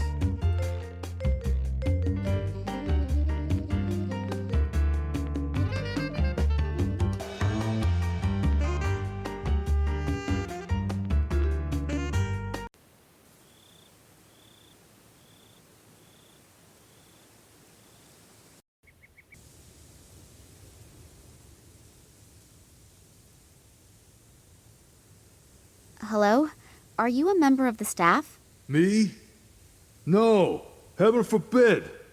I'm here to repave the courtyard with asphalt. But to do that, I have to remove the old asphalt first. It's terribly hard work in this heat. I can tell you that. I can imagine. By the way, I'm Nina. Pleased to meet you. I'm Bernard. Why is the courtyard being repaved? It still looks good. I've seen streets at home that look much worse. No idea. You're right, though. It really isn't worthwhile for just a couple of patients. Whatever. I don't really care. Who hired you? Some Italian-American, Massimo Gattuso or something like that. Massimo Gattuso? Yes. He wants the courtyard to be finished in 3 days. It's completely unrealistic. But you don't know why this courtyard is supposed to be repaved? No. Strange. How come someone like Massimo Gartuzzo has the rear yard of a net house in a Cuban hick town surfaced with asphalt? Did you notice anything unusual about the Institute? What do you mean by unusual? A couple of mentally challenged and a couple of doctors in a narrow room? At some point, it's difficult to differentiate between doctors and patients. I feel the same way about dog owners. But did you notice anything unusual? Apart from the fact that one of them is always screaming, screeching, or makes strange noises, truth be told, the Institute scares me a little. Can you describe it a little more? I don't know exactly. I just don't like it here. As soon as it gets dark, I make sure that I leave. And there isn't enough money in the world to get me to go in there. Someone like him admitting just like that he is afraid without having a real reason for it? I should be cautious if I want to continue looking around here. Regarding your break... Are you gonna deny me my break? Oh, no, of course not. Good. It's short enough as it is. The old lady will start smoking again soon, and then my work starts again. What do you mean? The cook. As soon as I see black coming out of the chimney back there again, I have to go back to work. Smoke as a signal to get back to work? That somehow seems familiar to me. Don't you have a watch? Nah, I don't need one. The old lady is accurate down to the last second. Does the name Nicole Charleroi mean anything to you? Not really. She's supposed to be the boss here. You must know her. Oh, her. Oh, God. Keep her away from me. That bad? Worse. She seems nice at first, but she's something between a Valkyrie and a battle axe. Charming. You asked me. Am I supposed to lie to you? No. Have you gotten to know her? Believe me, it only takes a few seconds, and that's enough for me. Do you know a man named Manuel Perez? Who's that? One of the people inside. A patient? Yes. No idea. I haven't had any contact with them. It's prohibited by the management. You have a bit of a stutter. Am I correct to assume that it's caused by a childhood trauma? Or did your first girlfriend disappoint you? What tragic story is behind it? Have you ever worked 10 hours with a jackhammer and then tried to speak halfway normal? Oh, no, not that I know of. I thought so. Otherwise, you wouldn't ask a question like that. Well, then enjoy the rest of your break. I will.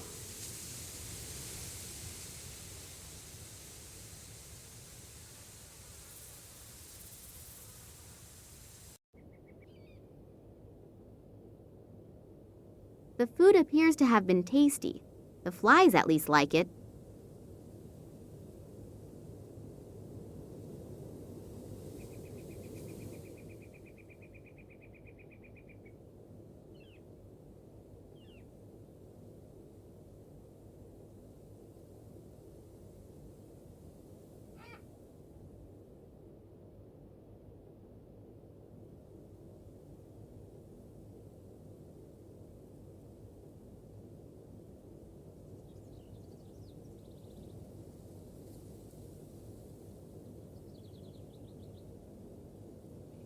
A relatively small kitchen.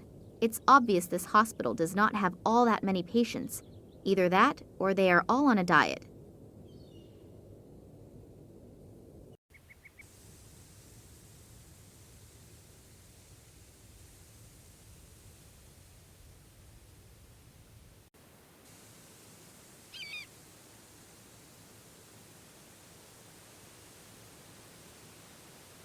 Hello. What's your muse up to?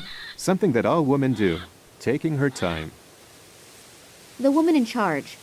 What is she really like? Miss Charleroi? No idea. I don't have any contact with her. She greets me when she arrives in the morning. I usually don't see her at night because she often stays in the institute until really late. Any peculiarities? Like I said, I almost never see her. Nurse Sabrina, what do you think of her? If I would tell you, you would say I was sexist. Yes, her assets are apparently very apparent. And otherwise? Otherwise, I unfortunately don't know her very well. Women of her caliber don't mess around with average-looking gatekeepers. You just have to convince her of your qualities. And those would be? Well, Yeah, thanks for the chat. Could you perhaps paint a portrait of Nurse Sabrina? Yeah, I guess so. Just a second. I've run out of black. I can't paint without black. Okay, I'll take care of it. How long do you need? Probably half a day. You have 30 minutes. There's no way. I need at least 3 hours. Agreed. You have 1 hour. It's no wonder that contemporary painters have never been able to equal the masters, if the artists are constantly rushed like this. Oh, one more thing. I can barely see Nurse Sabrina from here. She moves so gracefully, but she is also unbelievably fast. If she were to slow down a bit for a while... I'm going to see if I can at least temporarily control the woman's hyperactivity somewhat. I'll leave you alone with your muse now. Thanks. I'm still waiting for the kiss. From me or from the muse? Both.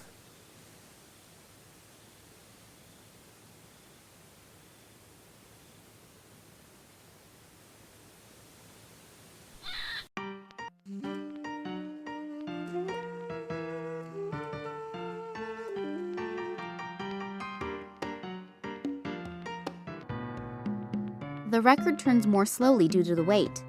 Still, sounds pretty good.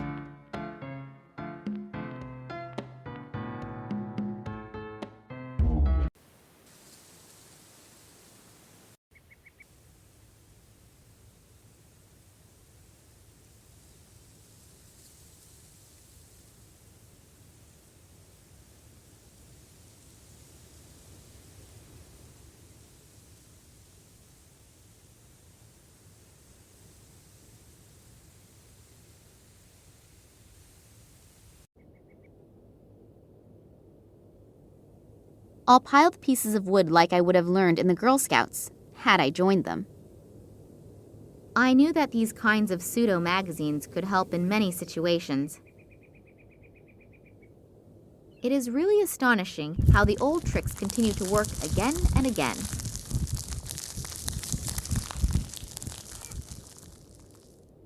I think I will have to pull the coals out of the fire.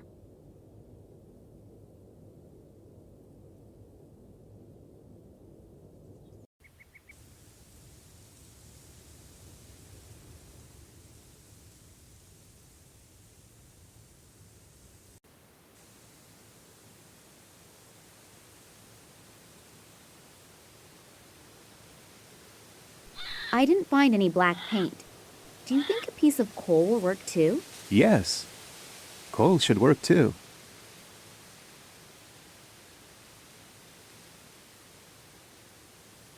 Do you have everything you need for the portrait now? Yes, I think so. She's a little hard to see from here, but I'll try.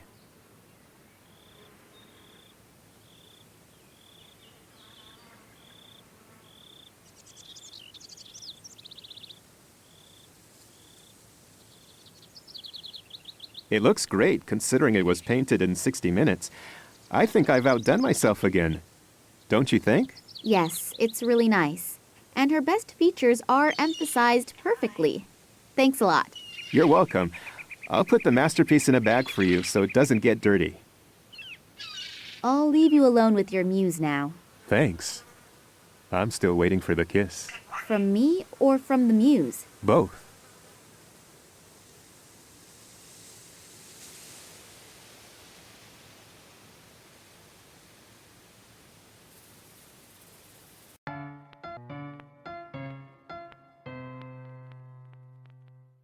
Look at this. What do you think? Oh, that's pretty. And the woman is a knockout. Oh, that's me. Oh, I always knew I was pretty, but so stunning. Yeah, and so modest. I thought you could use it as a campaign poster. Yeah, great idea. But one isn't enough, is it? Women, Give them a hand and they'll rip off the whole arm. If I help you out with a few more pictures, you have to help me too, okay? Yeah, okay, and I also promise no new taxes. Exactly, and no one wants to build a wall. I can already see you could make a really good politician. I'll see if I can come up with a few more campaign posters. Then I'll leave you to your hip swing again.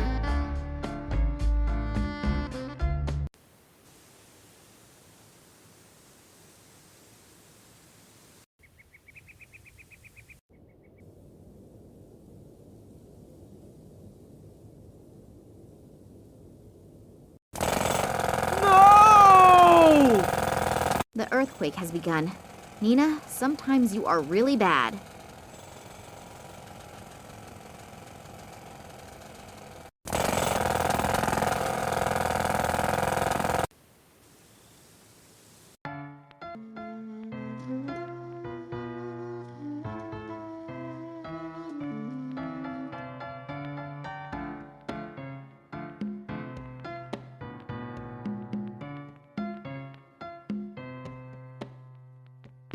I used up all the copier paper. That should be enough for a campaign to cover all of Cuba.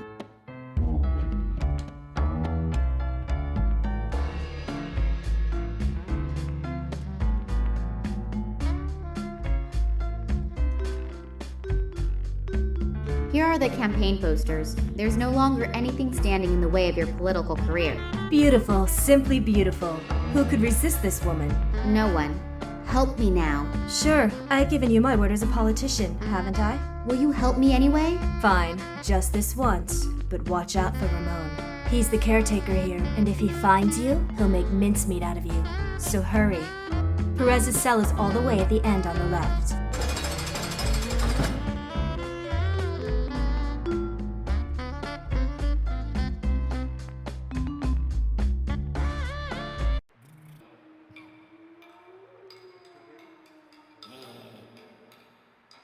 The door looks different than the other doors. Most likely it is not a cell, but the room for the caretaker, Ramon. I'd better not go in there, otherwise he will get me.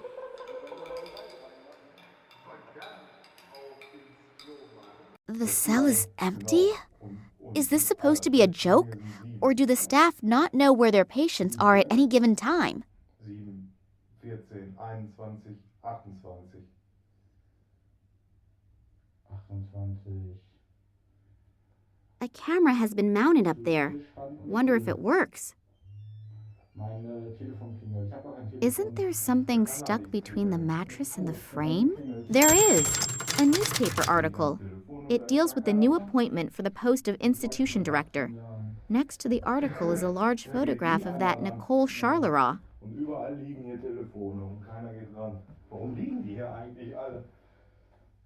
Looks as if someone tried to break the tiles out of the wall in a certain pattern. But I just can't think what it is supposed to mean. As long as this Ramon guy isn't here, I really should take my time looking around here. Who knows if I'll have the opportunity to do it later.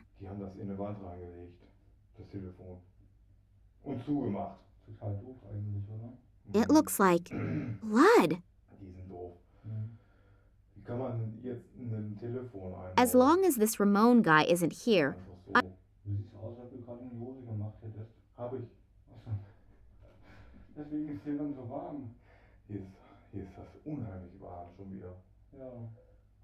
looks as if someone tried to break the tiles out of the wall in a certain pattern.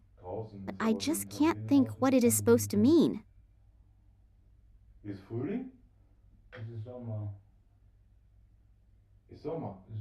Small grooves in the wall.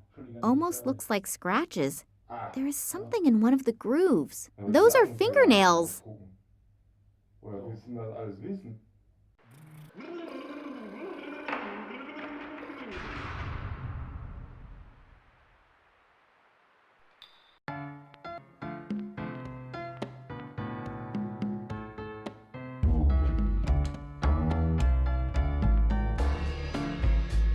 Sorry, may I disturb you again? But of course, darling, anytime. I could use a little distraction. Perez's cell is empty. Where is your patient? Empty? What do you mean empty? I mean empty. No one there, all gone, little going on there. In short, it's empty. That can't be. The doctor, she'll kill me. Does that mean you really don't know where Perez is? No, Ramon? Yeah? Where is Perez? How come? He's not in his cell, so where is Perez? He's gone. I've already informed the doctor. She'll take care of it. Take care of it? Then will she take care of us too? I don't think so. She sounded really calm. Don't worry. Nothing's going to happen. I'm going to take care of the patient's beds here first. They need to be changed pretty badly. We'll talk after work, okay? Yeah, we should do that. Sorry, I didn't know. You heard for yourself. Oh, Lord, watch over us. Damn. I've flown thousands of miles just to find out that this Perez has disappeared, but I am not giving up that easily. I mean, he can't have dissolved into thin air. Is the camera in Manuel Perez's cell, is it turned on? I think so. Charlois mounted it, or more precisely, had it mounted. Is there anywhere to see what the camera has recorded? Sure, it would certainly be possible in the control room. Can I look at it? No, I can't let anyone in. Come on, you owe me one. Sorry, I don't have a key. Only Ramon and the boss have keys. Then I'll leave you to your hip swing again.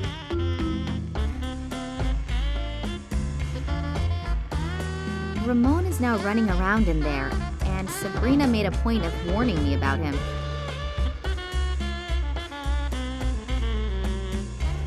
Ramon is now running around in there, and Sabrina made a point of warning me about him.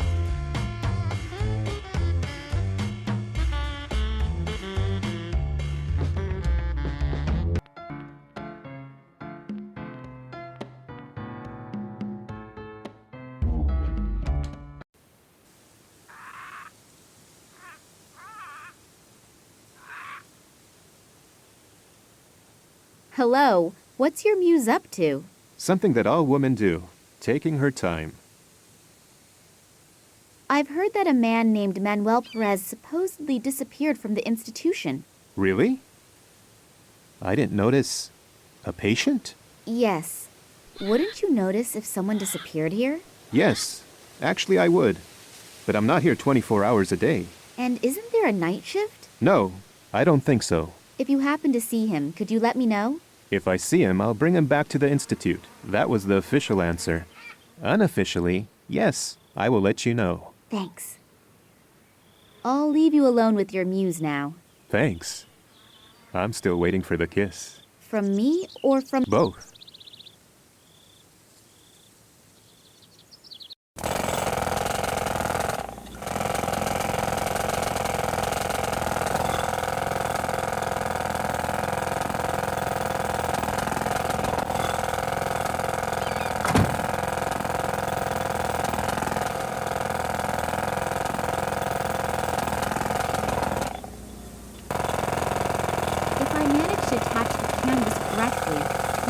The door will not close the next time.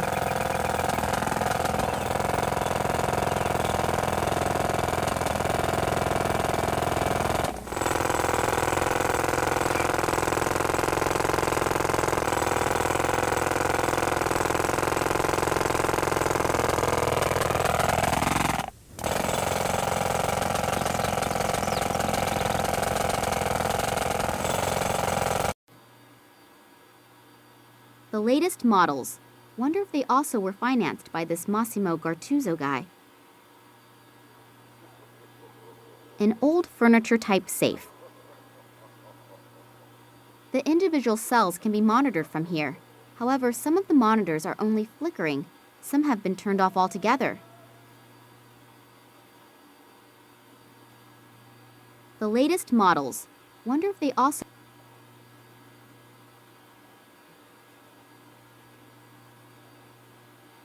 The individual cells can be monitored from here.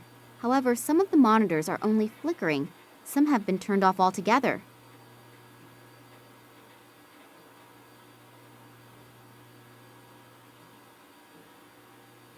A one-legged pirate. He probably lost the other leg in a sea battle. A cat is sitting on his shoulders, and on the cat's head sits a parrot. And the painter immortalized a spider in the upper top corner. What a weird painting.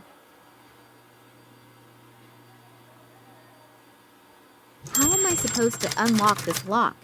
Maybe I'll find a clue to the correct combination somewhere in here.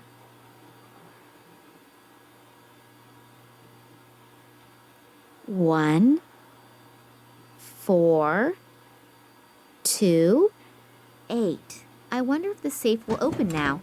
All right! I'm a genius! There are tapes in there with writing on them. A. Carlos, J. Sanchez, S. Martinez, M. Perez. Here it is. I hope that it will help me somehow.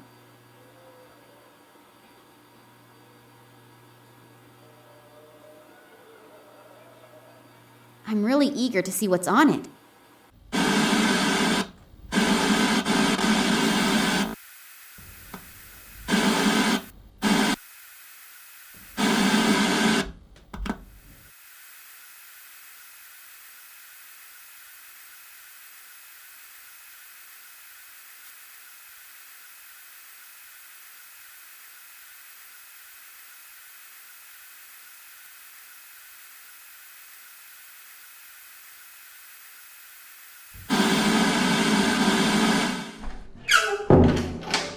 What are you doing here? I came to see if you're helping a patient escape. What do you mean? You know exactly what I mean. Too bad. I don't actually like violence, but you leave me no choice. You'll go down before I do. No, wait! I don't want to rat you out. I just need to find Manuel Perez really badly. He's my only hope. Only hope? Perez was with my father on an expedition many years ago. Now my father disappeared without a trace, and I hope that Perez can help me find him. Manuel help someone? He's the one who needs to be helped. How come? Because he... Never mind. So you really don't want to hurt him? No, definitely not. Okay, I'll help you. Just don't tell anyone I did, otherwise I've had it. The doctor doesn't stand for any nonsense. The doctor doesn't seem to be the most fun person anyway. Why? You have no idea what they're doing with Perez here? No, how should I? He was brought here a few months ago at the request of a guy named Cartuso. He was also the one who put Charles Roy in charge. And then the horror began. Let me guess. Human experiments? Yeah? How did you know? That's not important right now. Do you know what the goals of these experiments are? No. It's probably because Manuel's disease is somehow special. 2 other people were also flown in, but they disappeared again soon thereafter. It has to be about something big. In the last few months, they've invested nearly $1 million in this asylum. Our salaries doubled in one fell swoop. But money isn't everything, and the price of a human life is too high, in my opinion. I wanted out sooner, but the boss said, whoever wants to get out now is gone forever. So I lost my confidence. I understand, but I need to find Perez badly. The longer it takes me to find my father, the greater the probability that he... Okay, I'll help you. Perez is hidden in a rock cave not very far from here, but you can't take him with you. I'll come in a couple of hours and take care of him. I know a lot of people here who will hide us. Agreed. Take care of yourself, okay? Yeah, you too.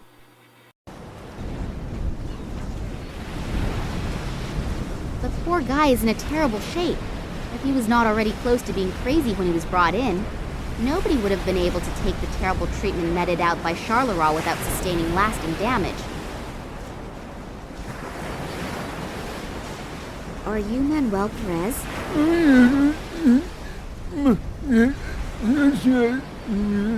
Hello? Can you understand me?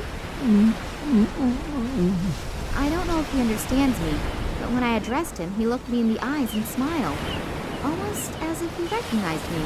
This Event in the Tunguska region reacted the same way. Maybe he really did recognize somebody, namely, my father.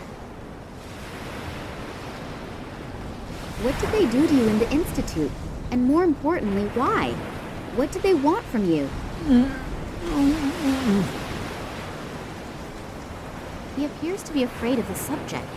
He must have experienced some bad things in the hospital. I shouldn't torture him with it any further, even if it is important to me. My father disappeared. He was probably kidnapped. I take it that the reason he was kidnapped had something to do with his past. You worked with him for so many years. Do you know of anything that could, after so long a time, catch up to him? It's obvious he wants to tell me something. but I have no idea what. What happened back then during the Tunguska expedition? Try to remember. It could be very important. Either he can't remember anything, or he does not want to talk about it.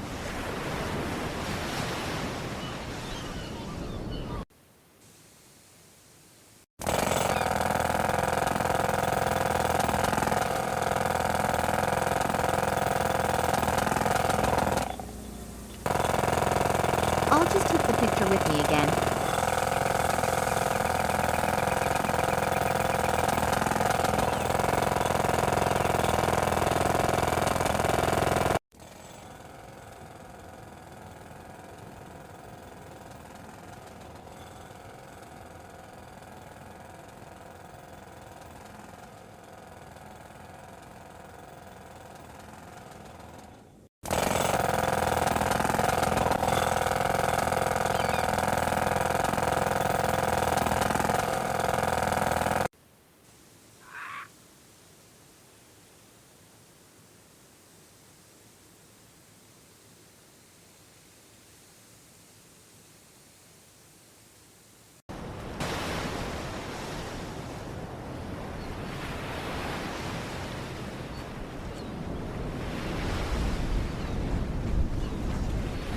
Maybe Perez can put his thoughts down to paper somehow, since he obviously cannot express himself in words.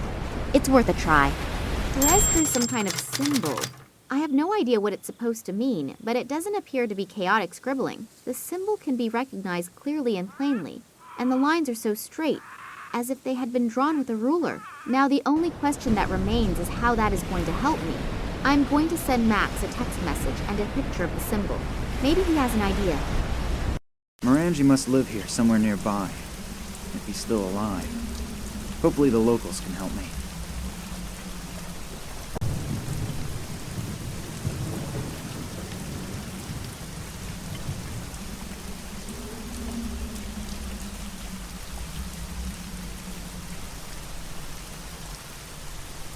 That is solidly anchored into the ground.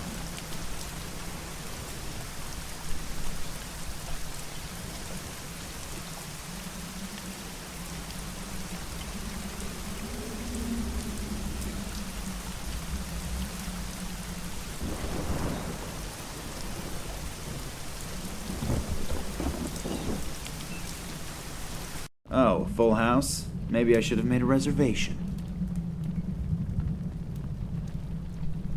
Hello. Nice weather we're having today, isn't it? What? It's raining cats and dogs. It was supposed to be a joke. Yeah, real funny. Well, this should be fun. I'm looking for a man named Morangi. Good for you. What I meant to say was, can you tell me where I can find him? If you mean old Ken Morangi, he lives on this island. Island? How can I get there? Ask Folly. He's probably down by the water fishing. Do guests frequently fall asleep in the bar? Sure. But Klaus is particularly difficult, because once he's asleep, it's hard to wake him up again. Is there a trick to it? Sure, if you stick something to eat in front of his nose. Then he'll wake up? If he likes it, then chances are he will. What is he like? He used to be a sailor. He doesn't eat anything but fish. But actually, I'm always happy when he falls asleep, because then I don't have to sit with him and listen to the same sailor stories again and again. I would like a fish. Me too. Am I correct to assume you are trying to tell me in your charming way that you don't have any? Yep. Not a lot going on here. It's okay. Do you always have so few guests? Some of my regulars are dead, and the walk-in customers aren't here yet. Walk-in customers? Truck drivers who are driving their goods to the markets in the neighboring villages. Every once in a while they stop, have 3 to 12 whiskeys, and then continue their journey. 3 to 12 whiskeys? Yeah, that's what I said. And how often do they come by? Every day they bring fruit and vegetables. I really don't understand who needs that stuff when you can have liquid vegetables. Thanks for the friendly chat. My pleasure.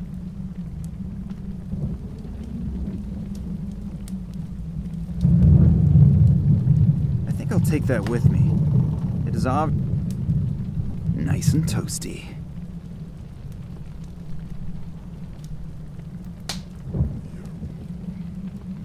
So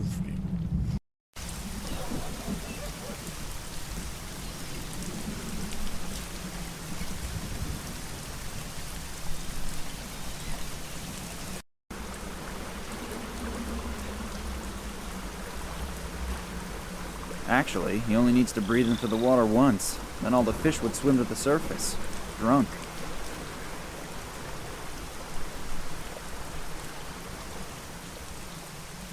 Hello there. Why are you fishing in this weather? You don't have the first clue about fishing, do you? No, not really.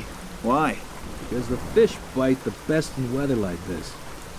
You can see my bucket. That's my catch in just the last 3 hours. Even if I was able to catch 30 roast doves and wild pigs with apples in their mouths within 3 hours, I would never voluntarily sit outside in weather like this. I'm looking for a man named Morangi. Can you help me? Sure. Old Ken lives over there, on his island. Oh, great. Thanks a lot. How can I get there? Is there a ferry? Or a bridge? Nah, there aren't any bridges. And no ship is going to go out in this weather. Is that your boat over there? Yes. Can I borrow it for a second? I really don't need it at the moment. But perhaps you could do me a favor in return. Sure. What? My buddy Stefan visited me this morning and now I'm all out of whiskey again. Now I should get some for you? Why don't you just get some from the bar around the corner? Why don't you just swim to the island?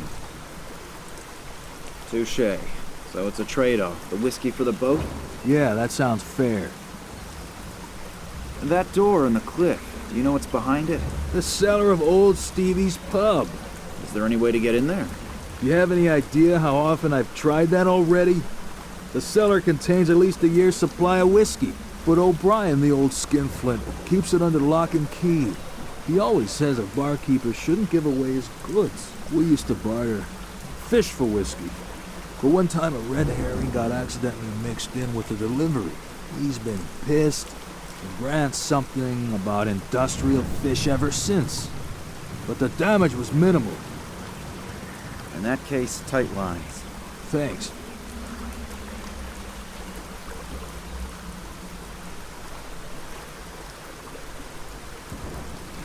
You can't eat that many fish by yourself, can you?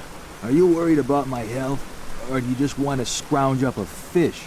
Well, to tell the truth. Go ahead and take one. I'm sure I'll catch a couple more. Oh, thank you very much.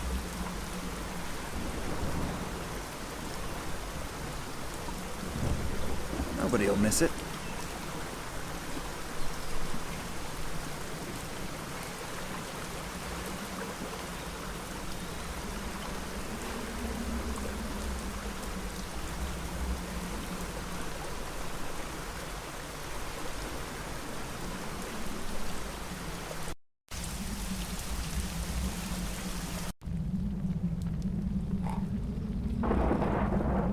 Hello. I know that you have a lot to do, but can I bother you again? If you have to. Yes. How can I get into the cellar? Take the key, unlock the door, and go in. Anyone can do it. Even people like you, if you have the right key. Now, you're a real comedian, aren't you? Yup. I need a bottle of whiskey. How much? For you? 1,000. I probably shouldn't ask which currency. I probably won't like the answer. No. Don't you want to do business? Sure. 1,000 is good business. It's a little too expensive, don't you think? A special reduced price. Just for my friends. For some incomprehensible reason, my potential towards aggression is skyrocketing. If I don't pull myself together, I might do something I regret. Thanks for the friendly chat. My pleasure. I could stand in front of it and dry my wet things. On the other hand, I probably have to leave right away anyway. I might as well not bother.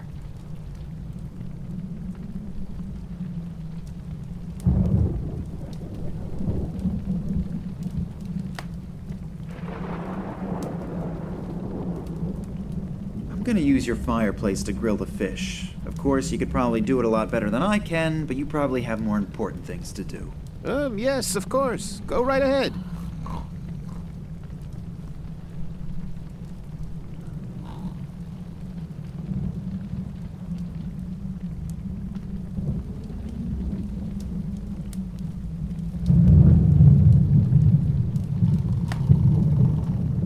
Dinner is served, my lord.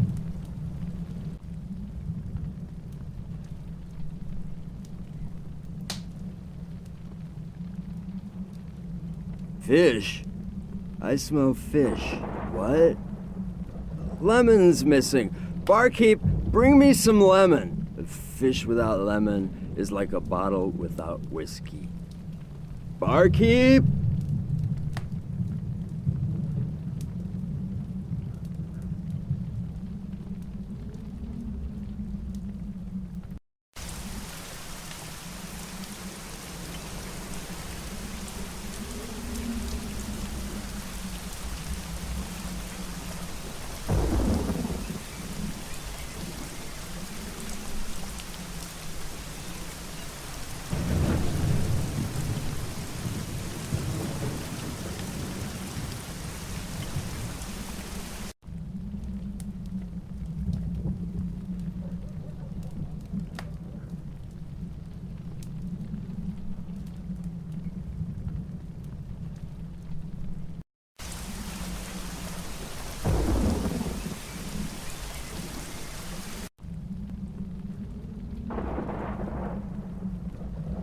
Hello. I know that you have a lot to do, but can I bother you again?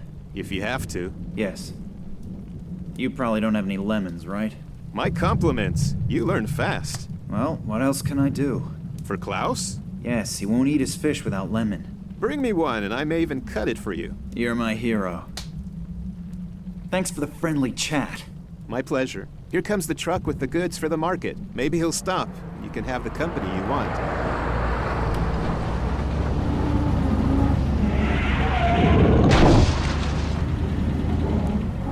Oh, the truck driver appears to be new.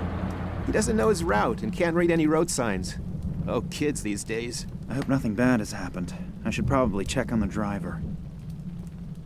I'm in luck. The truck driver appears to have made the turn.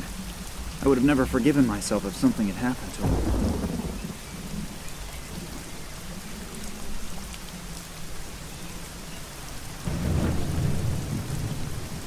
Only healthy stuff.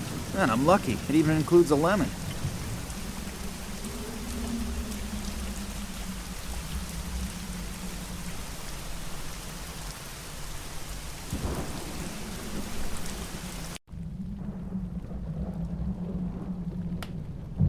Here, you can give it to your eloquent guest, if your valuable time allows it. Oh, he will definitely be pleased, and hopefully, then he'll shut his mouth for a while.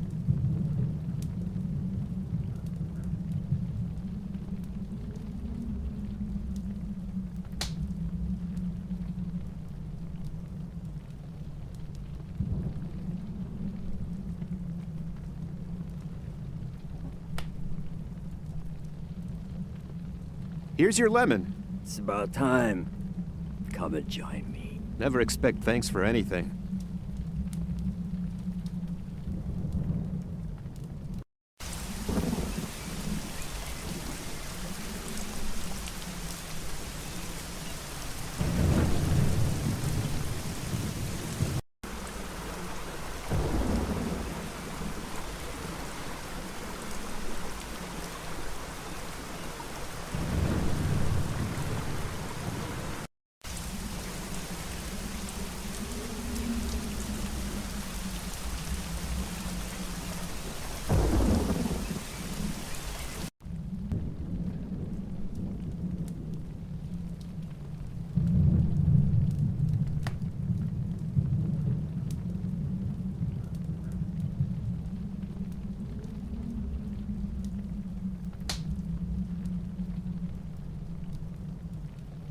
If I swap the cups, he'll miss his whiskey. I really would prefer to spare him, and above all me, the whining that would cause.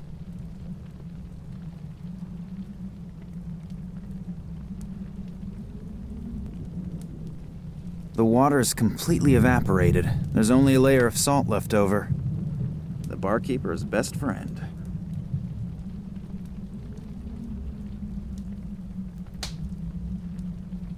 If I do it quickly and unobtrusively, hopefully the barkeeper won't notice. Let's see if he tastes the difference. Man, Klaus, watching you eat this whole time is making me hungry. I'm gonna go grab some whiskey.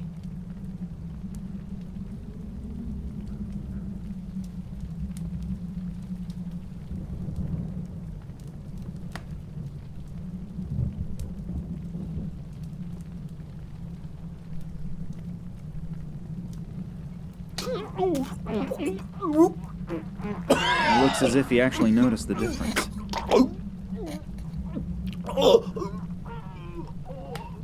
One thing's for sure, this action is a key scene in this little adventure.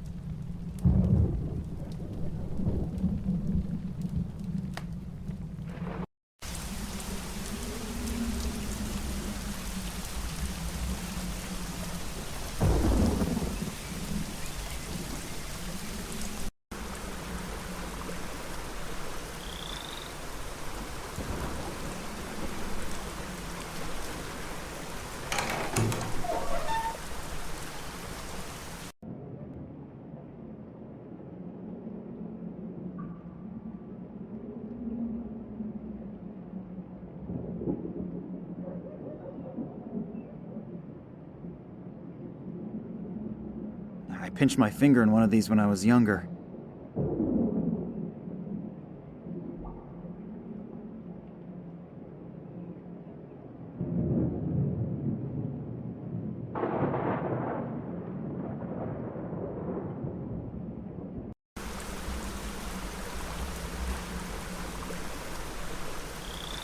Is the offer with the boat and the whiskey still good? Sure. Then I have something for you. Thanks. It won't last very long. But I wanted to head out in a while anyway. I'll just take off as soon as the bottle is empty. Please just tie the boat back up once you're done with it. Sure, no problem. And thanks a lot. You've helped me more than you can imagine. You too.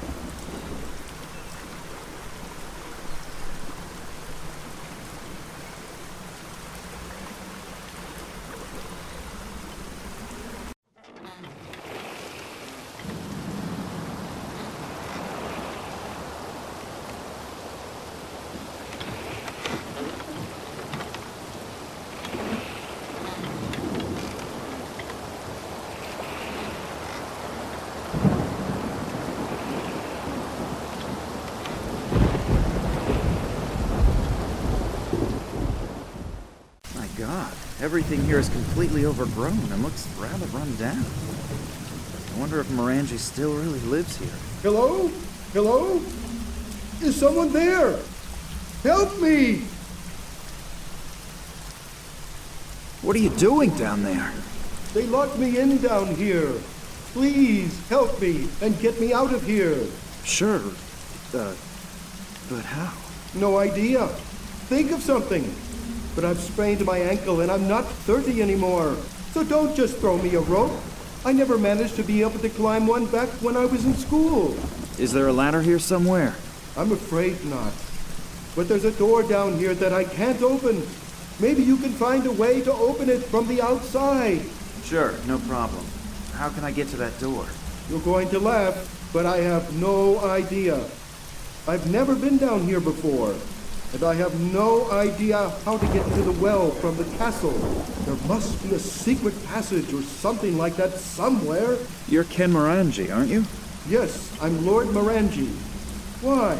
Well, if you live here, you should know your way around here, shouldn't you? Well, I always thought that too. Okay, I'll take a look around. Thanks a lot. I probably have to be a Knight of the Round Table to pull the sword from the stone.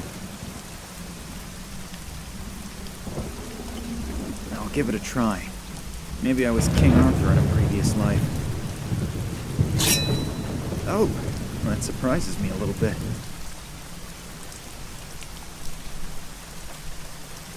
An old and already slightly moldy window shutter.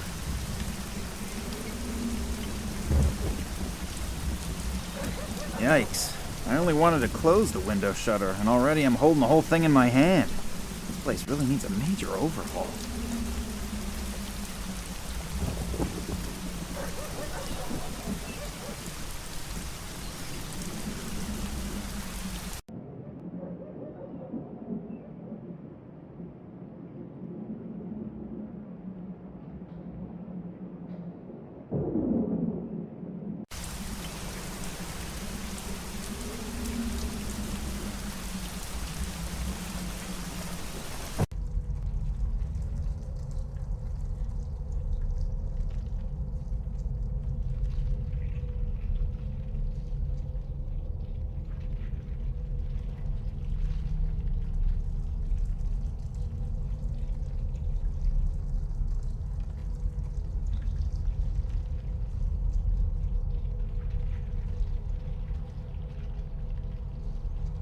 real torture chamber. I think something like this in a museum is really amusing. But when I look around here and imagine that people really were tortured to death here, I don't find it so funny anymore.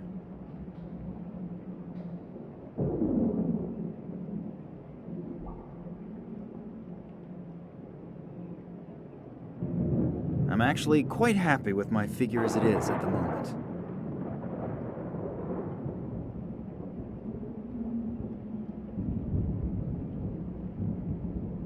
Mood decoration. I really hope that it is only decoration.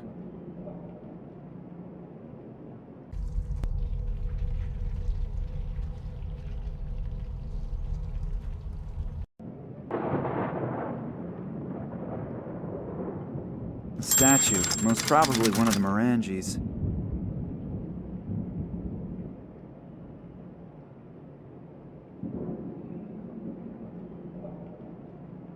So, what do we have here? Knee socks? Long underwear? Nothing here that I might covet from the owner. Oops, what's this?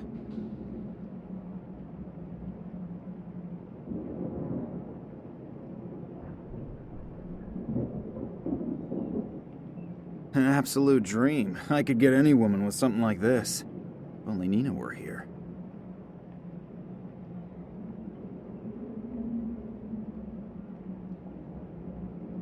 The pictures appear to be very old. It's quite possible that the land here looked like this a couple hundred years ago.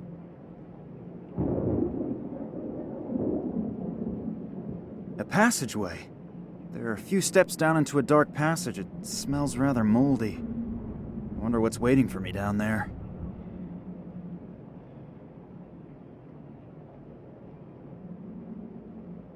I have no clue how I'm supposed to get through the bars.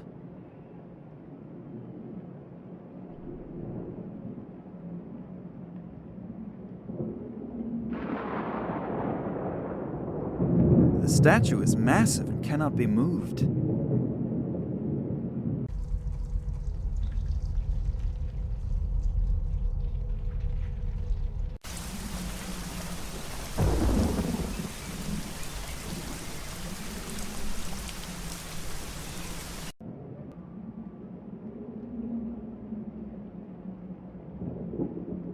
A small stool. It seems as if this fireplace has not had a fire burning in it for a long time. The painting is of Lord William Morangi, who lived here from 1270 to 1305. What an impressive guy.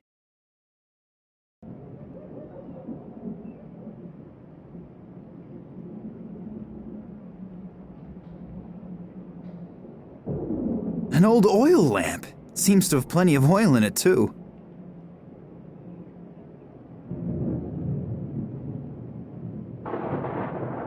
Although the tips of the spears are very old and have already seen action, they are still pretty sharp.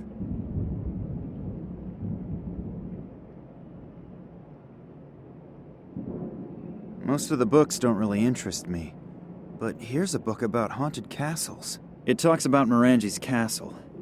It says that there's a rumor that William Morangi, who lived from 1270 to 1305, was buried without the usual customs and traditions, and they even refused to give him a funeral pyre. He was entombed in a sarcophagus wearing only a simple robe and his family's amulet. They say he's been walking through the castle and seeking revenge on intruders after midnight ever since. Even if I don't believe in ghost stories, I should probably finish rescuing Morangi from the well before midnight.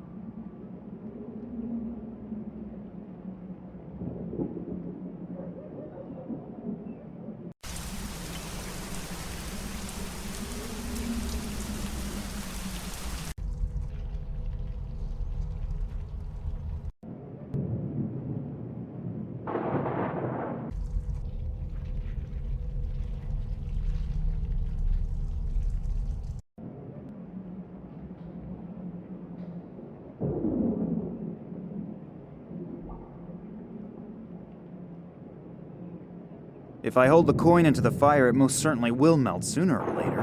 But before that happens, my arm will have burnt to a crisp.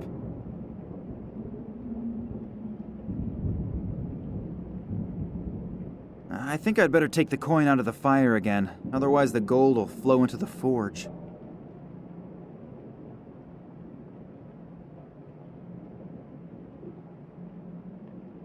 The tip easily penetrated the gold coin. I think I'd better not imagine how it would look if I were stuck between these thorns.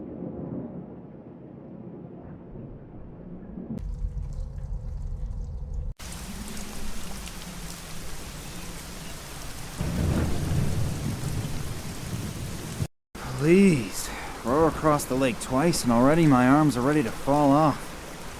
I really should exercise more.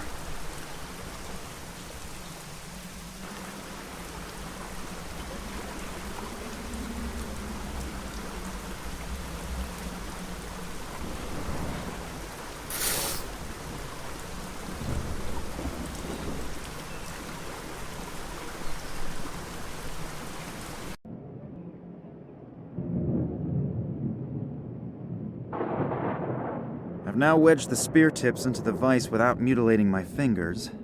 The ultimate proof that one never ceases to learn in life.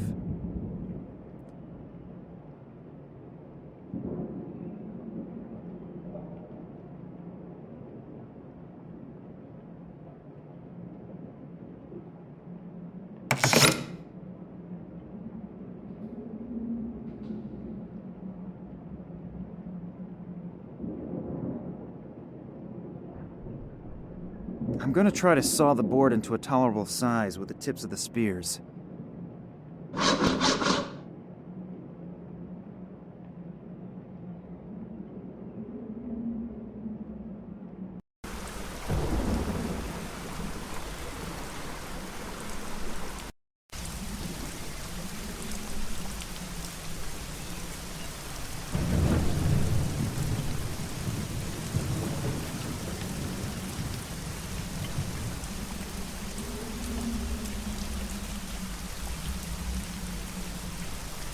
Anyway, it's just lying around here, in the way.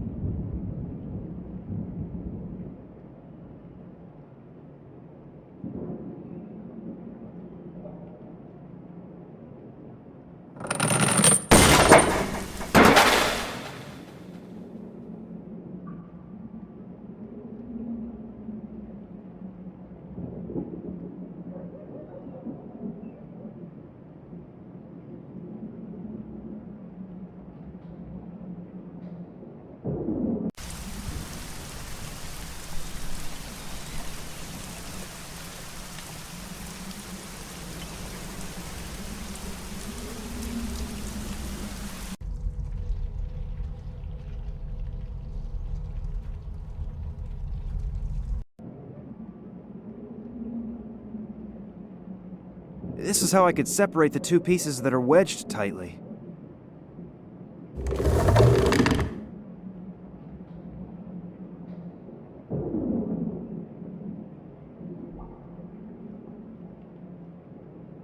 I'm actually quite happy with my figure as it is at the moment. I'm actually quite happy with my...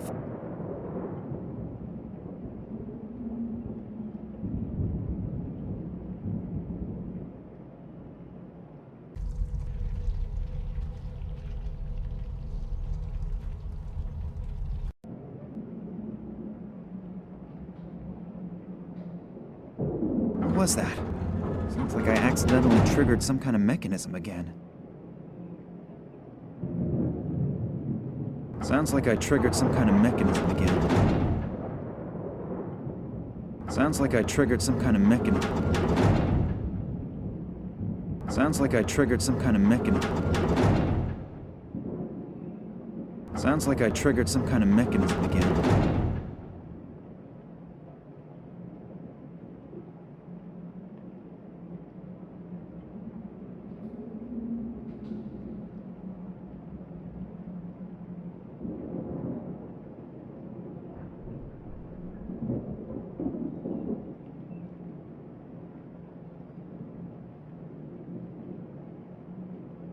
There's a small key in it.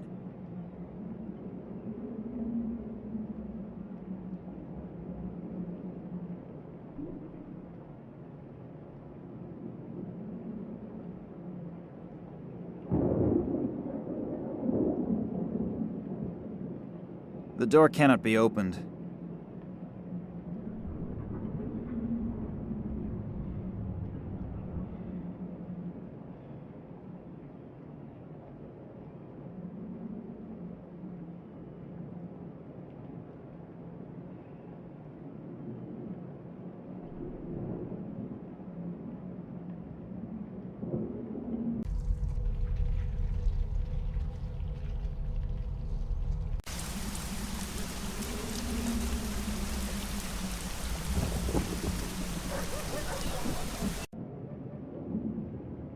I'll pour lamp oil into the groove that goes once around the sarcophagus. Let's give good old Lord Morangi a well-earned cremation. Maybe the story about him being a ghost here is actually true because he wasn't given a suitable burial.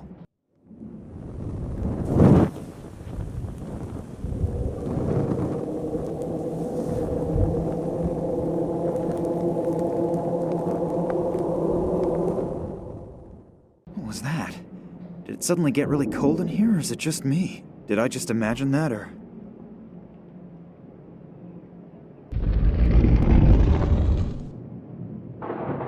Excuse me, Lord Morangi. I have to save one of your descendants. And I hope that your amulet will help me. I pulled the wire through the small eyelet of the amulet. If I turn the other end of the wire into the chain, it should hold.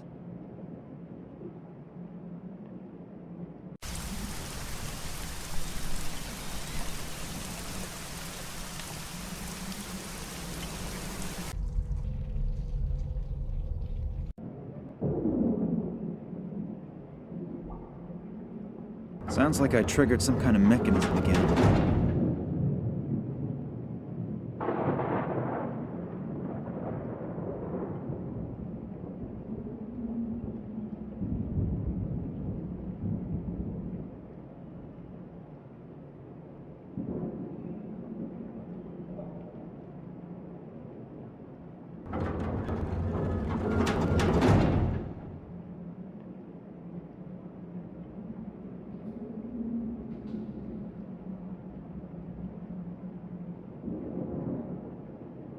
You found a way. Thank you very much. Are you all right? I think so. But my left leg is killing me. Wait, I'll help you. That would be nice. I could barely make it to my office on my own. You have to admit, the story you just told me sounds a little unbelievable.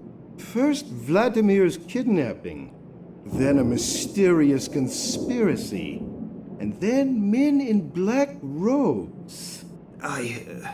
On the other hand, the story is so unbelievable that you can't be making it up. So you'll help us?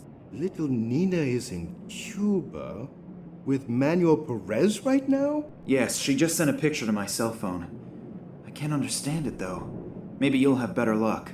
Yes, I've seen this symbol before, but it's been a long time.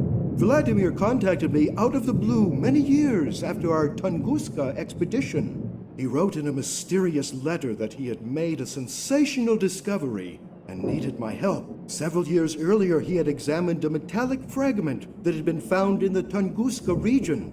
You've probably never heard of the Kalenkov report, have you?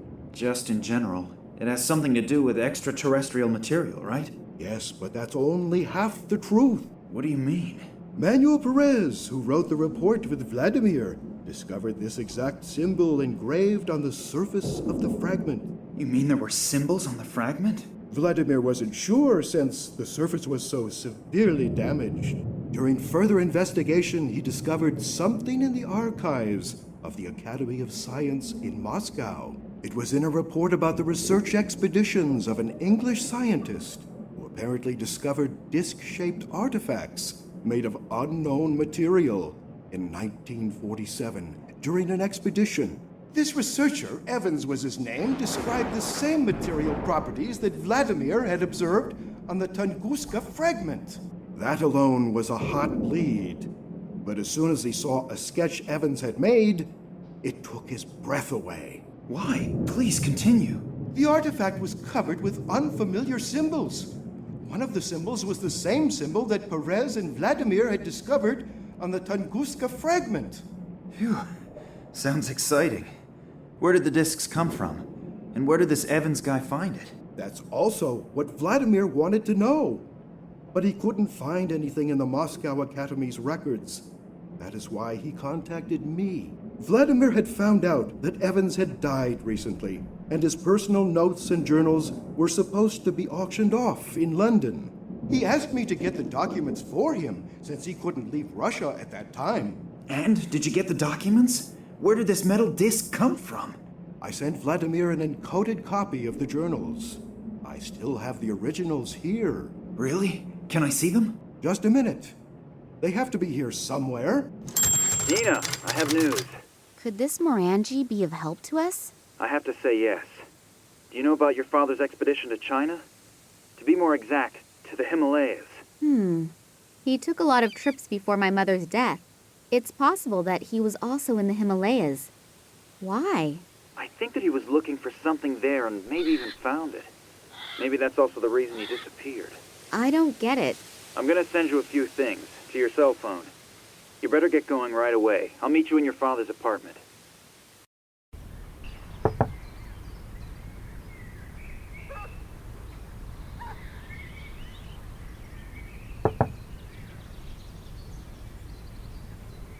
Nina still isn't here. I'll give her a call and see where she is. Oh, I have a voicemail message. That's probably Nina, running a little late. This is Kansky. I really hope you're getting this message. We have to meet urgently. It's very important. I can't go into details at the moment. I think I'm being followed. I'll try to lose the guys and then go to the museum. Please hurry.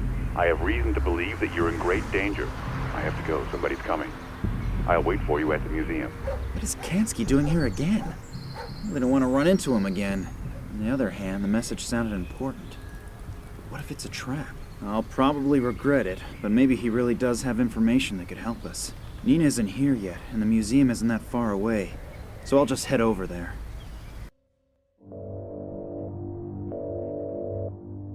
Yes. We've managed to track them. We know where the hideout is. Are you sure? The information is absolutely reliable. Very good. You must go there immediately. I'll tell Professor Charleroi that she should prepare the last phase of the project. Okay. Once I've found it, what will happen to the girl and her friend? Well, those two could actually be a problem. Take care of it.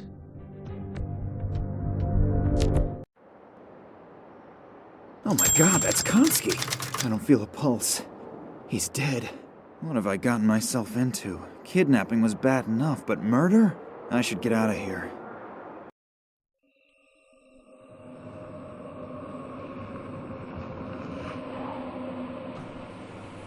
Max Gruber. Yes. Get in, please. What's keeping Max? He should have already been here by now. Maybe he had a more pressing engagement. How come? What do you mean? You really don't know? Love really does make you blind. What? Think about it. Your father disappears. Max sits in the next office and says he didn't notice. He had his music. Who urged you to go home and wait for your father there? It was Max. So what? So what? Have you already forgotten that's where someone knocked you out? No, but... And then the attempt on the train. This has to have something to do with you or your father. That's clear, isn't it? Yes, but... Your father wasn't on board. And who knew you were on the train, other than us? I know that all sounds strange, but... Nina, wake up. I don't know who Max is working for or what he's up to, but he's playing some kind of evil game, and he's playing it at your expense. Do you think we should... Forget Max. I know you like him, but he was only using you. If we don't go now, he'll win the game, and your father will lose. Maybe you're right. So what do we do now? The trail to your father leads to the Himalayas, and at least we have parts from a travel journal by this Evans. We should be able to use it to find the hidden caves of those mysterious mountain people. And then what? That won't bring my father back. I know, but I'm sure this strange alien artifact has something to do with your father's disappearance. I admit, we most likely won't find your father in the Himalayas, but at least we have another lead. Yeah, I know. It's just that I'm so very tired. Do you want to give up on your father? No, you're right. Let's go.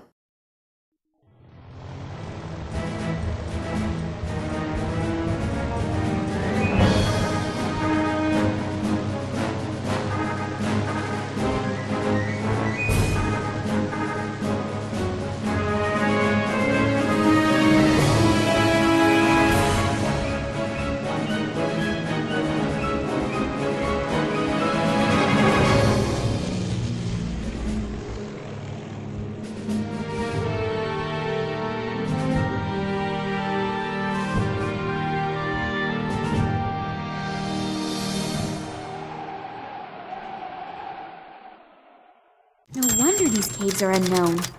Without the exact information from Evan's report, no one would ever find their way up here. Let's hope that you are right. We are, you know, in the border area, and I really do not want to make the acquaintance of overly nervous border patrols. I'll stay at the entrance and keep an eye out. Let me know when you have found something. An excerpt from the travel journal of a certain Dr. Evans. My father considered getting these documents to be so important that he intentionally coded all documents that deal with the subject.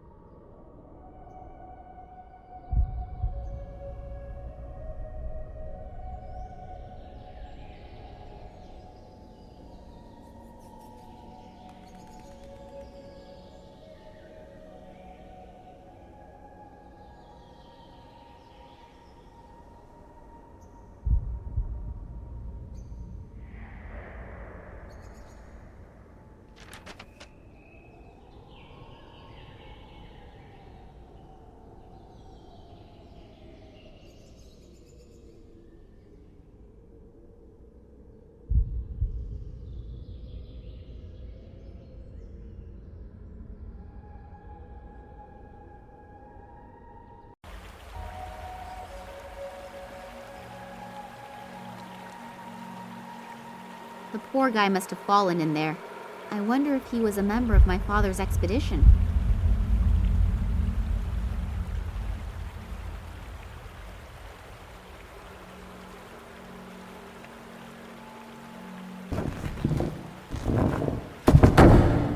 I was lucky that there is another drain.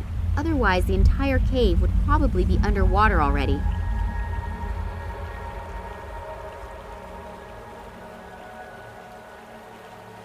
Oh, a bone.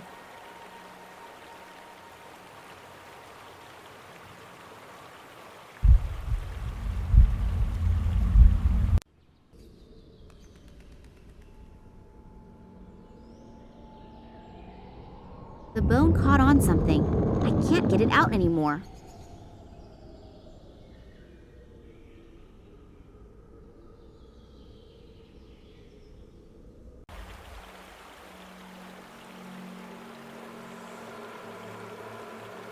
This room emanates a weird atmosphere. I can't describe it exactly. Unreal, as if one is entering a different world.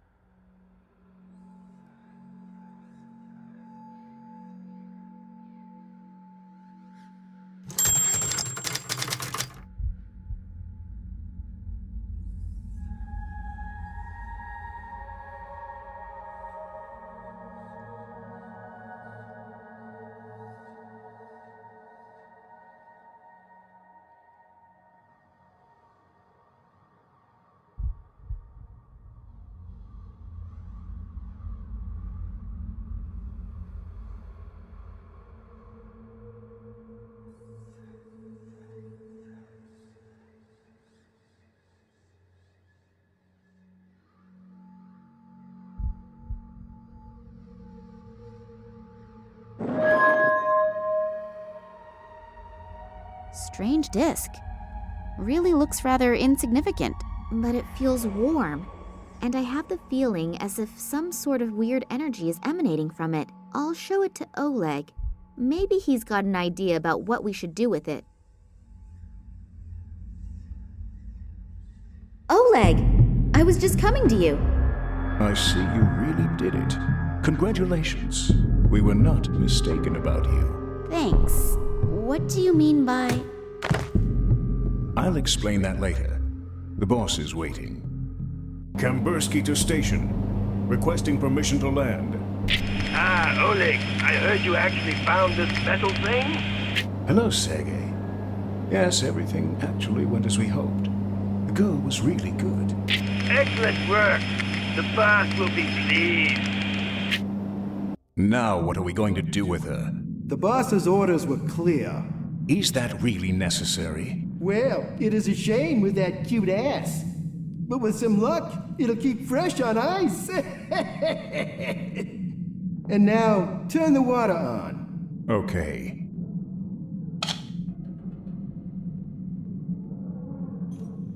Nothing. What a piece of crap! The damn thing's broken again! Let's see what the problem is.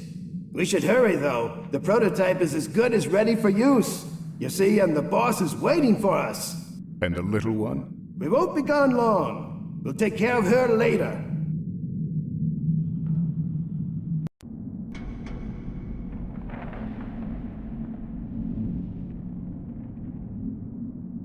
There's a piece missing here.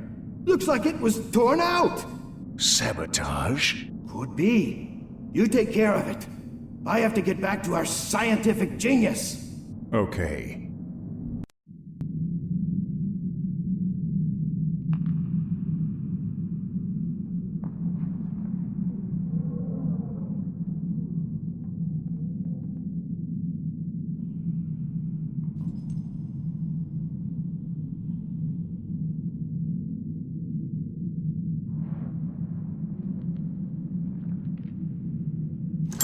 God, I hurt all over, and I'm totally freezing. Where am I? I can only vaguely remember that Oleg knocked me out. But why? I really thought he was someone I could trust. Yet another bad judgment.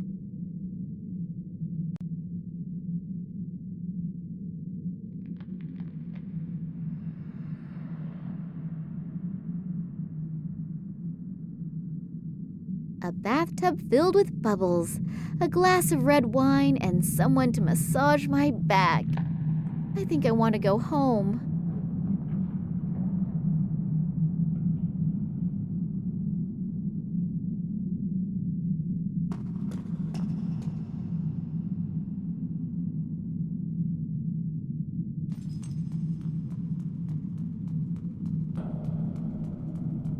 I'll take everything with me that is not on the trees by the time I count to 3.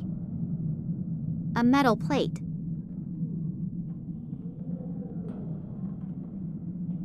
A vise. Standard equipment in any shop that has at least half the equipment it needs. A stationary drill. A metal bit is in it.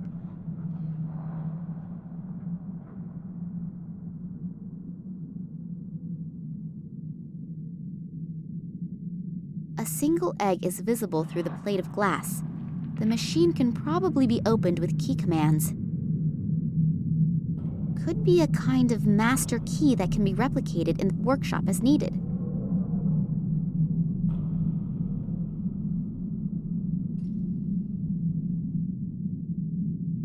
The lock is completely iced over. I can't get the key into it.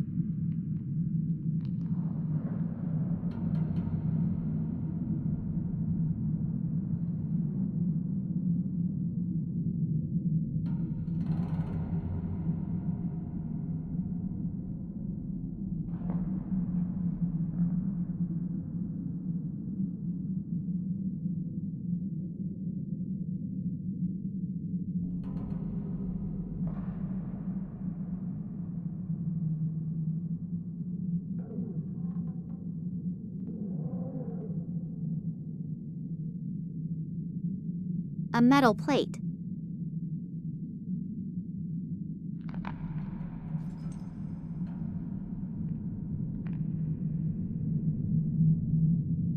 The sparks from the drill set the paper on fire.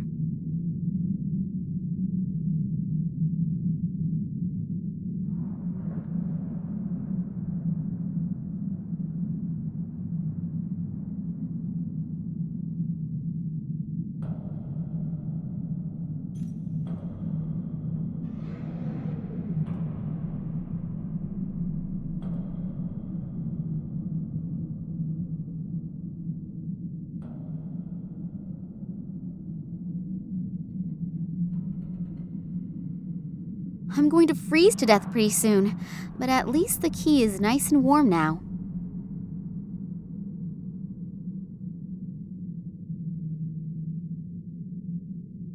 The hot key is melting the ice, so the lock is now open.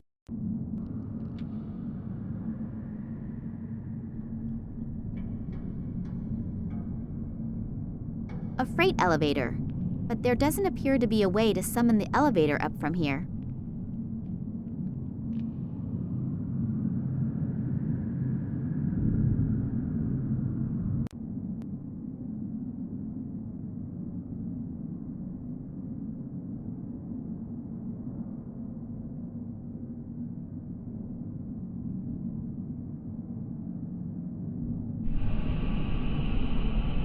It's not making a sound. Something isn't right.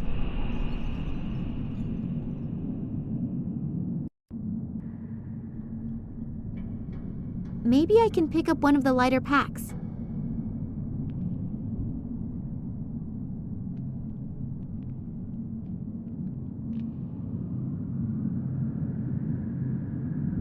Winter clothing. That's a nice catch. Much better already.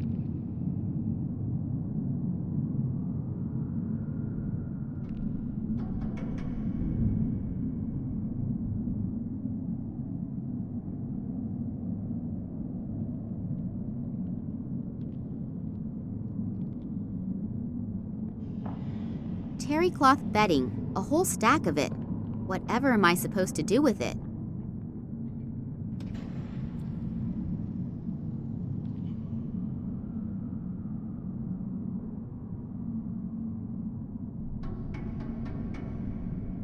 Oh, this appears to be something like a control room. And what is that down there?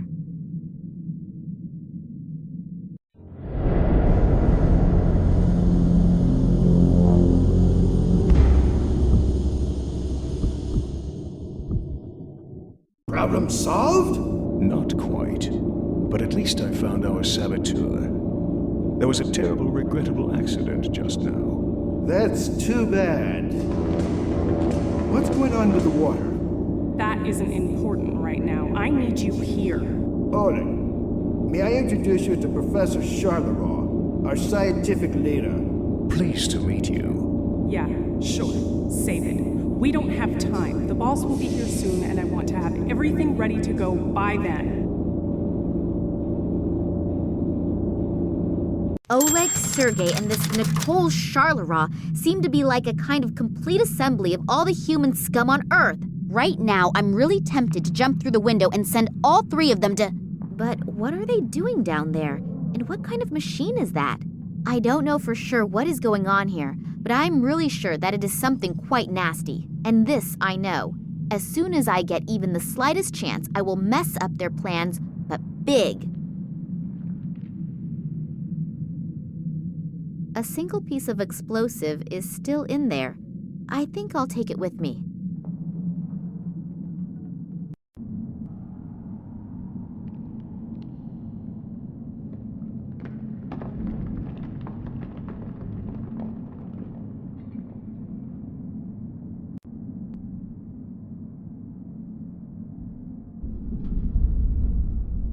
Somebody please tell me that I'm dreaming. Just where am I?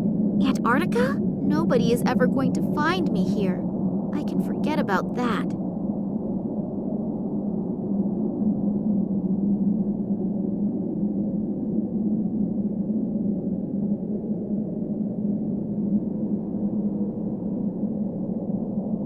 Building the station probably cost a lot of money. Somebody must be counting on getting a lot of profits. Just how did they get all that heavy equipment here? It must have been a huge logistical effort.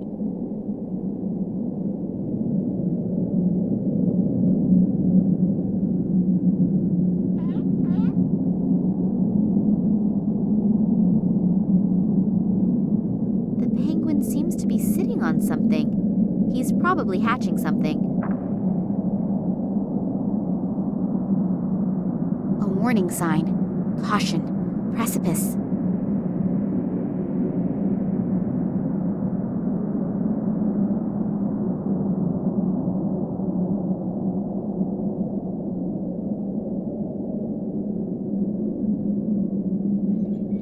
The shield was stuck in there. There's someone lying there. Hello? Are you hurt? Hello? I almost fear that he is dead. Funny that someone should fall into the glacier's precipice who probably knows his way around here. Plus, there was a warning sign. Just a moment. It could, of course, be that he had a little help when he fell. I believe these people here are capable of that.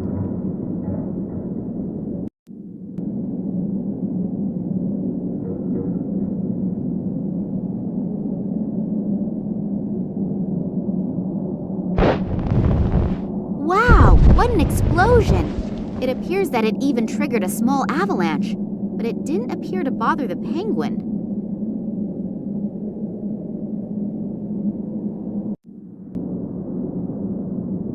I know that robbing dead bodies is frowned upon in upper circles, but I cannot do anything for him anymore.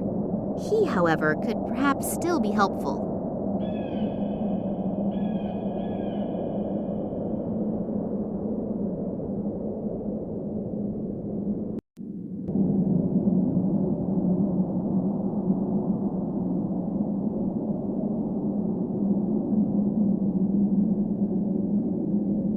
A huge field full of these strange things. I assume that they contain antennas, but what do you do with them?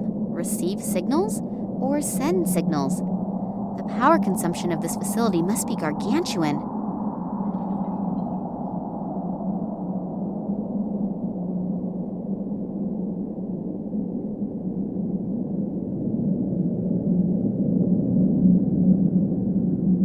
Wow, an old whaling ship, completely enclosed in ice. I wonder how long that has been here. What am I supposed to fire at? I haven't really been able to find that many real potential targets here yet.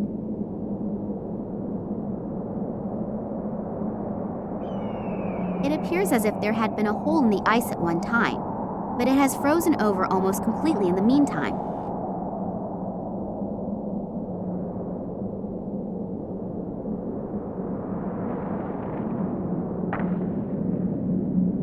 It contains whale oil.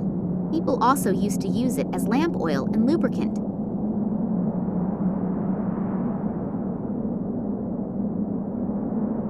The jacket is frozen stiff, but it appears that there is still something in the side pocket.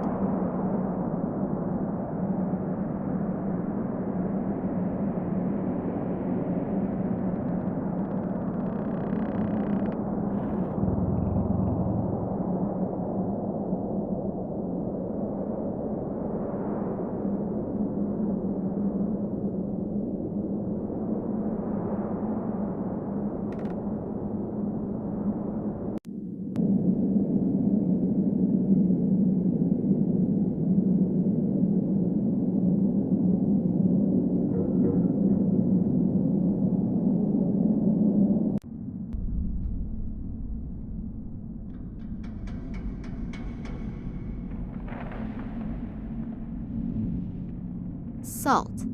Probably from the bag up there.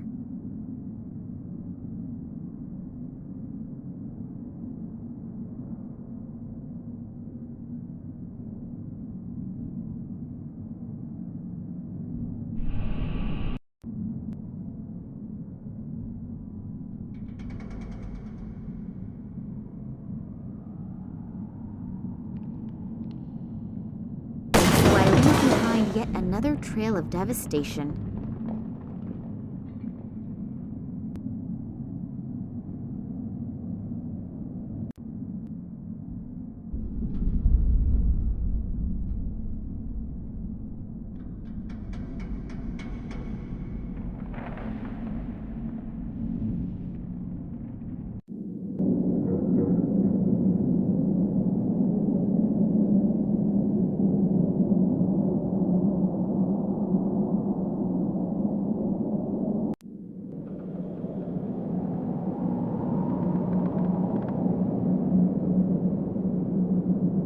Well, it will probably take some time until the salt has eaten its way through the ice.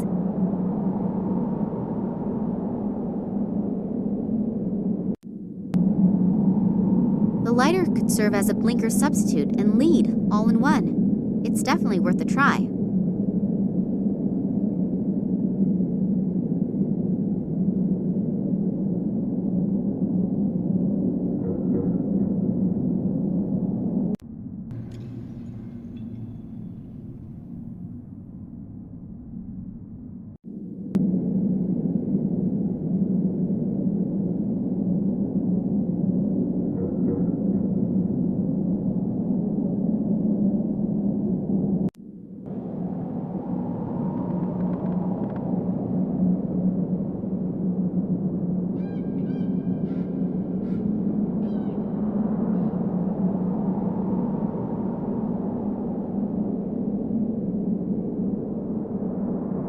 That was easier than I thought it would be.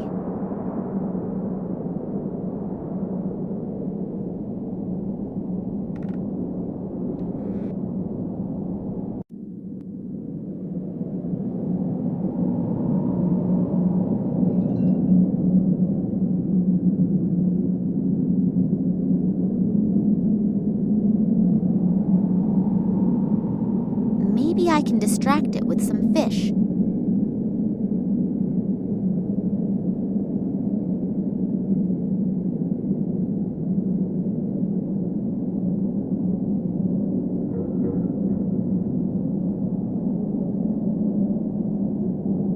This appears to be made of metal. Why is a part like this just lying around here? And why is the penguin trying to hatch it? It doesn't like it that I stole his offspring. I'll put the egg back down. I have enough enemies here as it is.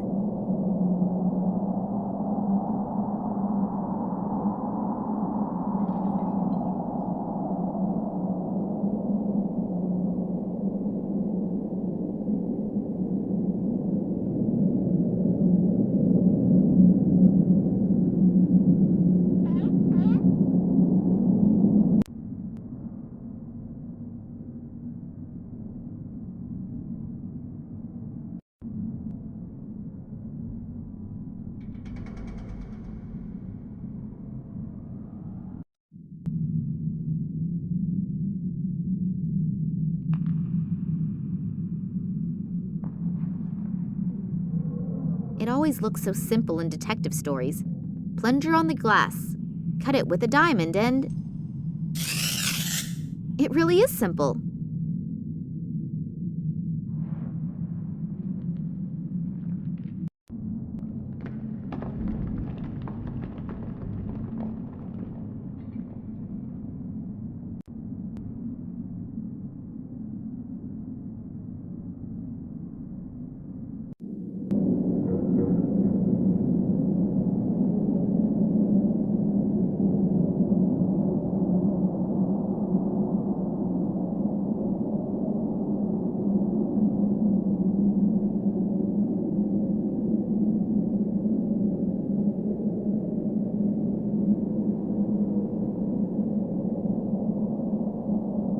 At least now the poor little guy has a real chance of seeing something come out of that egg.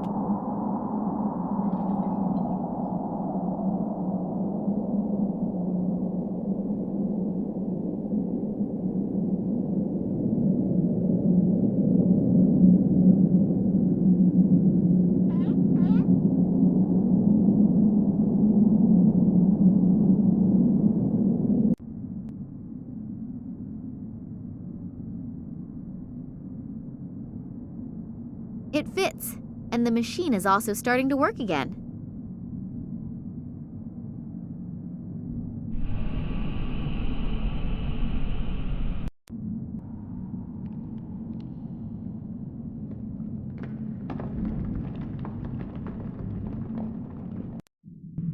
I don't think it will contain any vodka, but in this cold, I would be happy with whiskey too. If I only could get this damned cork out of this bottle.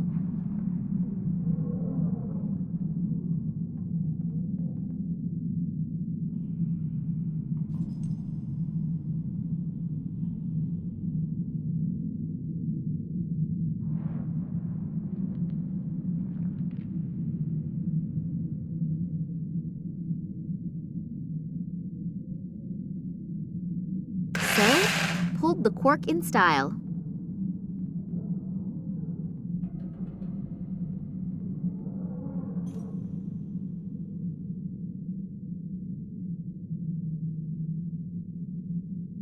It even reasonably fits into the drain. That should stop the water from draining. Yay! The tub is full. Woohoo!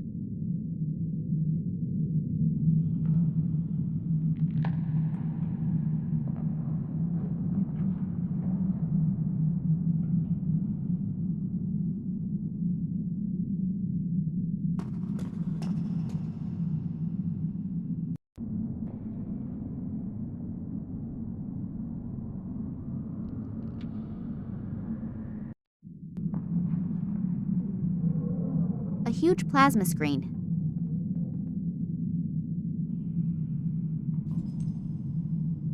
They all appear to be very busy down there. I should take advantage of it. It all looks terribly complicated, at least for someone who knows frighteningly little about it.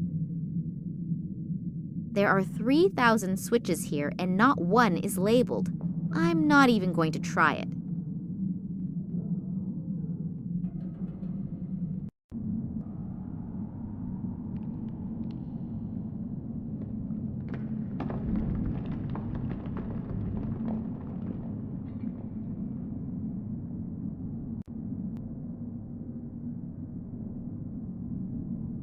Too bad, actually. It was just about to get nice and warm.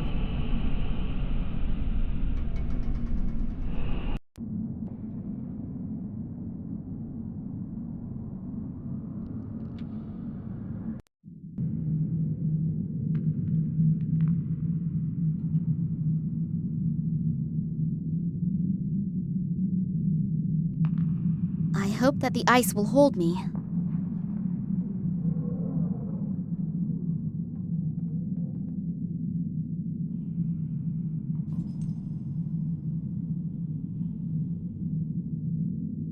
The camera has been screwed on tight, but at least I could remove the strap.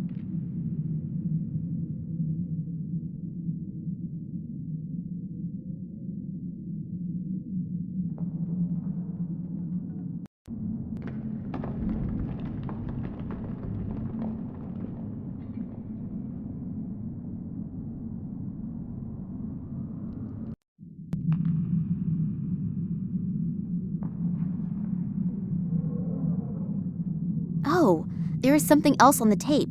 A remainder of another recording. Looks like the room right next door. This Nicole Charleroi is having a discussion with a really elegantly dressed guy.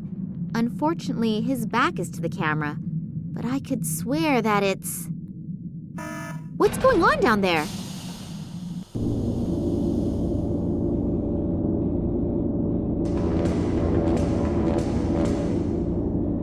I heard we are ready. Yes, apart from a few small details, everything is ready. Thanks to the artifact, we were able to quickly bring the radiation fields to the desired level. So I was right. About the artifact? About you, Professor Charleroi. Your team has truly done magnificent work. And Sergei, Oleg, you also deserve a lot of praise. Thank you. It was an honor for us. But enough self-congratulations. We still have a lot to do. Mankind is waiting for us to relieve them from a few decisions. Massimo Gartuzzo? If he's involved in this, it must be a really big thing. And if he goes to the ends of the world just for this, then I'd rather not dwell on how big this thing is. Realistically, there are only two possibilities. Either I make sure there is a super big noise, or I die clandestinely, quietly, and unnoticed. And since I definitely do not feel like dying, I should think of something that makes a huge kaboom. Only I probably won't be able to do much by myself. I need help, and I need it fast.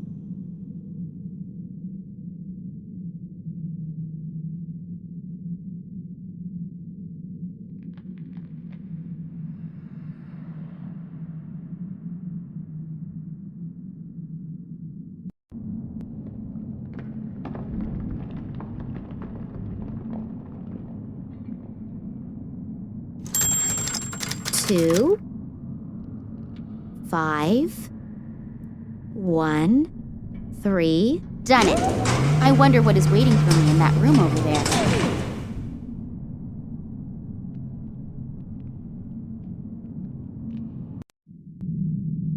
There is something in the close vicinity of the research station, most likely an airplane. Maybe they can come and get me out of here. I just have to get their attention somehow. Full of fireworks. I think I'll take a couple with me, and probably the matches too. All of the equipment looks to be completely out of date. They obviously only invested in stuff that was absolutely necessary.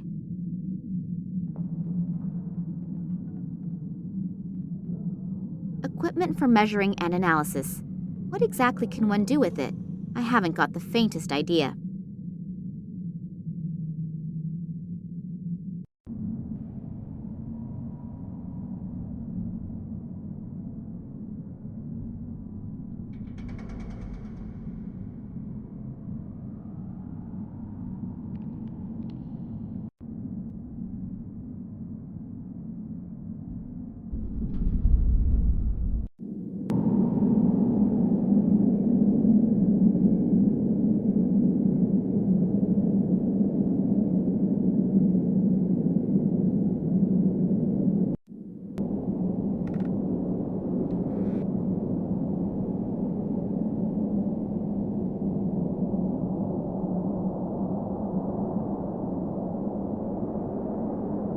Hopefully the fuses will work again if I pour the whale oil over them.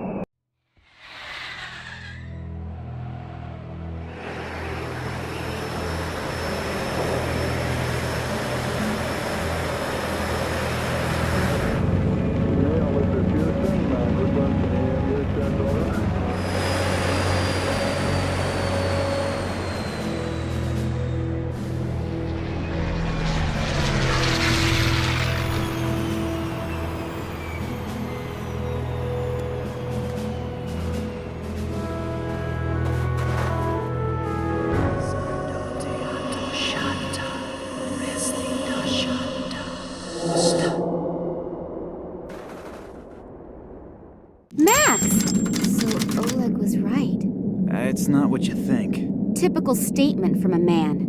They aren't our enemies. They want to help us. I've had my fill lately of people who allegedly want to help me. Yeah, I know. I'm really sorry about Oleg. How did you know? Later. These men have brought me here to... So you are in cahoots with them. They're the same guys who were seen in the museum by the janitor and the little girl when my father was kidnapped, right? Yes, and the sect did actually kidnap your father, but for his own protection. Don't worry, he's fine. For his protection? From people like you? You played me for a sucker and were working with these guys the entire time. No, when I got back from Ireland, the sect also kidnapped me. Then they explained how everything fits together. I'd never seen these guys before that. You have to believe me. Do I? During his investigation into the Tunguska catastrophe, your father stumbled onto something that has to be kept secret at all costs. The sect has done everything it can to make sure this secret doesn't fall into the wrong hands. And what is that? The people believe that they're the offspring of aliens from outer space. Oh, God. And the Tunguska catastrophe was caused by a nuclear-powered interstellar spaceship that crashed while trying to rescue its last living survivors from Earth. Bullshit! Psst. Don't tell me you believe that. I don't know what I should believe anymore. Do you remember your encounter with the sect? In Tunguska? Yes. It was pretty weird. The fact is that in the summer of 1908, an unidentified object was annihilated in a detonation as powerful as a modern hydrogen bomb, but they found no crater and no remains. Then these strange fragments appeared years later. Your father examined them and discovered that they were made from materials that didn't come from Earth, but were processed. The Kalenkov report? Exactly. Then the military got a hold of the material, and your father was prohibited from doing any more research. When he and Manuel Perez took off again for the Tunguska region, Perez accidentally became a victim of an experiment that the military was conducting with the extraterrestrial object there. Your father realizes how dangerous the material is, but he continues to do research despite, or maybe because of it, until he comes across evidence of the Zopa, whose abandoned caves he discovers in China. There he discovers artifacts that consist of the same extraterrestrial material as the fragments from the Tunguska region. A strange connection, don't you think? And one of the artifacts is here now, delivered personally by Nina Kalenkov. The station belongs to a man named Massimo Gattuso. Have you ever heard his name before? Billionaire, divorced 3 times, devastatingly handsome. You can ask him for an autograph in a second. What? He's here. I saw him below in the station. Hopefully we aren't too late. He bought shares in all the telecommunication companies through middlemen and will soon control the entire mobile network. So what? Are you afraid that the prices per minute will go up? Be serious for a second, Nina. Don't you have any idea what they're planning here? Think about Perez's accident, the psychiatric clinic in Cuba, the French female scientist, and the Russians' animal experiments. Give me a hint. They are working on a technology that will manipulate thoughts. Oh, come on. First you come to me with these aliens, and now this? It sounds inconceivable, I know. But research into this technology is nothing new. As far as I know, no one has been successful yet. But with this extraterrestrial material, do you think that Massimo Gattuso will go to so much trouble if the artifact was merely of value archaeologically? The sect believes that he is about to implement this technology, and you can imagine what will happen then. So, do you trust these people? More than I trust this Gattuso. And what are you planning to do? The sect will take care of detonating the transmitter, and we have to find a way to disrupt the experiment itself. Are you familiar with the layout in there? Is there maybe a control room or something like that? Sure. Follow me and try to be inconspicuous. Yes, sir. Oh, before I forget, I found your cell phone in the caves in China. I thought you'd probably need it, in case you want to call me after all this is finished. I know your number by heart. So, the elevator should be working again. But maybe we should wait until the sect members have detonated the antenna. And if not, we still have the element of surprise on our side. So you really want to go down there? Yes. Now let's go. Damn, what just happened?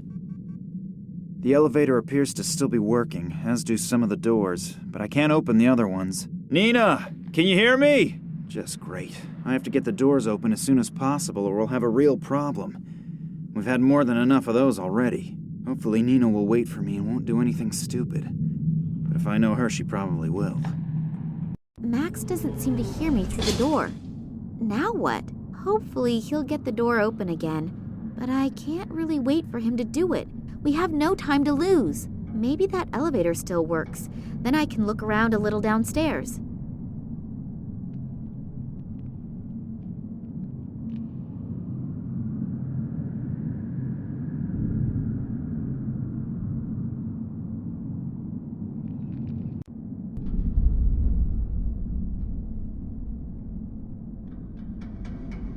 Nothing is happening.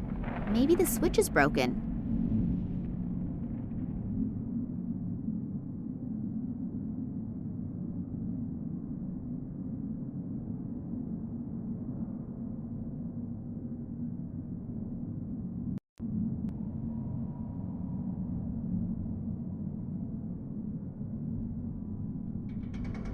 If Max would have been able to open the door, he would be beside me right now.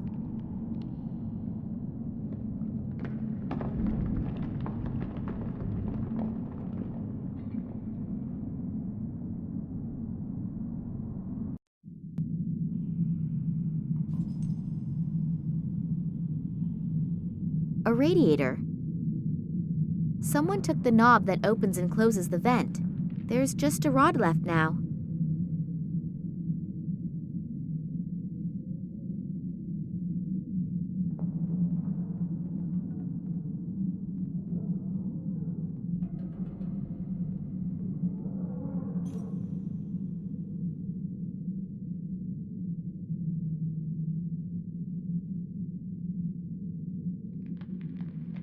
Hopefully the lid won't open.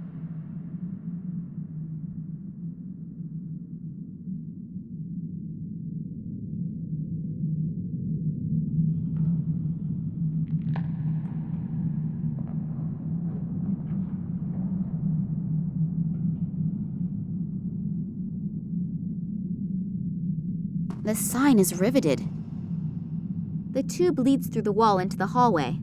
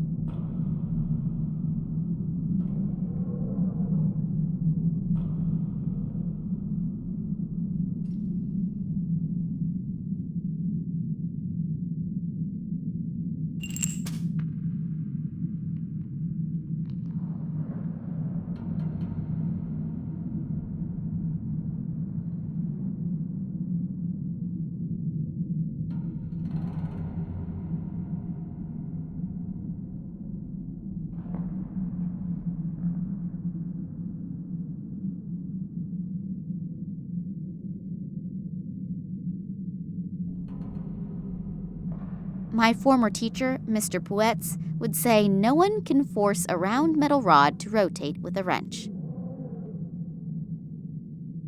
The nut would just slide back and forth, and that won't get me anywhere either.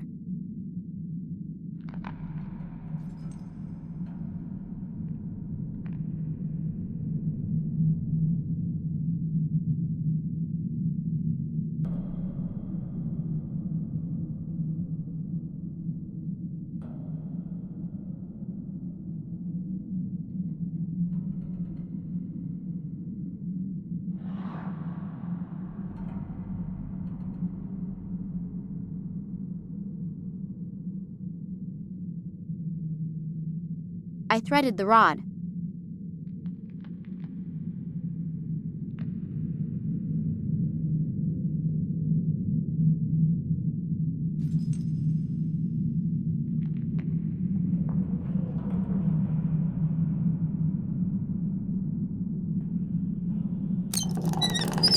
Phew. That's it then. The vent is open. A radiator. The radiator is gurgling and is cold. I guess there isn't enough water in the pipes.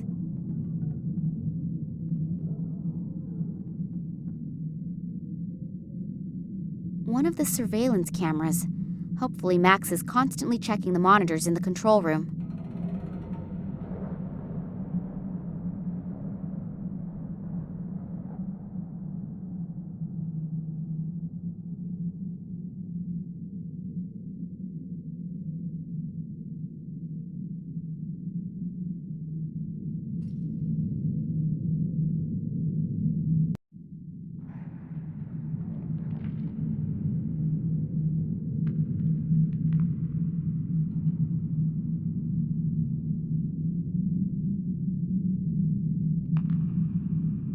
The paint stuck to the silicone. With a little imagination, you can see the sign again.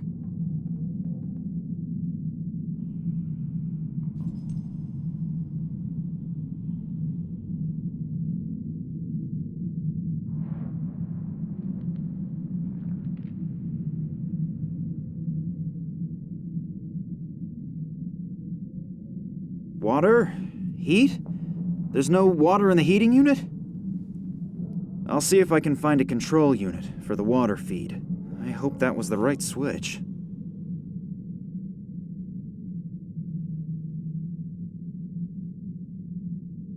If my plan works and Max understands my clues, the heater will get warm, and so will the pipes with the icicle between them. When it melts and slides out of the pipes, it will hopefully push the vat from the shelf onto the floor. And as soon as the vat cover opens and the highly explosive chemical comes into contact with the ice on the floor, it will go kaboom. A great fuse. If I could somehow get out of here, I should close the valve again afterwards, otherwise this whole joint will blow with me and Max inside. There's no flame lit in the heating unit? Well, then let's look for the right button that fires it up. So, that should have been it. Ah, damn it! Nina, look out! So I did hear right. The lady did actually manage to free herself. Well then, come along. The boss is already eagerly waiting to make your acquaintance. Ah, Miss Kalenkov, we finally meet in person. Please excuse my bad manners. I would have introduced myself much sooner, but as you can see, I'm under quite a bit of stress. Allow me to introduce myself, Massimo Gattuso. Kidnapping, aggravated assault, and whatever else you ordered to do. So you're considering that good form? No, but special circumstances unfortunately demand special measures. But since you are already here, may I offer you a front row seat for the world premiere? Thanks, but I'm not interested. Then you'll really be missing something. You will witness how my new marketing measures will lead humanity into a happier future. I can't wait. As you should. I'm sure you're familiar with it. You spend days thinking about which dress you should buy, and then you have a fight with your boyfriend about whether you should buy the red or the green couch. I don't need a couch, and certainly not a green one. I will relieve humanity from these problems in the future. Through brainwashing? I call it help in decision-making. It will not only save people a lot of trouble, but they will also have more time to concentrate on really important things. You have to admit, it's a truly noble gesture on my part. I have to admit, you're even sicker than I thought. All you care about is selling your products. You don't give a shit about the people. What a shame that you don't appreciate my plans. Don't worry, though. You won't be in the position to take offense. And now, if you'll please excuse me, I have to prepare for the first test run. And if I can offer you a word of advice, be happy that you will be allowed to witness this spectacle. It would be a shame if you couldn't enjoy your last hours on Earth, wouldn't it? It can't be much longer until the icicle slips from the pipe. I have to get out of here, fast!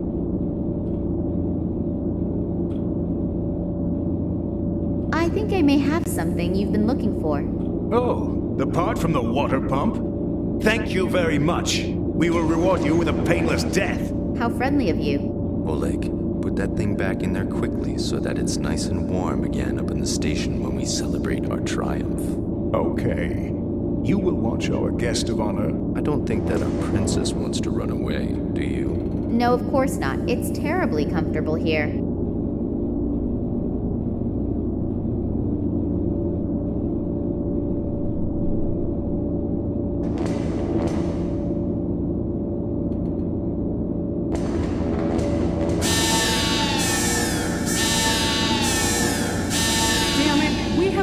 interfering radiation here somewhere. If we don't get it under control quickly, we'll have to stop the experiment. Max must be up there. Hopefully they haven't caught him yet.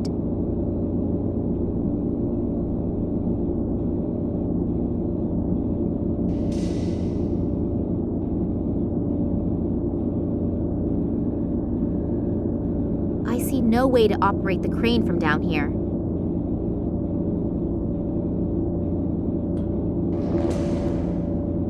A loading crane.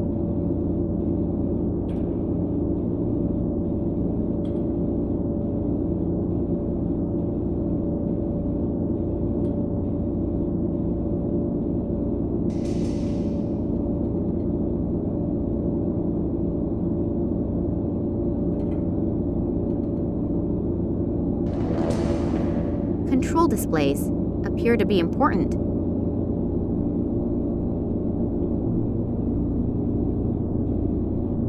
Max must be up there. Hopefully they haven't caught him yet.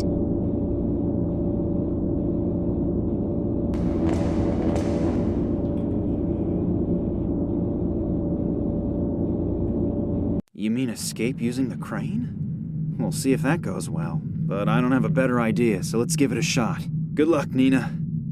It's getting warm up there, and the champagne is being chilled. This means that there is nothing standing in the way of our party.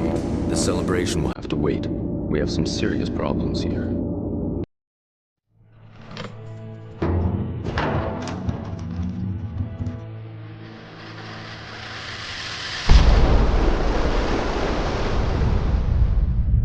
What the hell was that? I'm sure we can thank this little toad here for this. But no more fun and games. You're finished.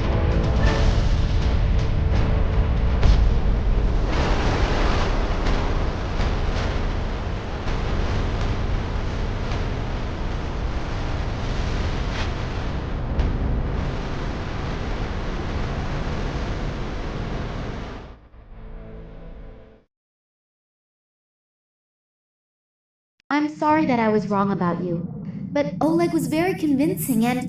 That's okay. I'm a man. I don't hold a grudge. Come on, we've got to get to the airplane. The people from the sector are probably already waiting for us.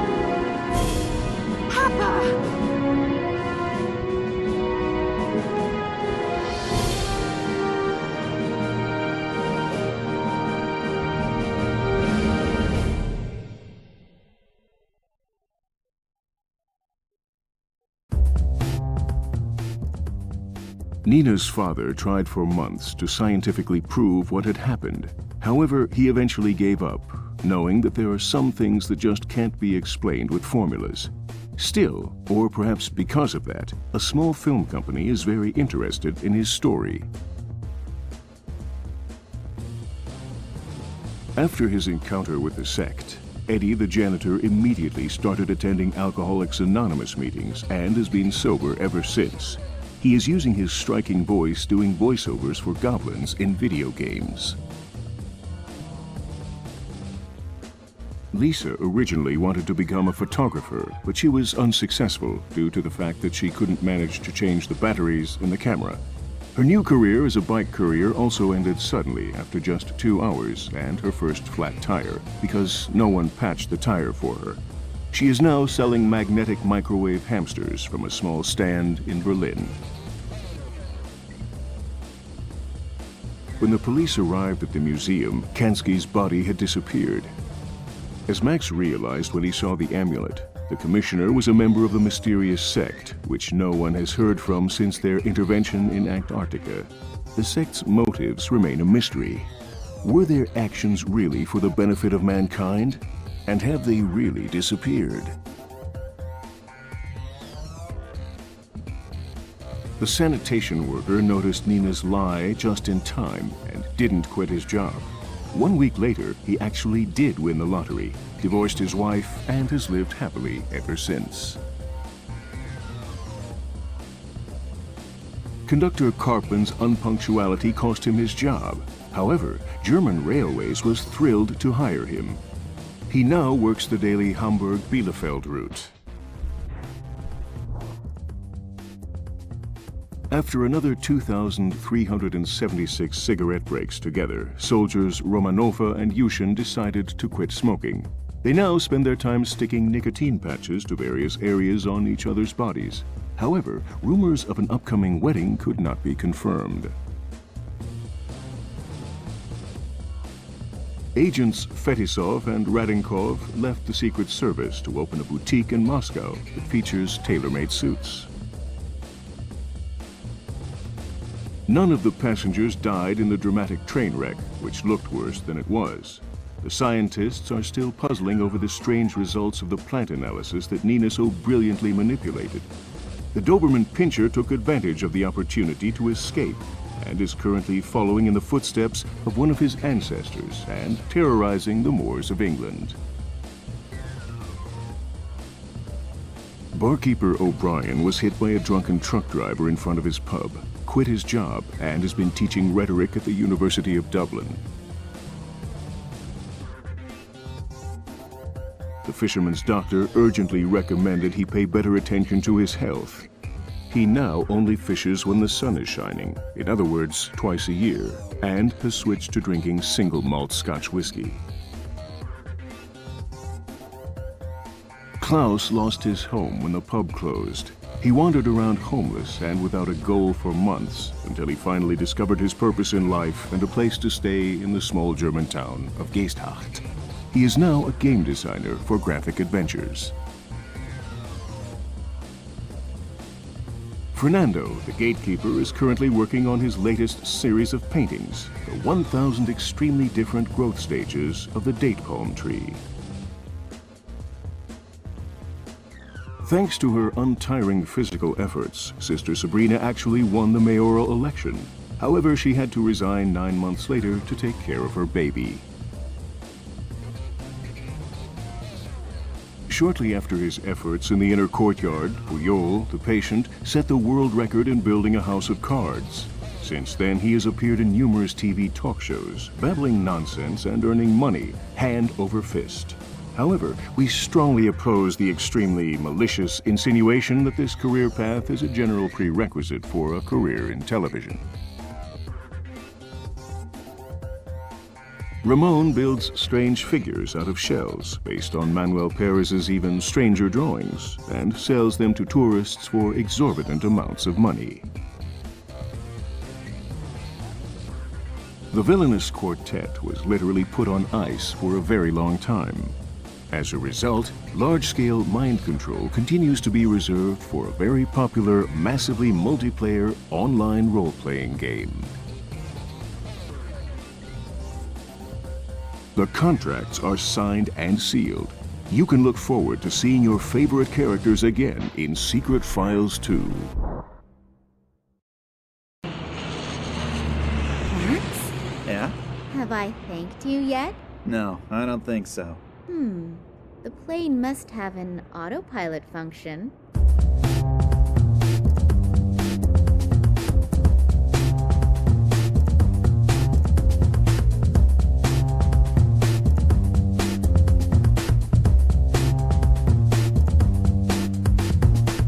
Camera's rolling. And I'd like to help you too. I don't need to go to bed anymore anyway, and I can always sleep when I'm dead. So, if I can do something for you... That's really nice. Here's looking at you, kid. Sorry, I forgot my line. Cut! You know the difference between me and you? I make this look good. Cut! Just because I'm filming a shitty film for some shitty people doesn't mean that I enjoy being an actor. I was not outstanding, and I was not exceptional.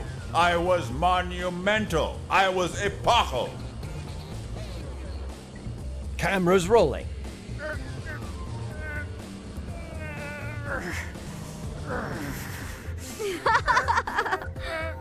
Prop guy, please bring the fake iron bar this time. What a comedian. Camera's rolling. If my eyes don't deceive me, the stodgy could now look a lot like... Cut!